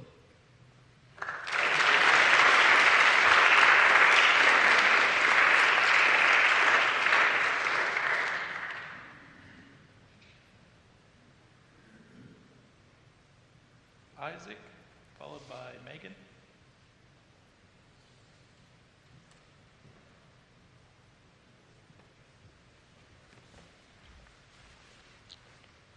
An excerpt from Meet Mr. Molnar by P.G. Woodhouse.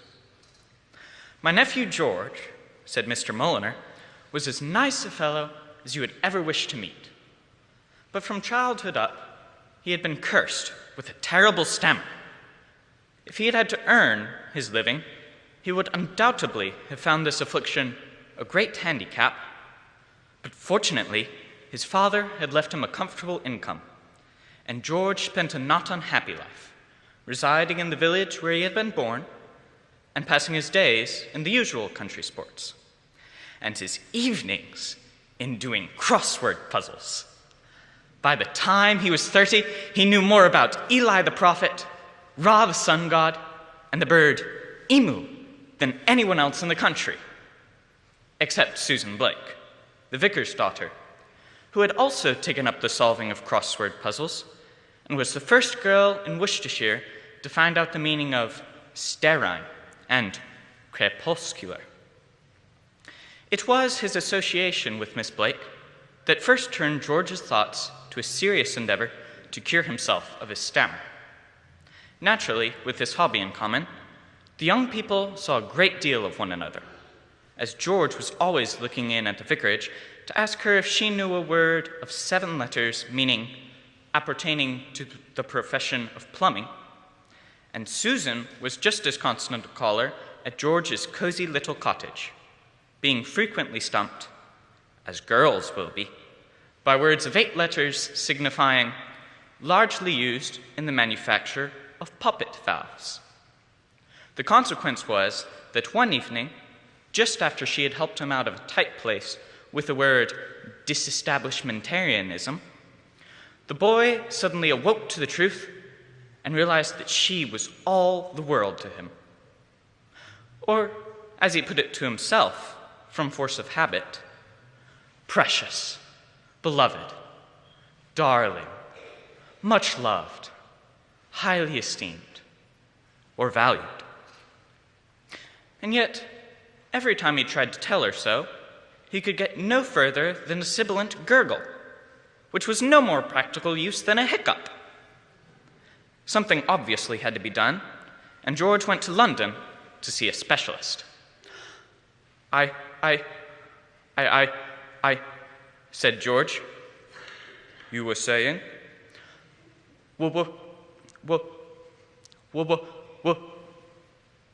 Sing it, said the specialist.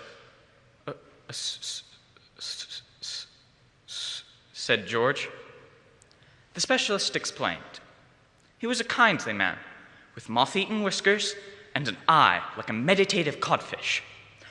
Many people, he said, who are unable to articulate clearly in ordinary speech, find themselves lucid and bell-like when they burst into song. It seemed a good idea to George. He thought for a moment, and then threw back his head, shut his eyes, and let it go in a musical baritone. I love a lassie, a bonny, bonny lassie, sang George.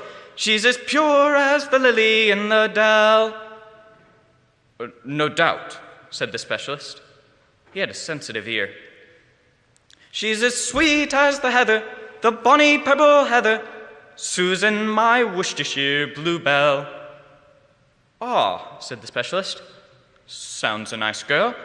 Is this she? He asked, adjusting his glasses and peering at the photograph which George had extracted from the interior of the left side of his undervest. George nodded and drew in breath. Yes, sir, that's my baby. No, sir, don't mean maybe. Yes, sir, that's my baby now. And by the way, when I meet that preacher, I shall say, yes, sir, that's my... Quite, said the specialist. Quite. If you knew Susie like I knew Susie, George was beginning, but the other stopped him.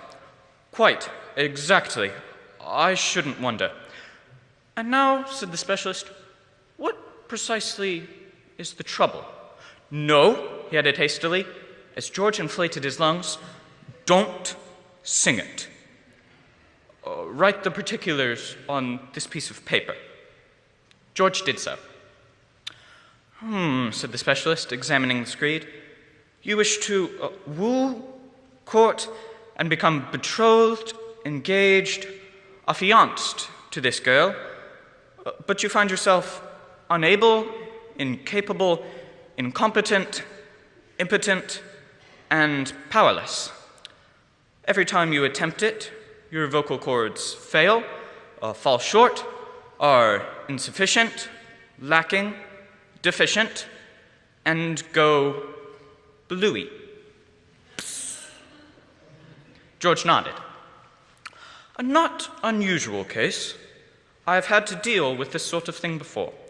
The effect of love on the vocal cords of even a normally eloquent subject is frequently deleterious. As regards the habitual stammer, tests have shown that in 97.569 reoccurring of cases, the divine passion reduces him to a condition where he sounds like a soda water siphon trying to recite Gunga Din. There is only one cure. Said George. I will tell you. Stammering, proceeded the specialist, putting the tips of his fingers together and eyeing George benevolently, is mainly mental and is caused by shyness, which is caused by suppressed desires or introverted inhibitions or something. The advice I give all young men who come in here behaving like soda water siphons is to go out and make a point of speaking to at least 3 perfect strangers every day. Engage these strangers in conversation. persevering no matter how priceless a chump you may feel, and before many weeks are out, you will find that the little daily dose has had its effect. Shyness will wear off, and with it, the stammer. And, having requested the young man, in a voice of clearest timbre, free from all trace of impediment, to hand over a fee of 5 guineas, the specialist sent George off into the world. An excerpt from Meet Mr. Molyneux by P.G. Wodehouse.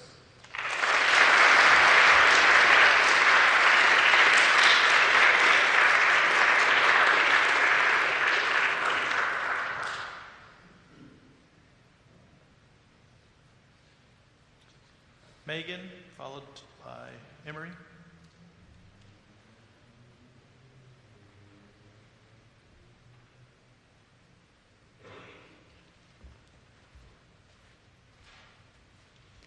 Ennui When Watching the Ocean by Etta Rose Stein.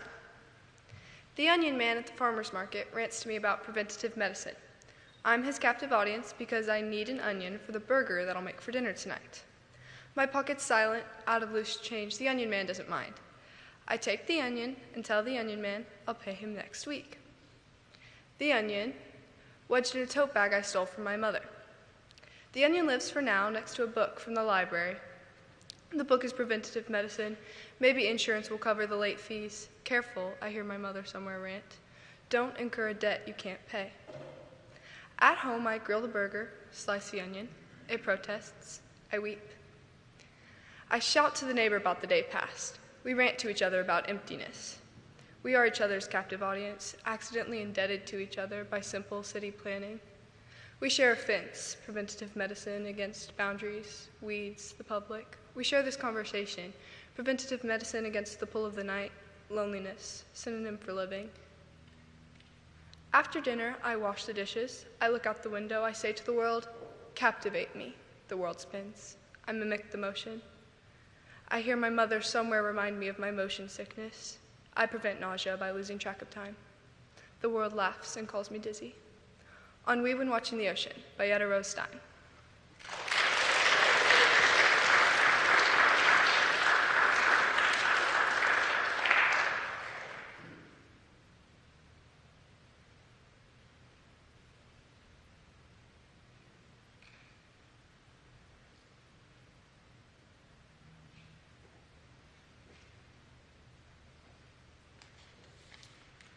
Emery, followed by Paisley.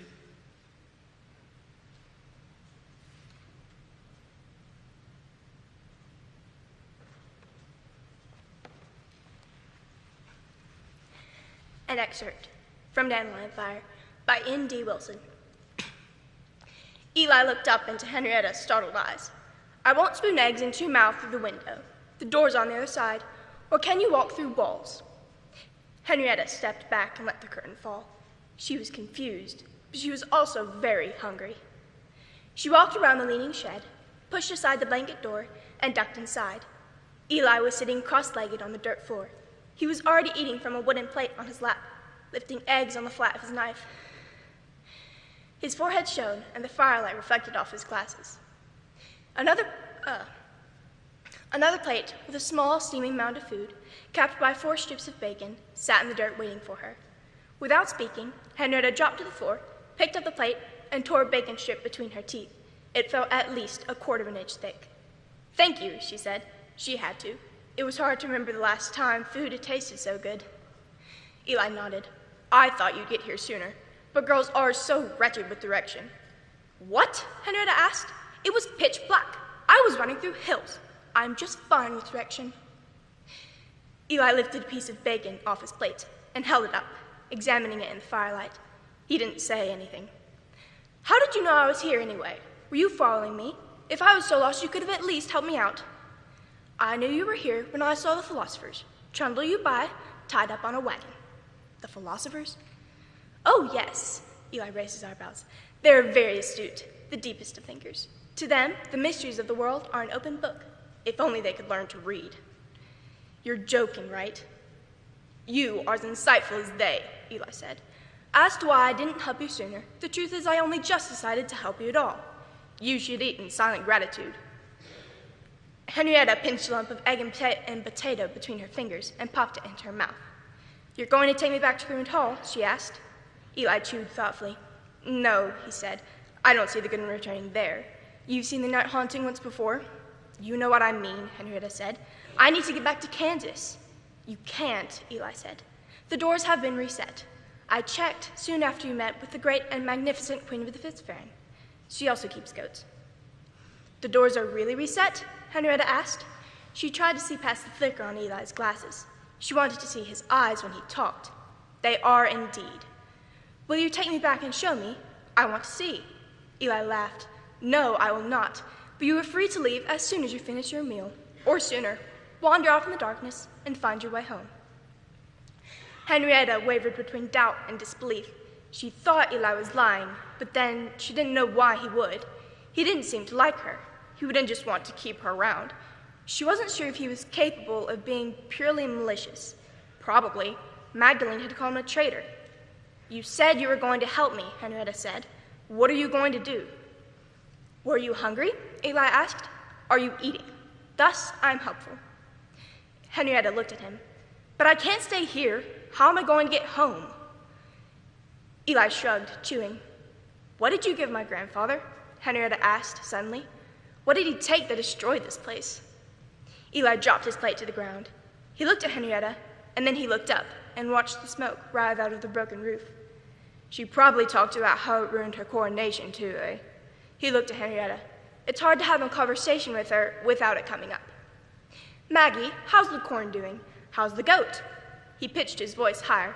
"Oh, fine, but it would all be so much better if my coronation ball hadn't been ruined by my wretch of a brother." "Is that what she said? Something like that?"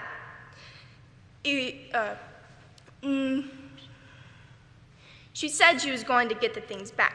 She was going to go into Kansas and dig up my grandfather's coffin and look for whatever it is. Eli cocked his head. "She said that?" Henrietta nodded. "Why would she say that?" Tucking eggs into her cheek and licking her fingers, Henrietta spoke. "She said she needed whatever they were in order to protect the rest of the Fitzbaron. She said that Endor was drawing power again and was going to swallow them all up like weeds." Eli rubbed his chin. "I'm surprised she felt it. Most things blaze right past her and never get noticed." "You mean it is happening?" Henrietta asked. "Oh, yes," said Eli. "It is happening. Soon fish will be floating in the streams. Grass will curl and slowly turn to ash, never seen it again. Stick around and you'll curl up too." An excerpt from Dandelion Fire by N.D. Wilson.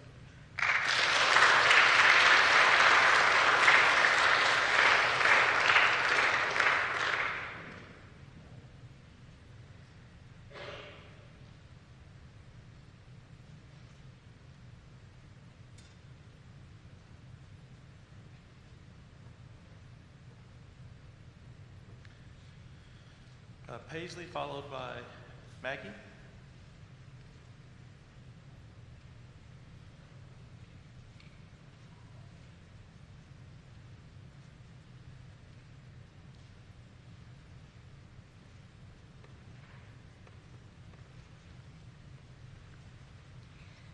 An excerpt from the remarks at the dedication of Flight 93, National Memorial in Shanksville, Pennsylvania, George W. Bush.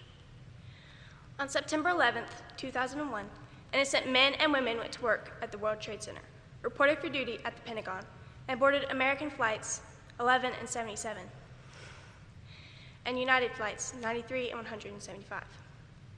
They did nothing to provoke or deserve the deliberate act of murder that al-Qaeda carried out. One of the lessons of 9/11 is that evil is real, and so is courage. When the plane struck the World Trade Center, firefighters and police officers charged up the stairs into the flames. As the towers neared collapse, they continued the rescue. Ultimately, more than 400 police officers and firefighters gave their lives. Among them was the chief of the New York City Fire Department, Pete Gonchi. As a colleague put it, he would never ask anyone to do something he didn't do himself. At the Pentagon, service members and civilians pulled friends and strangers from burning rubble. One Special Forces soldier recalls, reaching through a cloud of smoke in search of the wounded. As he entered one room, he prayed to find someone alive. He discovered a severely burned woman and carried her to safety. They later met in the hospital, where she explained that she had been praying for rescue. She called him her guardian angel. Then there is the extraordinary story we commemorate here. Aboard United Airlines Flight 93 were college students from California, an iron worker from New Jersey, veterans of the Korean War and World War II, citizens of Germany and Japan, and a pilot who had rearranged his schedule so that he could take his wife on vacation to celebrate their anniversary. When the passengers and crew realized that the plane had been hijacked, they reported the news calmly. When they learned that terrorists had crashed other planes into targets on the ground, they accepted greater responsibilities. In the back of the cabin, the passengers gathered to devise a strategy. At the moment, America's democracy was under attack. Our citizens defied their captors by holding a vote. The choice they made would cost them their lives, and they knew it. Many passengers called their loved ones to say goodbye, then hung up to perform their final act. One said, "They're getting ready to frickin' start the cockpit. I have to go.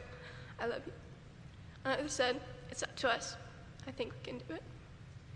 In one of the most stirring accounts, Todd Beamer, father of two with a pregnant wife at home in New Jersey, asked the airphone operator to join him in reciting the Lord's Prayer. Then he helped to lead the charge to the front of the plane with 2 words: "Let's roll." With their selfless act, the men and women who stormed the cockpit lived out the words, "Greater love hath no man than this, that man lay down his life for his friends." An excerpt from the remarks at the dedication of Flight 93, National Memorial in Shanksville, Pennsylvania, George W. Bush.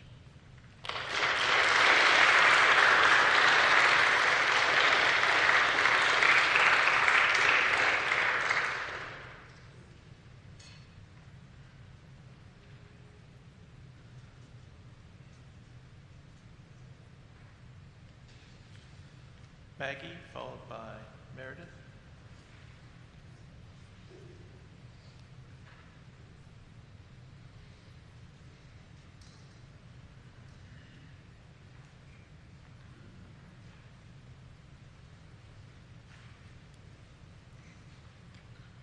A selection from Neverwhere by Neil Gaiman. 3 years in London had not changed Richard, although it had changed the way he perceived the city. Richard had originally imagined London as a gray city, even a black city, from pictures he had seen, and was surprised to find it filled with color. It was a city of red brick, white stone, red buses, and large black taxis, which were often, to Richard's initial puzzlement, gold or green or maroon. Bright red post boxes and green grassy parks and cemeteries. It was a city in which the very old and the awkwardly new jostled each other, not uncomfortably, but without respect. A city of shops and offices, of restaurants and homes, of parks and churches, of ignored monuments and remarkably unpalatial palaces. It was a city of hundreds of districts with strange names: Crouch End, Chalk Farm, Earl's Court, Marble Arch, and oddly distinct identities. A noisy, dirty, cheerful, troubled city, which fed on tourists. It needed them as much as it despised them, in which the average speed of transportation through the city had not increased in 300 years, following 500 years of fitful road widening and unskillful compromises between the needs of pedestrians, whether horse-drawn or more recently motorized, and the needs of traffic.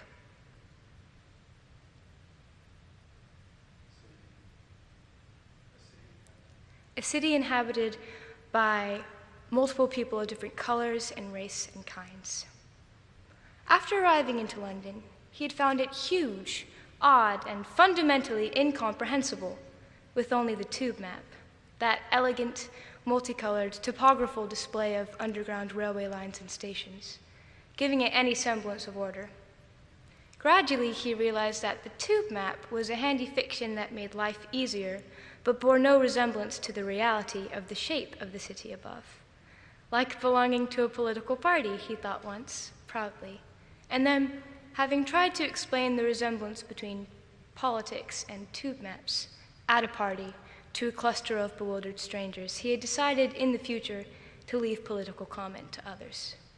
He continued slowly by a process of osmosis and white knowledge, which is like white noise, only more informative, to comprehend the city, a process which accelerated when he realized that the actual city of London itself was no bigger than a square mile, stretching from Aldgate in the east to Fleet Street, and the law courts of the Old Bailey in the west, a tiny municipality now home to one of London's financial institutions, and this is where it had all begun.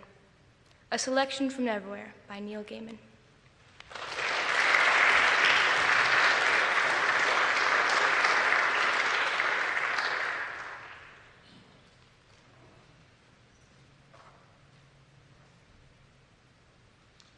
Meredith, followed by Solomon.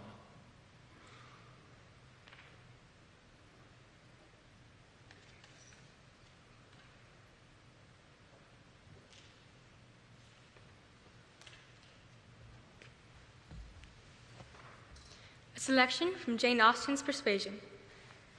I can listen no longer in silence. I must speak to you by such means as are within my reach. You pierce my soul. I am half agony, half hope. Tell me not that I am too late, that such precious feelings have been lost forever. I offer myself to you again with a heart even more your own than when you almost broke it 8 years and a half ago. Dare not say that man forgets sooner than women, that his love has an earlier death. I have loved none but you. Unjust I may have been, weak and resentful I have been, but never inconstant. You alone have brought me to Bath. For you alone I think and plan. Have you not seen this? Can you fail to have understood my wishes? I had not waited even these 10 days could I have read your feelings, as I think you must have penetrated mine. Too good, too excellent creature, you do believe that there is true attachment and constancy among men. Believe it to be most fervent, most undeviating in. I must go, uncertain in my fate, but I shall return hither, or follow your party, as soon as possible. A word, a look will be enough to decide whether I enter your father's house this evening or never. An excerpt from Jane Austen's Persuasion.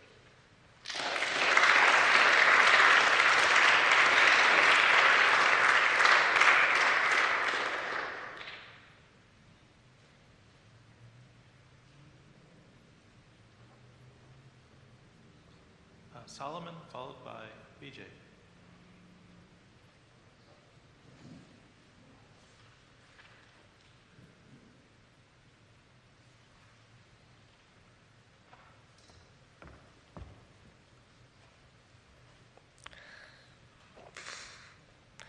John 11:32-44, New King James Version. Then, when Mary came where Jesus was and saw him, she fell down at his feet, saying to him, Lord, if you had been here, my brother would not have died. Therefore, when Jesus saw her weeping, and the Jews who came with her weeping, he groaned in the spirit and was troubled. And he said, Where have you laid him? They said to him, Lord, come and see. Jesus wept. Then the Jews who were with him said, See how he loved him. And some of them said, Could not this man who opened the eyes of the blind also have kept this man from dying? Then Jesus, again groaning in himself, came to the tomb. It was a cave, and a stone lay against it. Jesus said, Take away the stone. Martha, the sister of him who was dead, said to him, Lord, by this time there is a stench, for he has been dead 4 days.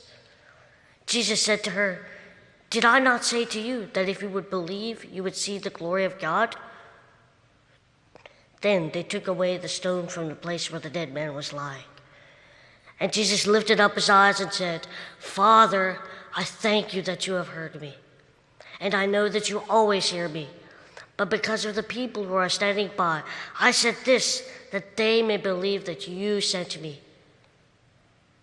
Now when he had said these things, He cried with a loud voice, "Lazarus, come forth!" And he who had died came out, bound hand and foot in grave clothes, and his face was wrapped with a cloth. Jesus said to them, "Loose him and let him go." John 11:32-44, New King James Version.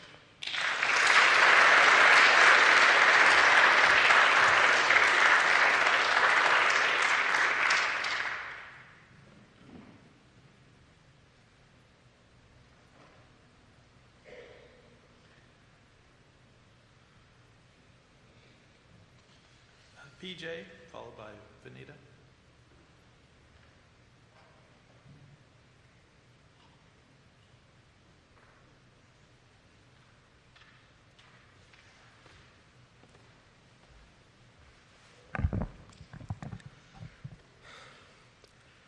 An excerpt from The Fellowship of the Rings by J.R.R. Tolkien. After a time, as the stars grew thicker and brighter, and the feeling of disquiet left them, they no longer listened for the sound of hooves. They began to hum softly, as hobbits have a way of doing as they walk along, especially when they are drawing near to home at night. With most hobbits, is it a supper song, or it is a bed song? But these hobbits hummed a walking song, though not, of course, without any mention of supper and bed. Bilbo Baggins had made the words, to a tune that was as old as the hills, and taught it to Frodo as they walked in the lanes of the Water Valley and talked about adventure. Upon the hearth the fire is red. Beneath the roof there is a bed, but not yet weary are our feet. Still around the corner we may meet a sudden tree or standing stone that none have seen but we alone. Still round the corner there may wait a new road or a secret gate. And though we pass them by today, tomorrow we may come this way and take the hidden paths that run towards the moon or to the sun.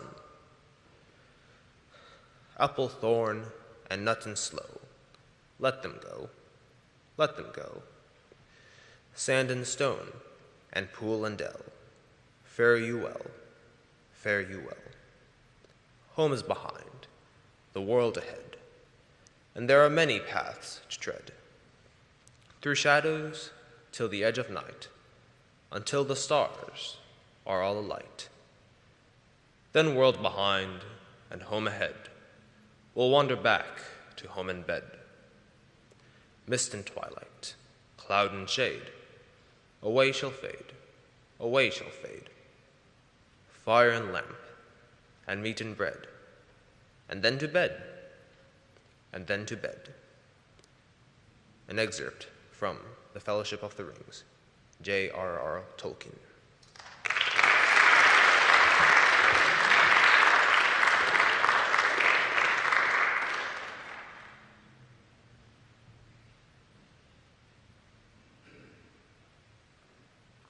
Vanita, followed by Tyler.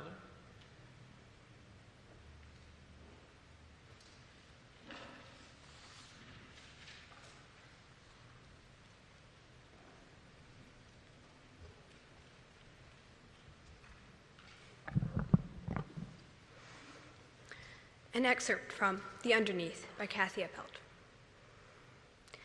Anger has its own hue, its own dark shade that coats everything in its thin, brittle veneer.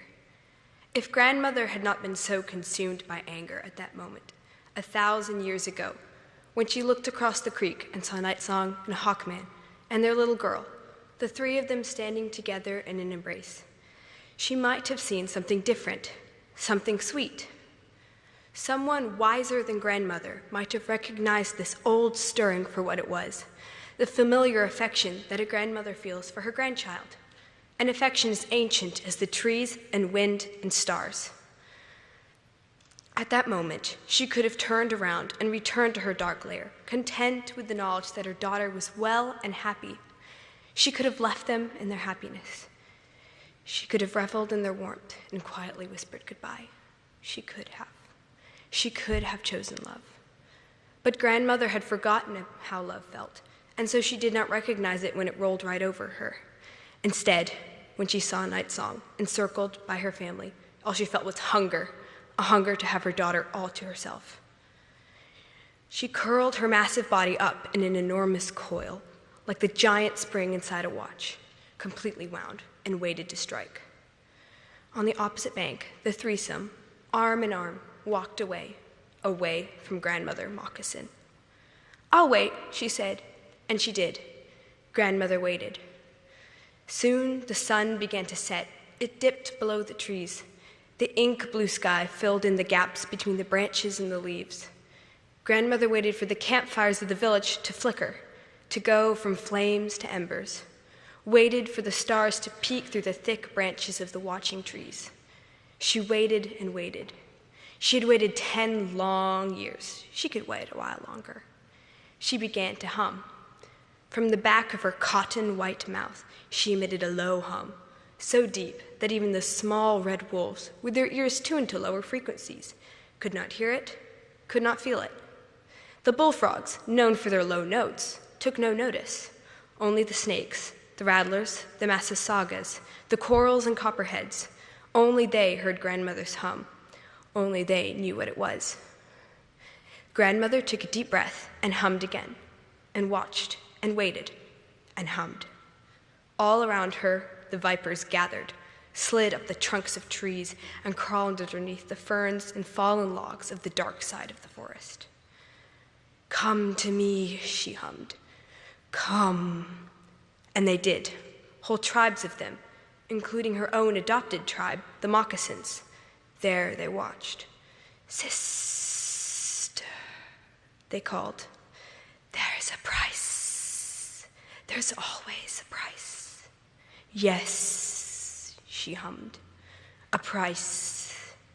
And then she closed her ears to them and concentrated on the one she had come for. Finally, from her spot on the opposite bank, grandmother saw a lone figure walk towards the creek. A buzz zipped through her long body. Each scale glowed. Yes. It was Night Song.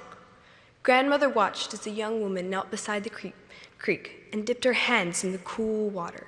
Watched as she let the water sift through her fingers. Watched as she dipped her hands again and held her face to her cupped palms and ran her fingers along her face. It was so dark, all she could see was her silhouette, but it was enough. Grandmother curled up on the bank. She began a chant, at first barely audible, but as she intoned the words, the chant grew stronger. "Come to me, my lovely daughter.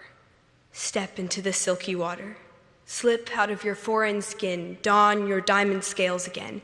Come, my sleek and wondrous daughter, come." When she finished, she took a deep breath. This was not just any chant. It was one known to the ancient shapeshifters of the waters, the mermaids, the ondines, the lamia, an invisible rope, a lasso that pulled her daughter to her, one magical word at a time. The trees knew what it was, an enchantress's call. But anyone still awake in the village might think they heard the breeze gliding through the branches, making the pine needles clatter against one another. They might think it was a white-tailed deer browsing in a nearby meadow. If they cocked their ears, they might think a small group of scissor-tailed flycatchers were skimming through the breathless air. But Night Song was not just anyone in the village. In her veins ran the blood of all her enchanted ancestors. And there, standing on the bank of the creek, her heart beat like a drum, a wild and ferocious drum. In her ears, she could hear her reptile cousins, the massasaugas, the rattlers, and the tiny garters. "Daughter," they called, "there is a price." She paused. Was it a warning? Perhaps she should go back, turn away. The trees seemed to hum. "Beware, beware, beware." The sound of it was urgent. She recognized the voices of the copperheads, the hognoses, the orange and black corals, her brothers, her sisters. She stepped towards the creek. "Turn back!" They filled the air with their steam-filled remonstrances. The creek swirled at her feet, pushing against the sandy bank. Even in the darkness, she could see the water gleaming, and she heard the chant again. "Come to me, my lovely daughter." "Grandmother," she gasped. And while her husband and daughter slept in their hut in the village, Night Song stretched her open arms toward the creek. She had not seen her mother in 10 long years. She had pushed the memory of her to the back of her thoughts, there but not. And now here she was, calling to her. In an instant, Night Song remembered her childhood, remembered swimming in the silted bayous, sunning on the back of the old alligator, hunting for crawdads in their underwater caves. She remembered those nights, coiled up on the top branches of the trees, remembered the stars blinking at her, remembered. Grandmother, beloved grandmother. She was filled up with yes, and without a second thought, Night Song stepped into the water. An excerpt from The Underneath by Kathy Appel.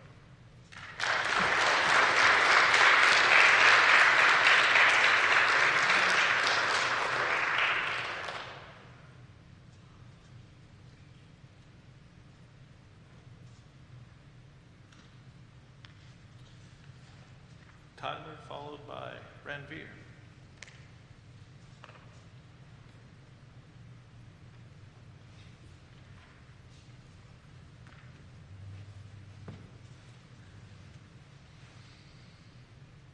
An excerpt from Moby Dick by Herman Melville. Chapter 37, Sunset. Ahab, sitting alone and gazing out by the stern window. I leave a white and turbid wake, pale waters, paler cheeks, where'er I sail. The envious billows sidelong swell to whelm my track. Let them, but first I pass. Yonder, by the ever-brimming goblet's rim, the warm waves blush like wine. The gold brow plumes the blue. The diver's sun, slow dive from noon, goes down. My soul mounts up. She wearies with her endless hill. Is then the crown too heavy that I wear, this iron crown of Lombardy? Yet it is bright with many a gem. I, the wearer, see not its far flashings, but darkly feel that I wear that dazzlingly confounds. 'Tis iron, that I know, not gold. 'Tis split too, that I feel. The jagged edge galls me so. My brain seems to beat against the solid metal. I, steel skull, mine. The sort that needs no helmet in the most brain-battering fight. Dry heat upon my brow. Oh, time was when as the sunrise nobly spurred me, so the sunset soothed. No more. This lovely light, it lights not me. All loveliness is anguish to me, since I can never enjoy. Gifted the high perception, I lack the low, enjoying power. Damned, most subtly and most malignantly. Damned in the midst of paradise. Good night, good night. Waving his hand, he moves from the window. 'Twas not so hard a task. I thought to find one stubborn at the least. But my one cog circle fits into all their various wheels, and they revolve. Or, if you will, like so many anthills of powder, they stand before me, and I, their match. Oh, hard, that to fire others the match itself must needs be wasting. What I've dared I've willed, and what I've willed I'll do. They think me mad, Starbuck does, but I'm demonic. I am madness maddened. That wild madness that's only calm to comprehend itself. The prophecy was that I should be dismembered, and I lost this leg. I now prophesy that I shall dismember my dismemberer. Now then, be the prophet and the fulfiller one. That's more than ye great gods ever were. I laugh and hoot at ye, ye cricket players, ye pugilists, ye deaf Burkes and blinded Bendigos. I will not say as schoolboys do to bullies, take someone your own size, don't pummel me. No, ye've knocked me down, and I am up again, but ye have run and hidden. Come forth from behind your bags of cotton. I have no long gun to reach ye. Come, Ahab's compliments to thee. Come and see if ye can swerve me. Swerve me? Ye cannot swerve me, else ye swerve yourselves. Man has ye there. Swerve me? The path to my fixed purpose is laid with iron rails, whereon my soul is grooved to run. Over unsounding gorges, through the rifled hearts of mountains, under the torrent's beds, unerringly I rush. Naught's an obstacle, naught's an angle to the iron way. An excerpt from Moby Dick by Herman Melville.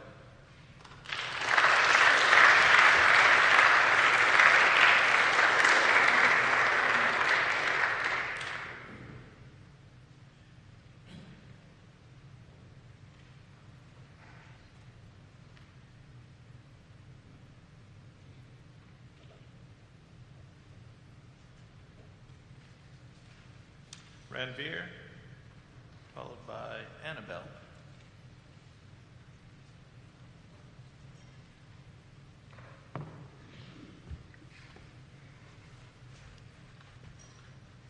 A Soldier Home from a War by David Harris. Daymare demons spiral your head. There is no rest in your soft bed. Images of death reveal the guilt you hide but feel. A war of shadows where you once fought, and back gardens where children play. For only peace you wished and sought. The grass-green hills of your childhood remain, but there was no death sign. Wife and kids you greet at garden gate. They don't see your inner hate. They don't see your embroiled conscience or know the infliction you bear. They're only too happy to have you home, home to love and share. You are a soldier home from a war. Trying to forget your guilt to hide, trying to forget the child you shot that died. The war was someone else's. Why should you really care? It only really strikes home when you see a child dying there.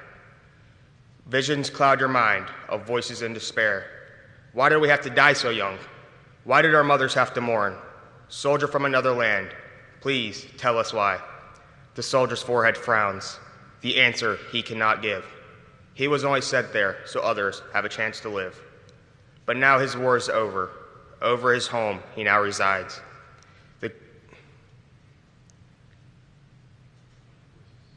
But the voices still ringing in his head. How can his conscience bear the purgatory it must go through, knowing he killed a child fair? July 18th, 1978, A Soldier Home from a War by David Harris.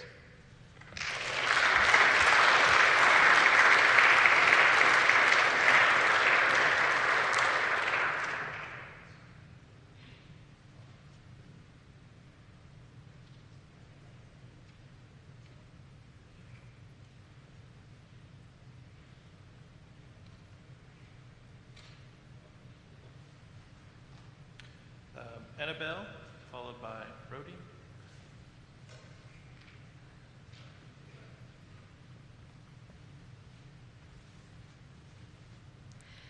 Judges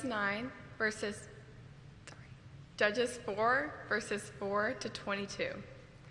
Now Deborah, a prophetess, the wife of Lapidoth, was judging Israel at that time. And she would sit under the palm tree of Deborah between Ramah and Bethel in the mountains of Ephraim, and the children of Israel would come up to her for judgment.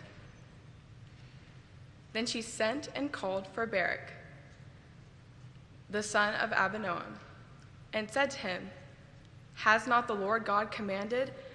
Go and deploy troops to Mount Tabor, and take with you 10,000 men of the sons of Naphtali and of the sons of Zebulun. And I will deploy against you Sisera, the commander of Jabin's army. And with his chariots and with his multitude, at the river Kishon, I will deliver him into your hand." And he said to her, "If you will go with me, I will go. But if you will not go with me, I will not go." So she said to him, "I will surely go with you. Nevertheless, there will be no glory in the journey you are taking. For the Lord will sell Sisera into the hands of a woman." And so Deborah arose and went with Barak to Kadesh. And Barak called Zebulun and Naphtali and went to Kadesh. He went up with 10,000 men under his command, and Deborah went up with him. Now Heber the Kenite, of the children of Abab, the father-in-law of Moses,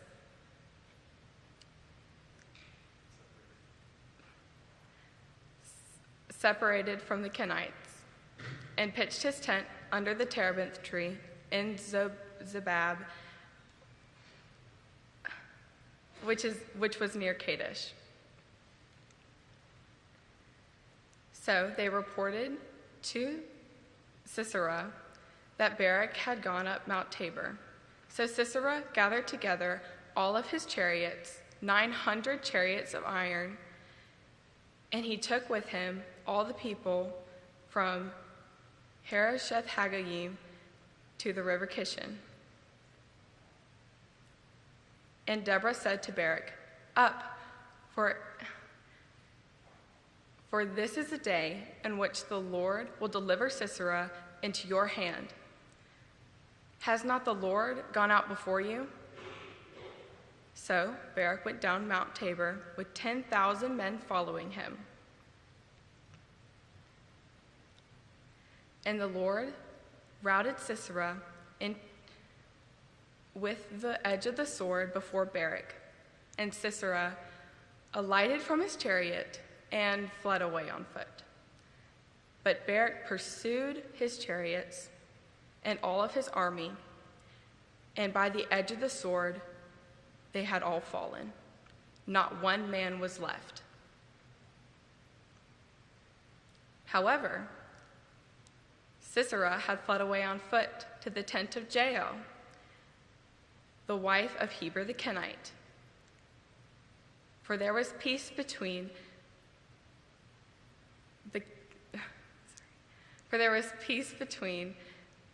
Jabin, king of Hazor, and the house of Heber the Kenite. And Jael went out of the tent to greet him and said, "Turn aside, my lord, turn aside to me." And when Sisera turned aside into her tent, she covered him with a blanket. And he said to her, "Please give me some water to drink, for I am so thirsty." And she opened a milk jug and gave him a drink and covered him. And he said to her, "Stand at the door of the tent, and if any man inquires you, tell him, 'There is no man inside.' And you shall say, 'No.'"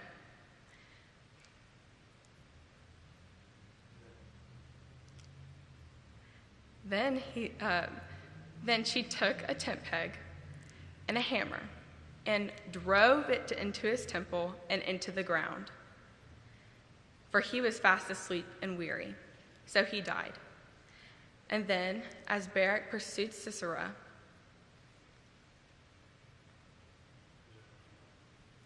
Jael came out to greet him and said to him, "Come, I shall show you the man whom you seek."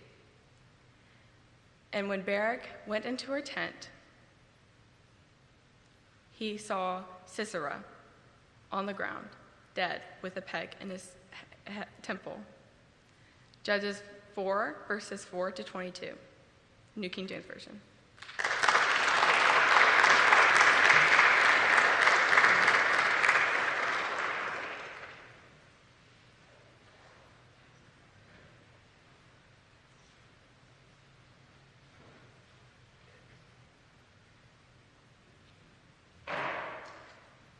Brody, followed by Oz.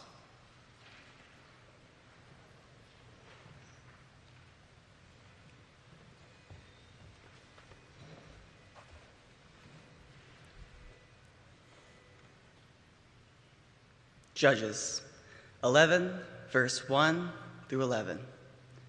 Jephthah was a mighty man of valor, but he was the son of a prostitute, and Gilead was his father. Gilead's wife bore him sons, but when they grew up, they drove Jephthah out, saying to him that he shall have no inheritance in his father's house, for he is the son of another woman. So Jephthah fled from his brethren and dwelt in the land of Tob. And there vain men gathered to Jephthah and went out with him. In the process of time, the children of Ammon went to war against Israel.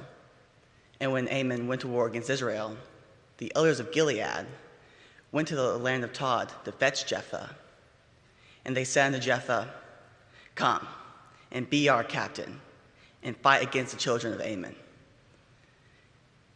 And Jephthah said unto the elders of Gilead, "Did ye not hate me and expel me out of my father's house? And why do you come to me now, when ye are in distress?" And the elders of Gilead said to Jephthah, "Come and fight against the children of Ammon, and we will make you head over all of the inhabitants of Gilead." And Jephthah said unto the elders of Gilead, "If I come home and fight against the children of Ammon, and the Lord delivers them up to me, will I be your head?" And the elders of Gilead said unto Jephthah, "The Lord be our witness if we do not do according to our word." And Jephthah went up with the elders of Gilead, and the inhabitants of Gilead made him head and captain over them. And Jephthah uttered all his words to the Lord of Mizpah. And Jephthah reigned over Israel as judge for 6 years. And when he died, he was buried in one of the cities of Gilead. Judges 11, verses 1 through 11, King James Version.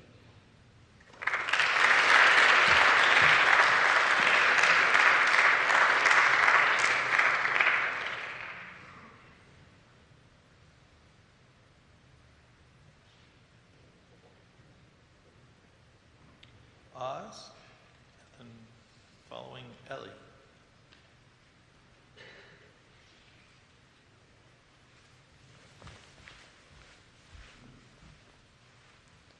An excerpt from The Death of the Moth by Annie Dillard.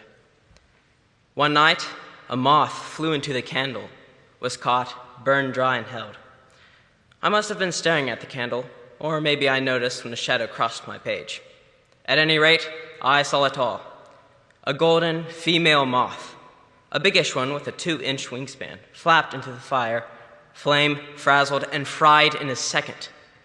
Her moving wings ignited like tissue paper, enlarging the circle of light and creating out of the darkness the sudden blue sleeves of my sweater, the green leaves of jewelweed by my side, the ragged red trunk of a pine. At once, the light contracted again as her wings vanished in a fine, foul smoke. At the same time, her 6 legs clawed, curled, blackened, and ceased, disappearing utterly. And her head jerked in spasms, creating a spatting noise, and her heaving mouthparts crackled like pistol fire. When it was all over, her head was, so far as I could determine, gone. Gone the long way for wings and legs. Had she been new or old? Had she mated and laid her eggs? Had she done her work? All that was left was the glowing tube of her abdomen and thorax, a partially fraying gold tube jammed upright in the candle's round pool. And then this moth essence, this spectacular skeleton, began to act as a wick. This candle had 2 flames of identical height, side by side. She burned for 2 hours until I blew her out. She burned for 2 hours without bending or leaning, only wavering within, like a building fire glimpsed through silhouette walls, like a hollow saint, like a flame-faced virgin gone to God.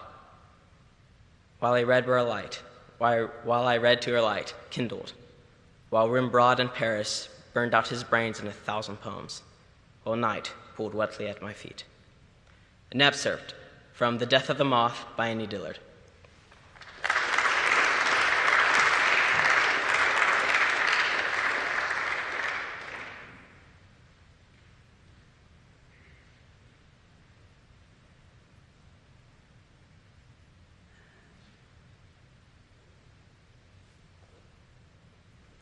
Ellie, followed by Catherine.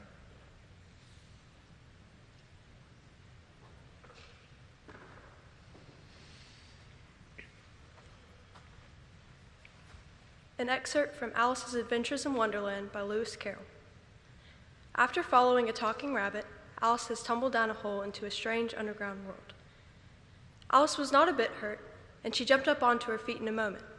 She looked up, but it was all dark overhead. Before her was another long passage, and the white rabbit was still in sight, hurrying down it. There was not a moment to be lost. Away went Alice like the wind, and was just in time to hear it say, as it turned the corner, "Oh, my ears and whiskers, how late it's getting!" She was close behind it when she turned the corner, but the rabbit was no longer to be seen. She found herself in a long, low hall, which was lit up by a row of lamps hanging from the roof. There were doors all round the hall, but they were all locked, and when Alice had been all the way up one side and down the other, trying every door, she walked sadly down the middle, wondering how she was ever to get out again. Suddenly, she came upon a little three-legged table, all made of solid glass. There was nothing on it but a tiny golden key, and Alice's first idea was that this might belong to one of the doors of the hall. But alas, either the locks were too large or the key was too small, but at any rate, it would not open any of them. However, on her second time round, she came upon a low curtain she had not noticed before, and behind it was a little door about 15 inches high. She tried the little golden key in the lock, and to her great delight it fitted. Alice opened the door and found that it led into a small passage, not much larger than a rat hole. She knelt down and looked along the passage into the most loveliest garden you had ever seen. How she longed to wander about among those beds of bright flowers and those cool fountains, but she could not even get her head through the doorway. And even if my head would go through, thought poor Alice, it would be of very little use without my shoulders. Oh, how I wish I could shut up like a telescope. I think I could, if only I knew how to begin. For you see, so many out-of-the-way things had happened lately that Alice had begun to think that very few things indeed were really impossible. There seemed to be no use in waiting by the little door, so she went back to the table, half hoping to find another key on it, or at any rate, a book of rules for shutting people up like telescopes. This time, she found a bottle on it, which certainly was not here before, thought Alice, and tied around the neck of the bottle was a paper label with the words, "Drink me," beautifully printed upon it in large letters. It was all very well to say, "Drink me," but the wise little Alice was not going to do that in a hurry. "No, I'll look first," she said, "and see whether it's marked poison or not." For she had read several nice little stories about children who had gotten burnt or eaten up by wild beasts and other unpleasant things, all because they would not remember the simple rules their friends had taught them, such as that a red-hot poker will burn you if you hold it too long, and that if you cut your finger very deeply with a knife, it usually bleeds. And she had never forgotten that if you drink from a bottle marked poison, it is almost certain to disagree with you sooner or later. However, this bottle was not marked poison, so Alice ventured to taste it. And finding it very nice, it had a sort of mixed flavor of cherry tart, custard, pineapple, roast turkey, toffee, and hot buttered toast. She very soon finished it off. "What a curious feeling," said Alice. "I must be shutting up like a telescope." And so it was indeed. She was now only 10 inches high, and her face brightened up at the thought that she was now the right size for going through that little door to that lovely garden. First, however, she sat for a few moments to see if she was going to shrink any further. She felt a little nervous about this, for it might end, you know, thought Alice to herself, and my altogether going out like a candle. I wonder what I should be like then. And she tried to fancy what the flame of a candle looks like once the candle is blown out, for she could not remember ever having seen such a thing. After a while, finding that nothing more had happened, she decided on going into the garden at once. But alas, for poor Alice, When she got to the door, she found that she had forgotten the key. And when she went back to the table for it, she found that she could not possibly reach it. She could see it quite plainly through the glass, and she tried to climb up one of the legs of the table, but it was too slippery. And when she had tired herself out with trying, the poor little thing sat down and cried. An excerpt from Alice's Adventures in Wonderland by Lewis Carroll.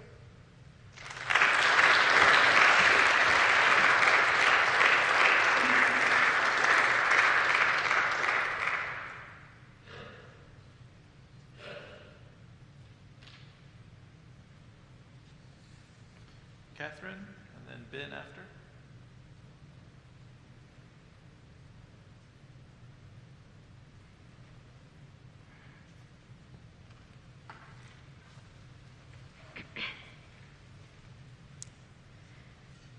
An excerpt from The Great Divorce by C.S. Lewis. This is a conversation between a woman and a spirit talking about the loss of her son. How could anyone have loved a son better than I have? Haven't I only lived for his memories all these years? That was rather a mistake, Pam. In your heart of hearts, you know it was, said the spirit. What was a mistake? All that 10 years' rituals of grief, keeping his room the exact way he left it, refusing to leave the house though Dick and Muriel were both cooped up there.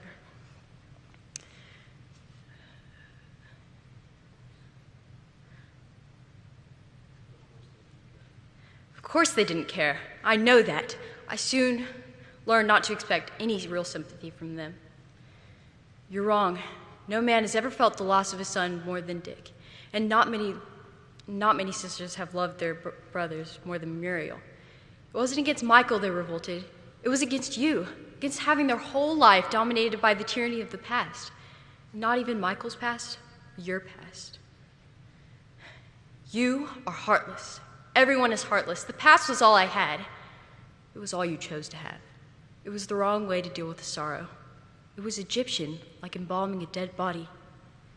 Oh, of course, I'm wrong. Everything I say or do is wrong according to you. But of course, said the spirit, shining with love and mirth so that his eyes were dazzled. That's what we all come to find when we enter this country. We've all been wrong. That's the great joke. There's no need to go on pretending one was right. After that, we can begin living. An excerpt from The Great Divorce by C.S. Lewis.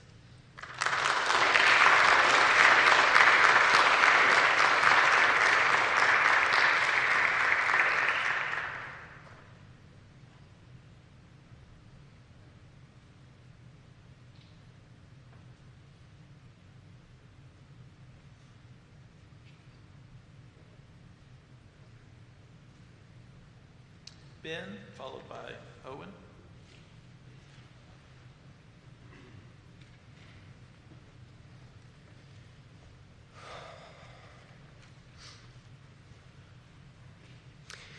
An excerpt from Jeeves and the Hard-Boiled Egg by P.G. Wodehouse.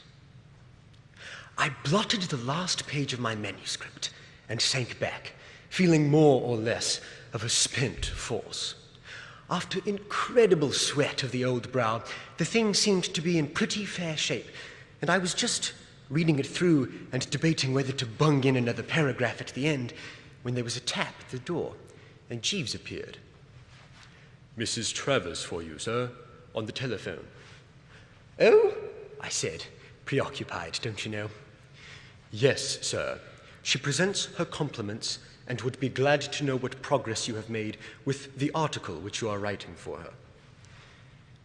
Jeeves, can I mention men's knee-length underclothing in a woman's paper? No, sir. Ah, then tell her it's finished.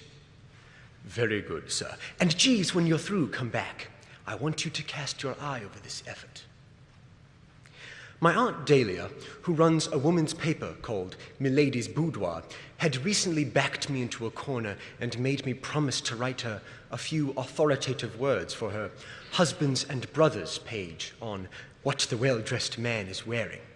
A deuce of a job it had been, taxing the physique to the utmost. I don't wonder now that all these author blokes have bald heads and faces like birds who have suffered. Jeeves, I said when he came back, you don't happen to read a woman's paper called Milady's Boudoir by any chance, do you? No, sir. The periodical has not come to my notice. Well, spring sixpence on it next week, Jeeves, because this article will appear in it. Worcester on the well-dressed man, don't you know? Indeed, sir. Yes, indeed, Jeeves. I've rather extended myself over this little bijou. There's a bit about socks in it that I think you will like. He took the manuscript, brooded over it, and smiled, a gentle, approving smile. The sock passage is quite in the proper vein, sir. Well expressed, what? Extremely, sir. I watched him narrowly as he read on, and, as I was expecting, what you might call the love light suddenly died from out of his eyes. Come to the bit about soft silk shirts with evening wear? I asked carelessly. Yes, sir, said Jeeves in a low, cold voice, as if he had been bitten in the leg by a personal friend. You don't like it? No, sir, I do not. Soft silk shirts with evening costume are not worn, sir. Jeeves, I said, looking the blighter diametrically in the center of the eyeball, they're dashed well going to be. I may as well tell you now that I've ordered a dozen of these shirtings from Peabody and Sims, and it's no use looking like that because I am jolly well adamant. If I might... No, Jeeves, I said, raising my hand. It's no use. Nobody has greater respect than I do for your judgment in socks, in ties, and, I will go further, in spats. But when it comes to evening shirts, your nerve seems to fail you. You have no vision. You are prejudiced and reactionary. Hidebound is the word that suggests itself. It may interest you to learn that when I was at Le Touquet, the Prince of Wales buzzed into the casino one night with soft silk shirt complete. His Royal Highness, sir, may permit himself a certain license, which, in your own case... No, Jeeves, I said firmly. It's no use. When we Worcesters are adamant, we are... well, adamant, if you know what I mean. Yes, sir.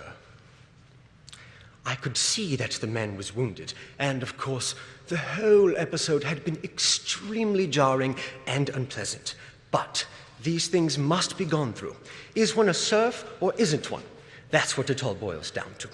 Having made my point, I changed the subject. An excerpt from Jeeves and the Hard-Boiled Egg by P.G. Wodehouse.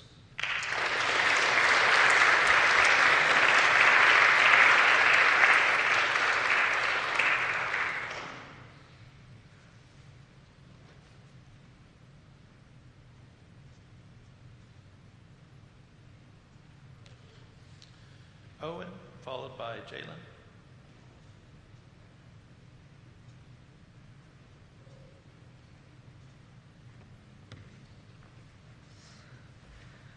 Gunga Din by Rudyard Kipling.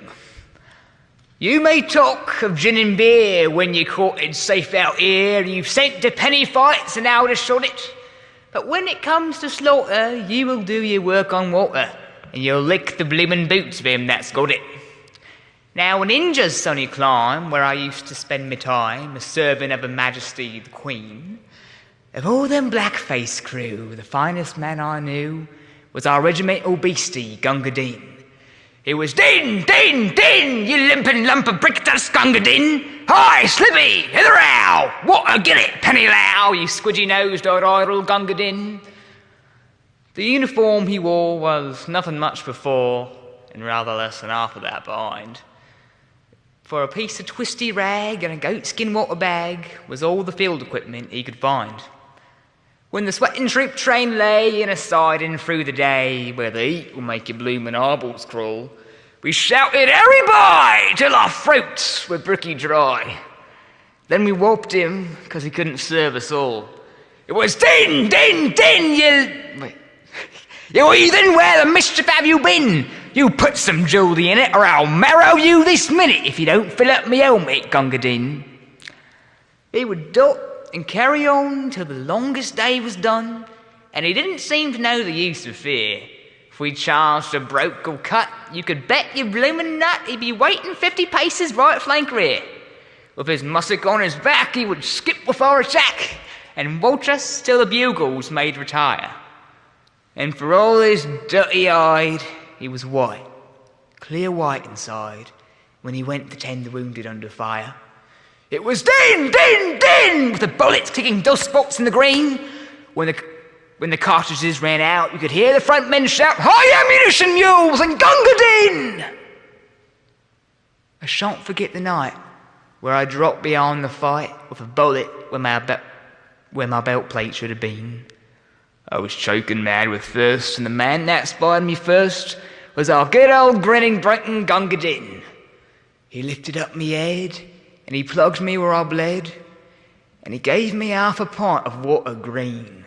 It was cruel and then it stunk, but of all the drinks I've drunk, I'm gratefulest to one from Gunga Din. It was din, din, din, here's a beggar with a bullet through his spleen. He's chawing up the ground, he's kicking all around, for God's sake, get the water, Gunga Din! He carried me away to where a dooley lay, and a bullet came and drilled the beggar clean. He put me safe inside, and just before he died, "I hope you like your drink," says Gunga Din. So I'll meet him later on at the place where he is gone, where it's always double drill and no canteen. He'll be squatting on the coals, giving drink to poor damned souls, and I'll get a swigging out from Gunga Din. Yes, din, din, din, you Lazarus in leather, Gunga Din. Though I've belted you and flayed you, by the living God that made you, you're a better man than I am, Gunga Din. Gunga Din by Rudyard Kipling.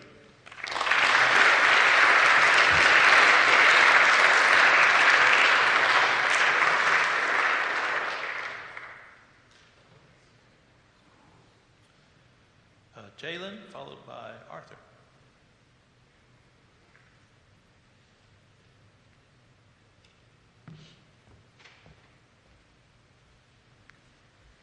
An excerpt from Food for Thought by Francis Fukushan. I once read a magazine article that poignantly illustrated the power of a meal.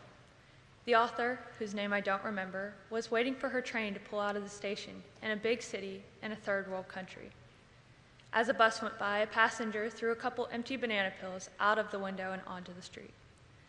A dirty little girl, about 8 years old, ran out into the street, collected them in her tattered skirt, and then darted over to an alley where 2 or 3 other little street urchins awaited her.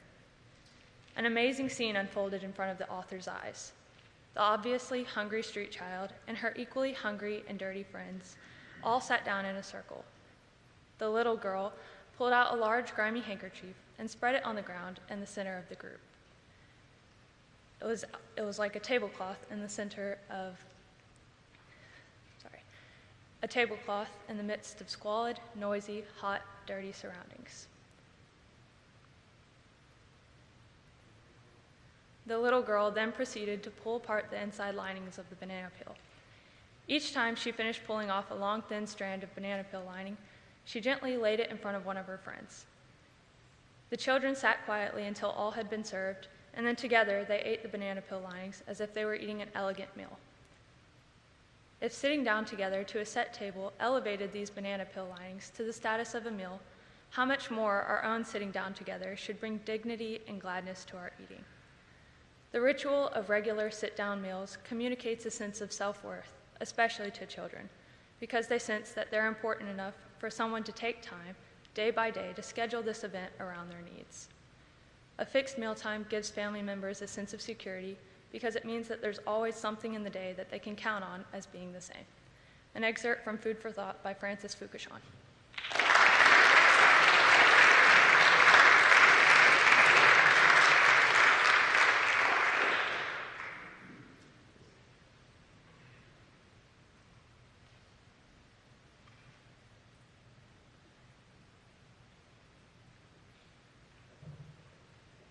Arthur, followed by Peyton.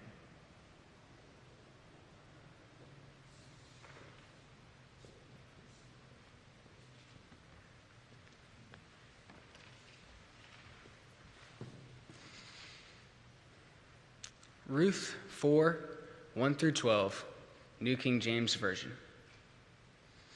Now Boaz went up to the gate and sat down there. And behold, the close relative of whom Boaz had spoken came by. So he said to him, "Come aside, friend, sit down here." So he came aside and sat down. And he took 10 men of the elders of the city and said, "Sit down here."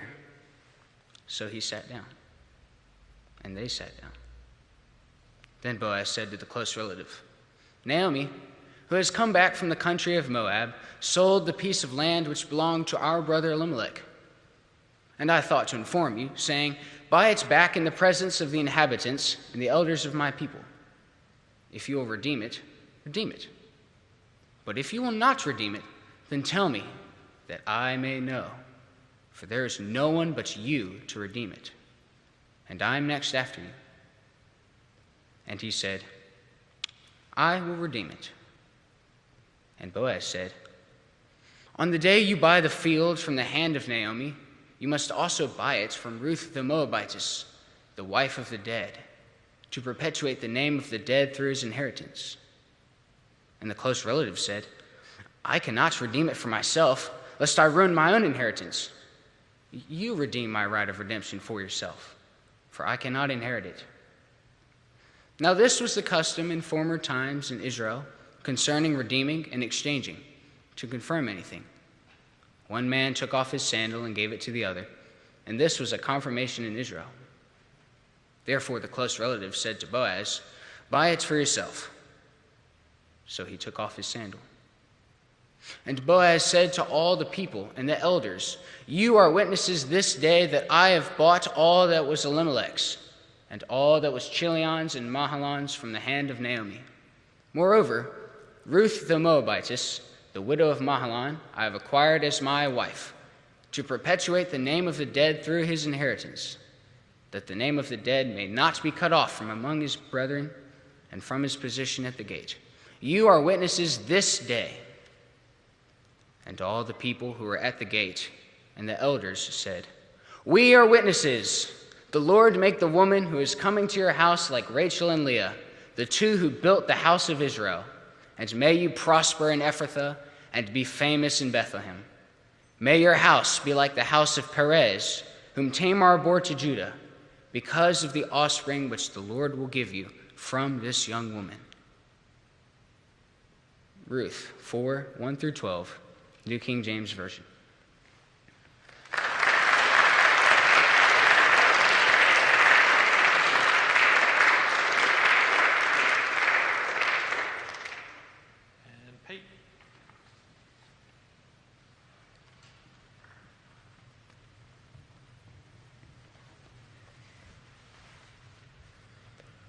A selection of sections from presidential speeches by Teddy Roosevelt, Ronald Reagan, and Donald Trump. Teddy Roosevelt's inaugural speech. My fellow citizens, no people on earth have more cause to be thankful than ours, and this is said reverently, in no spirit of boastfulness in our own strength, but to the giver of good who has blessed us to achieve so large a measure of well-being and of happiness.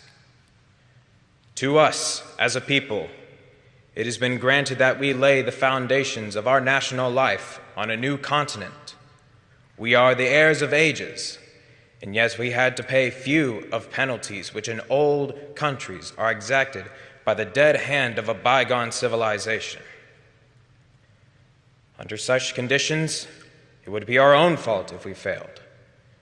And the success which we have had in the past, the success which we believe the future will bring us, should cause in us no feeling of vainglory, but rather a deep and abiding realization of all which life has offered us. Ronald Reagan's A Time for Choosing speech. In this vote harvesting time, they use terms like the Great Society, or, as we were told a few days ago by the President, that we must accept a greater government activity in the affairs of the people. They have been a little more explicit amongst themselves and in the past, and these things I now will quote have appeared in print. These are not Republican accusations. For example, they have voices that say,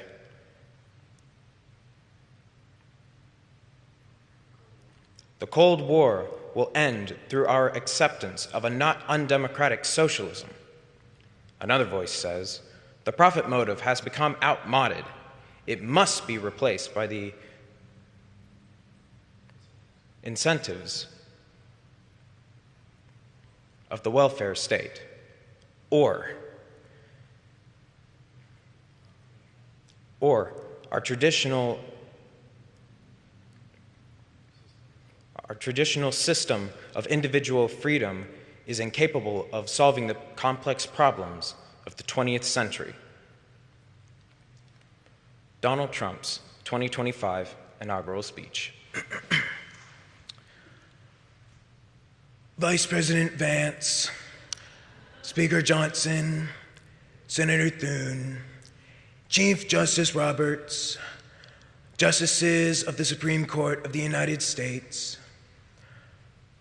President Clinton, President Bush, President Obama,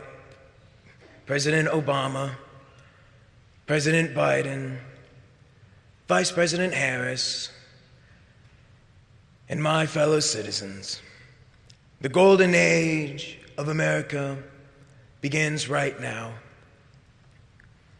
From this day forward, our country will flourish and be respected again all over the world.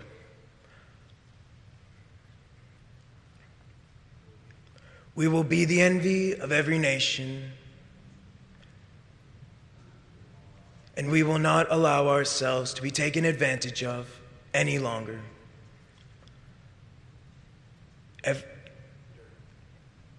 During every single day of the Trump administration, I will, very simply, put America first. Our sovereignty will be reclaimed. Our safety will be restored. The scales of justice shall be rebalanced. The vicious, violent, and unlawful weaponization of our Justice Department and our government will end. And our top priority will be to create a land, a national land, that is proud, prosperous, and free. America will soon be greater, stronger, and far more exceptional than ever before. It's going to be huge.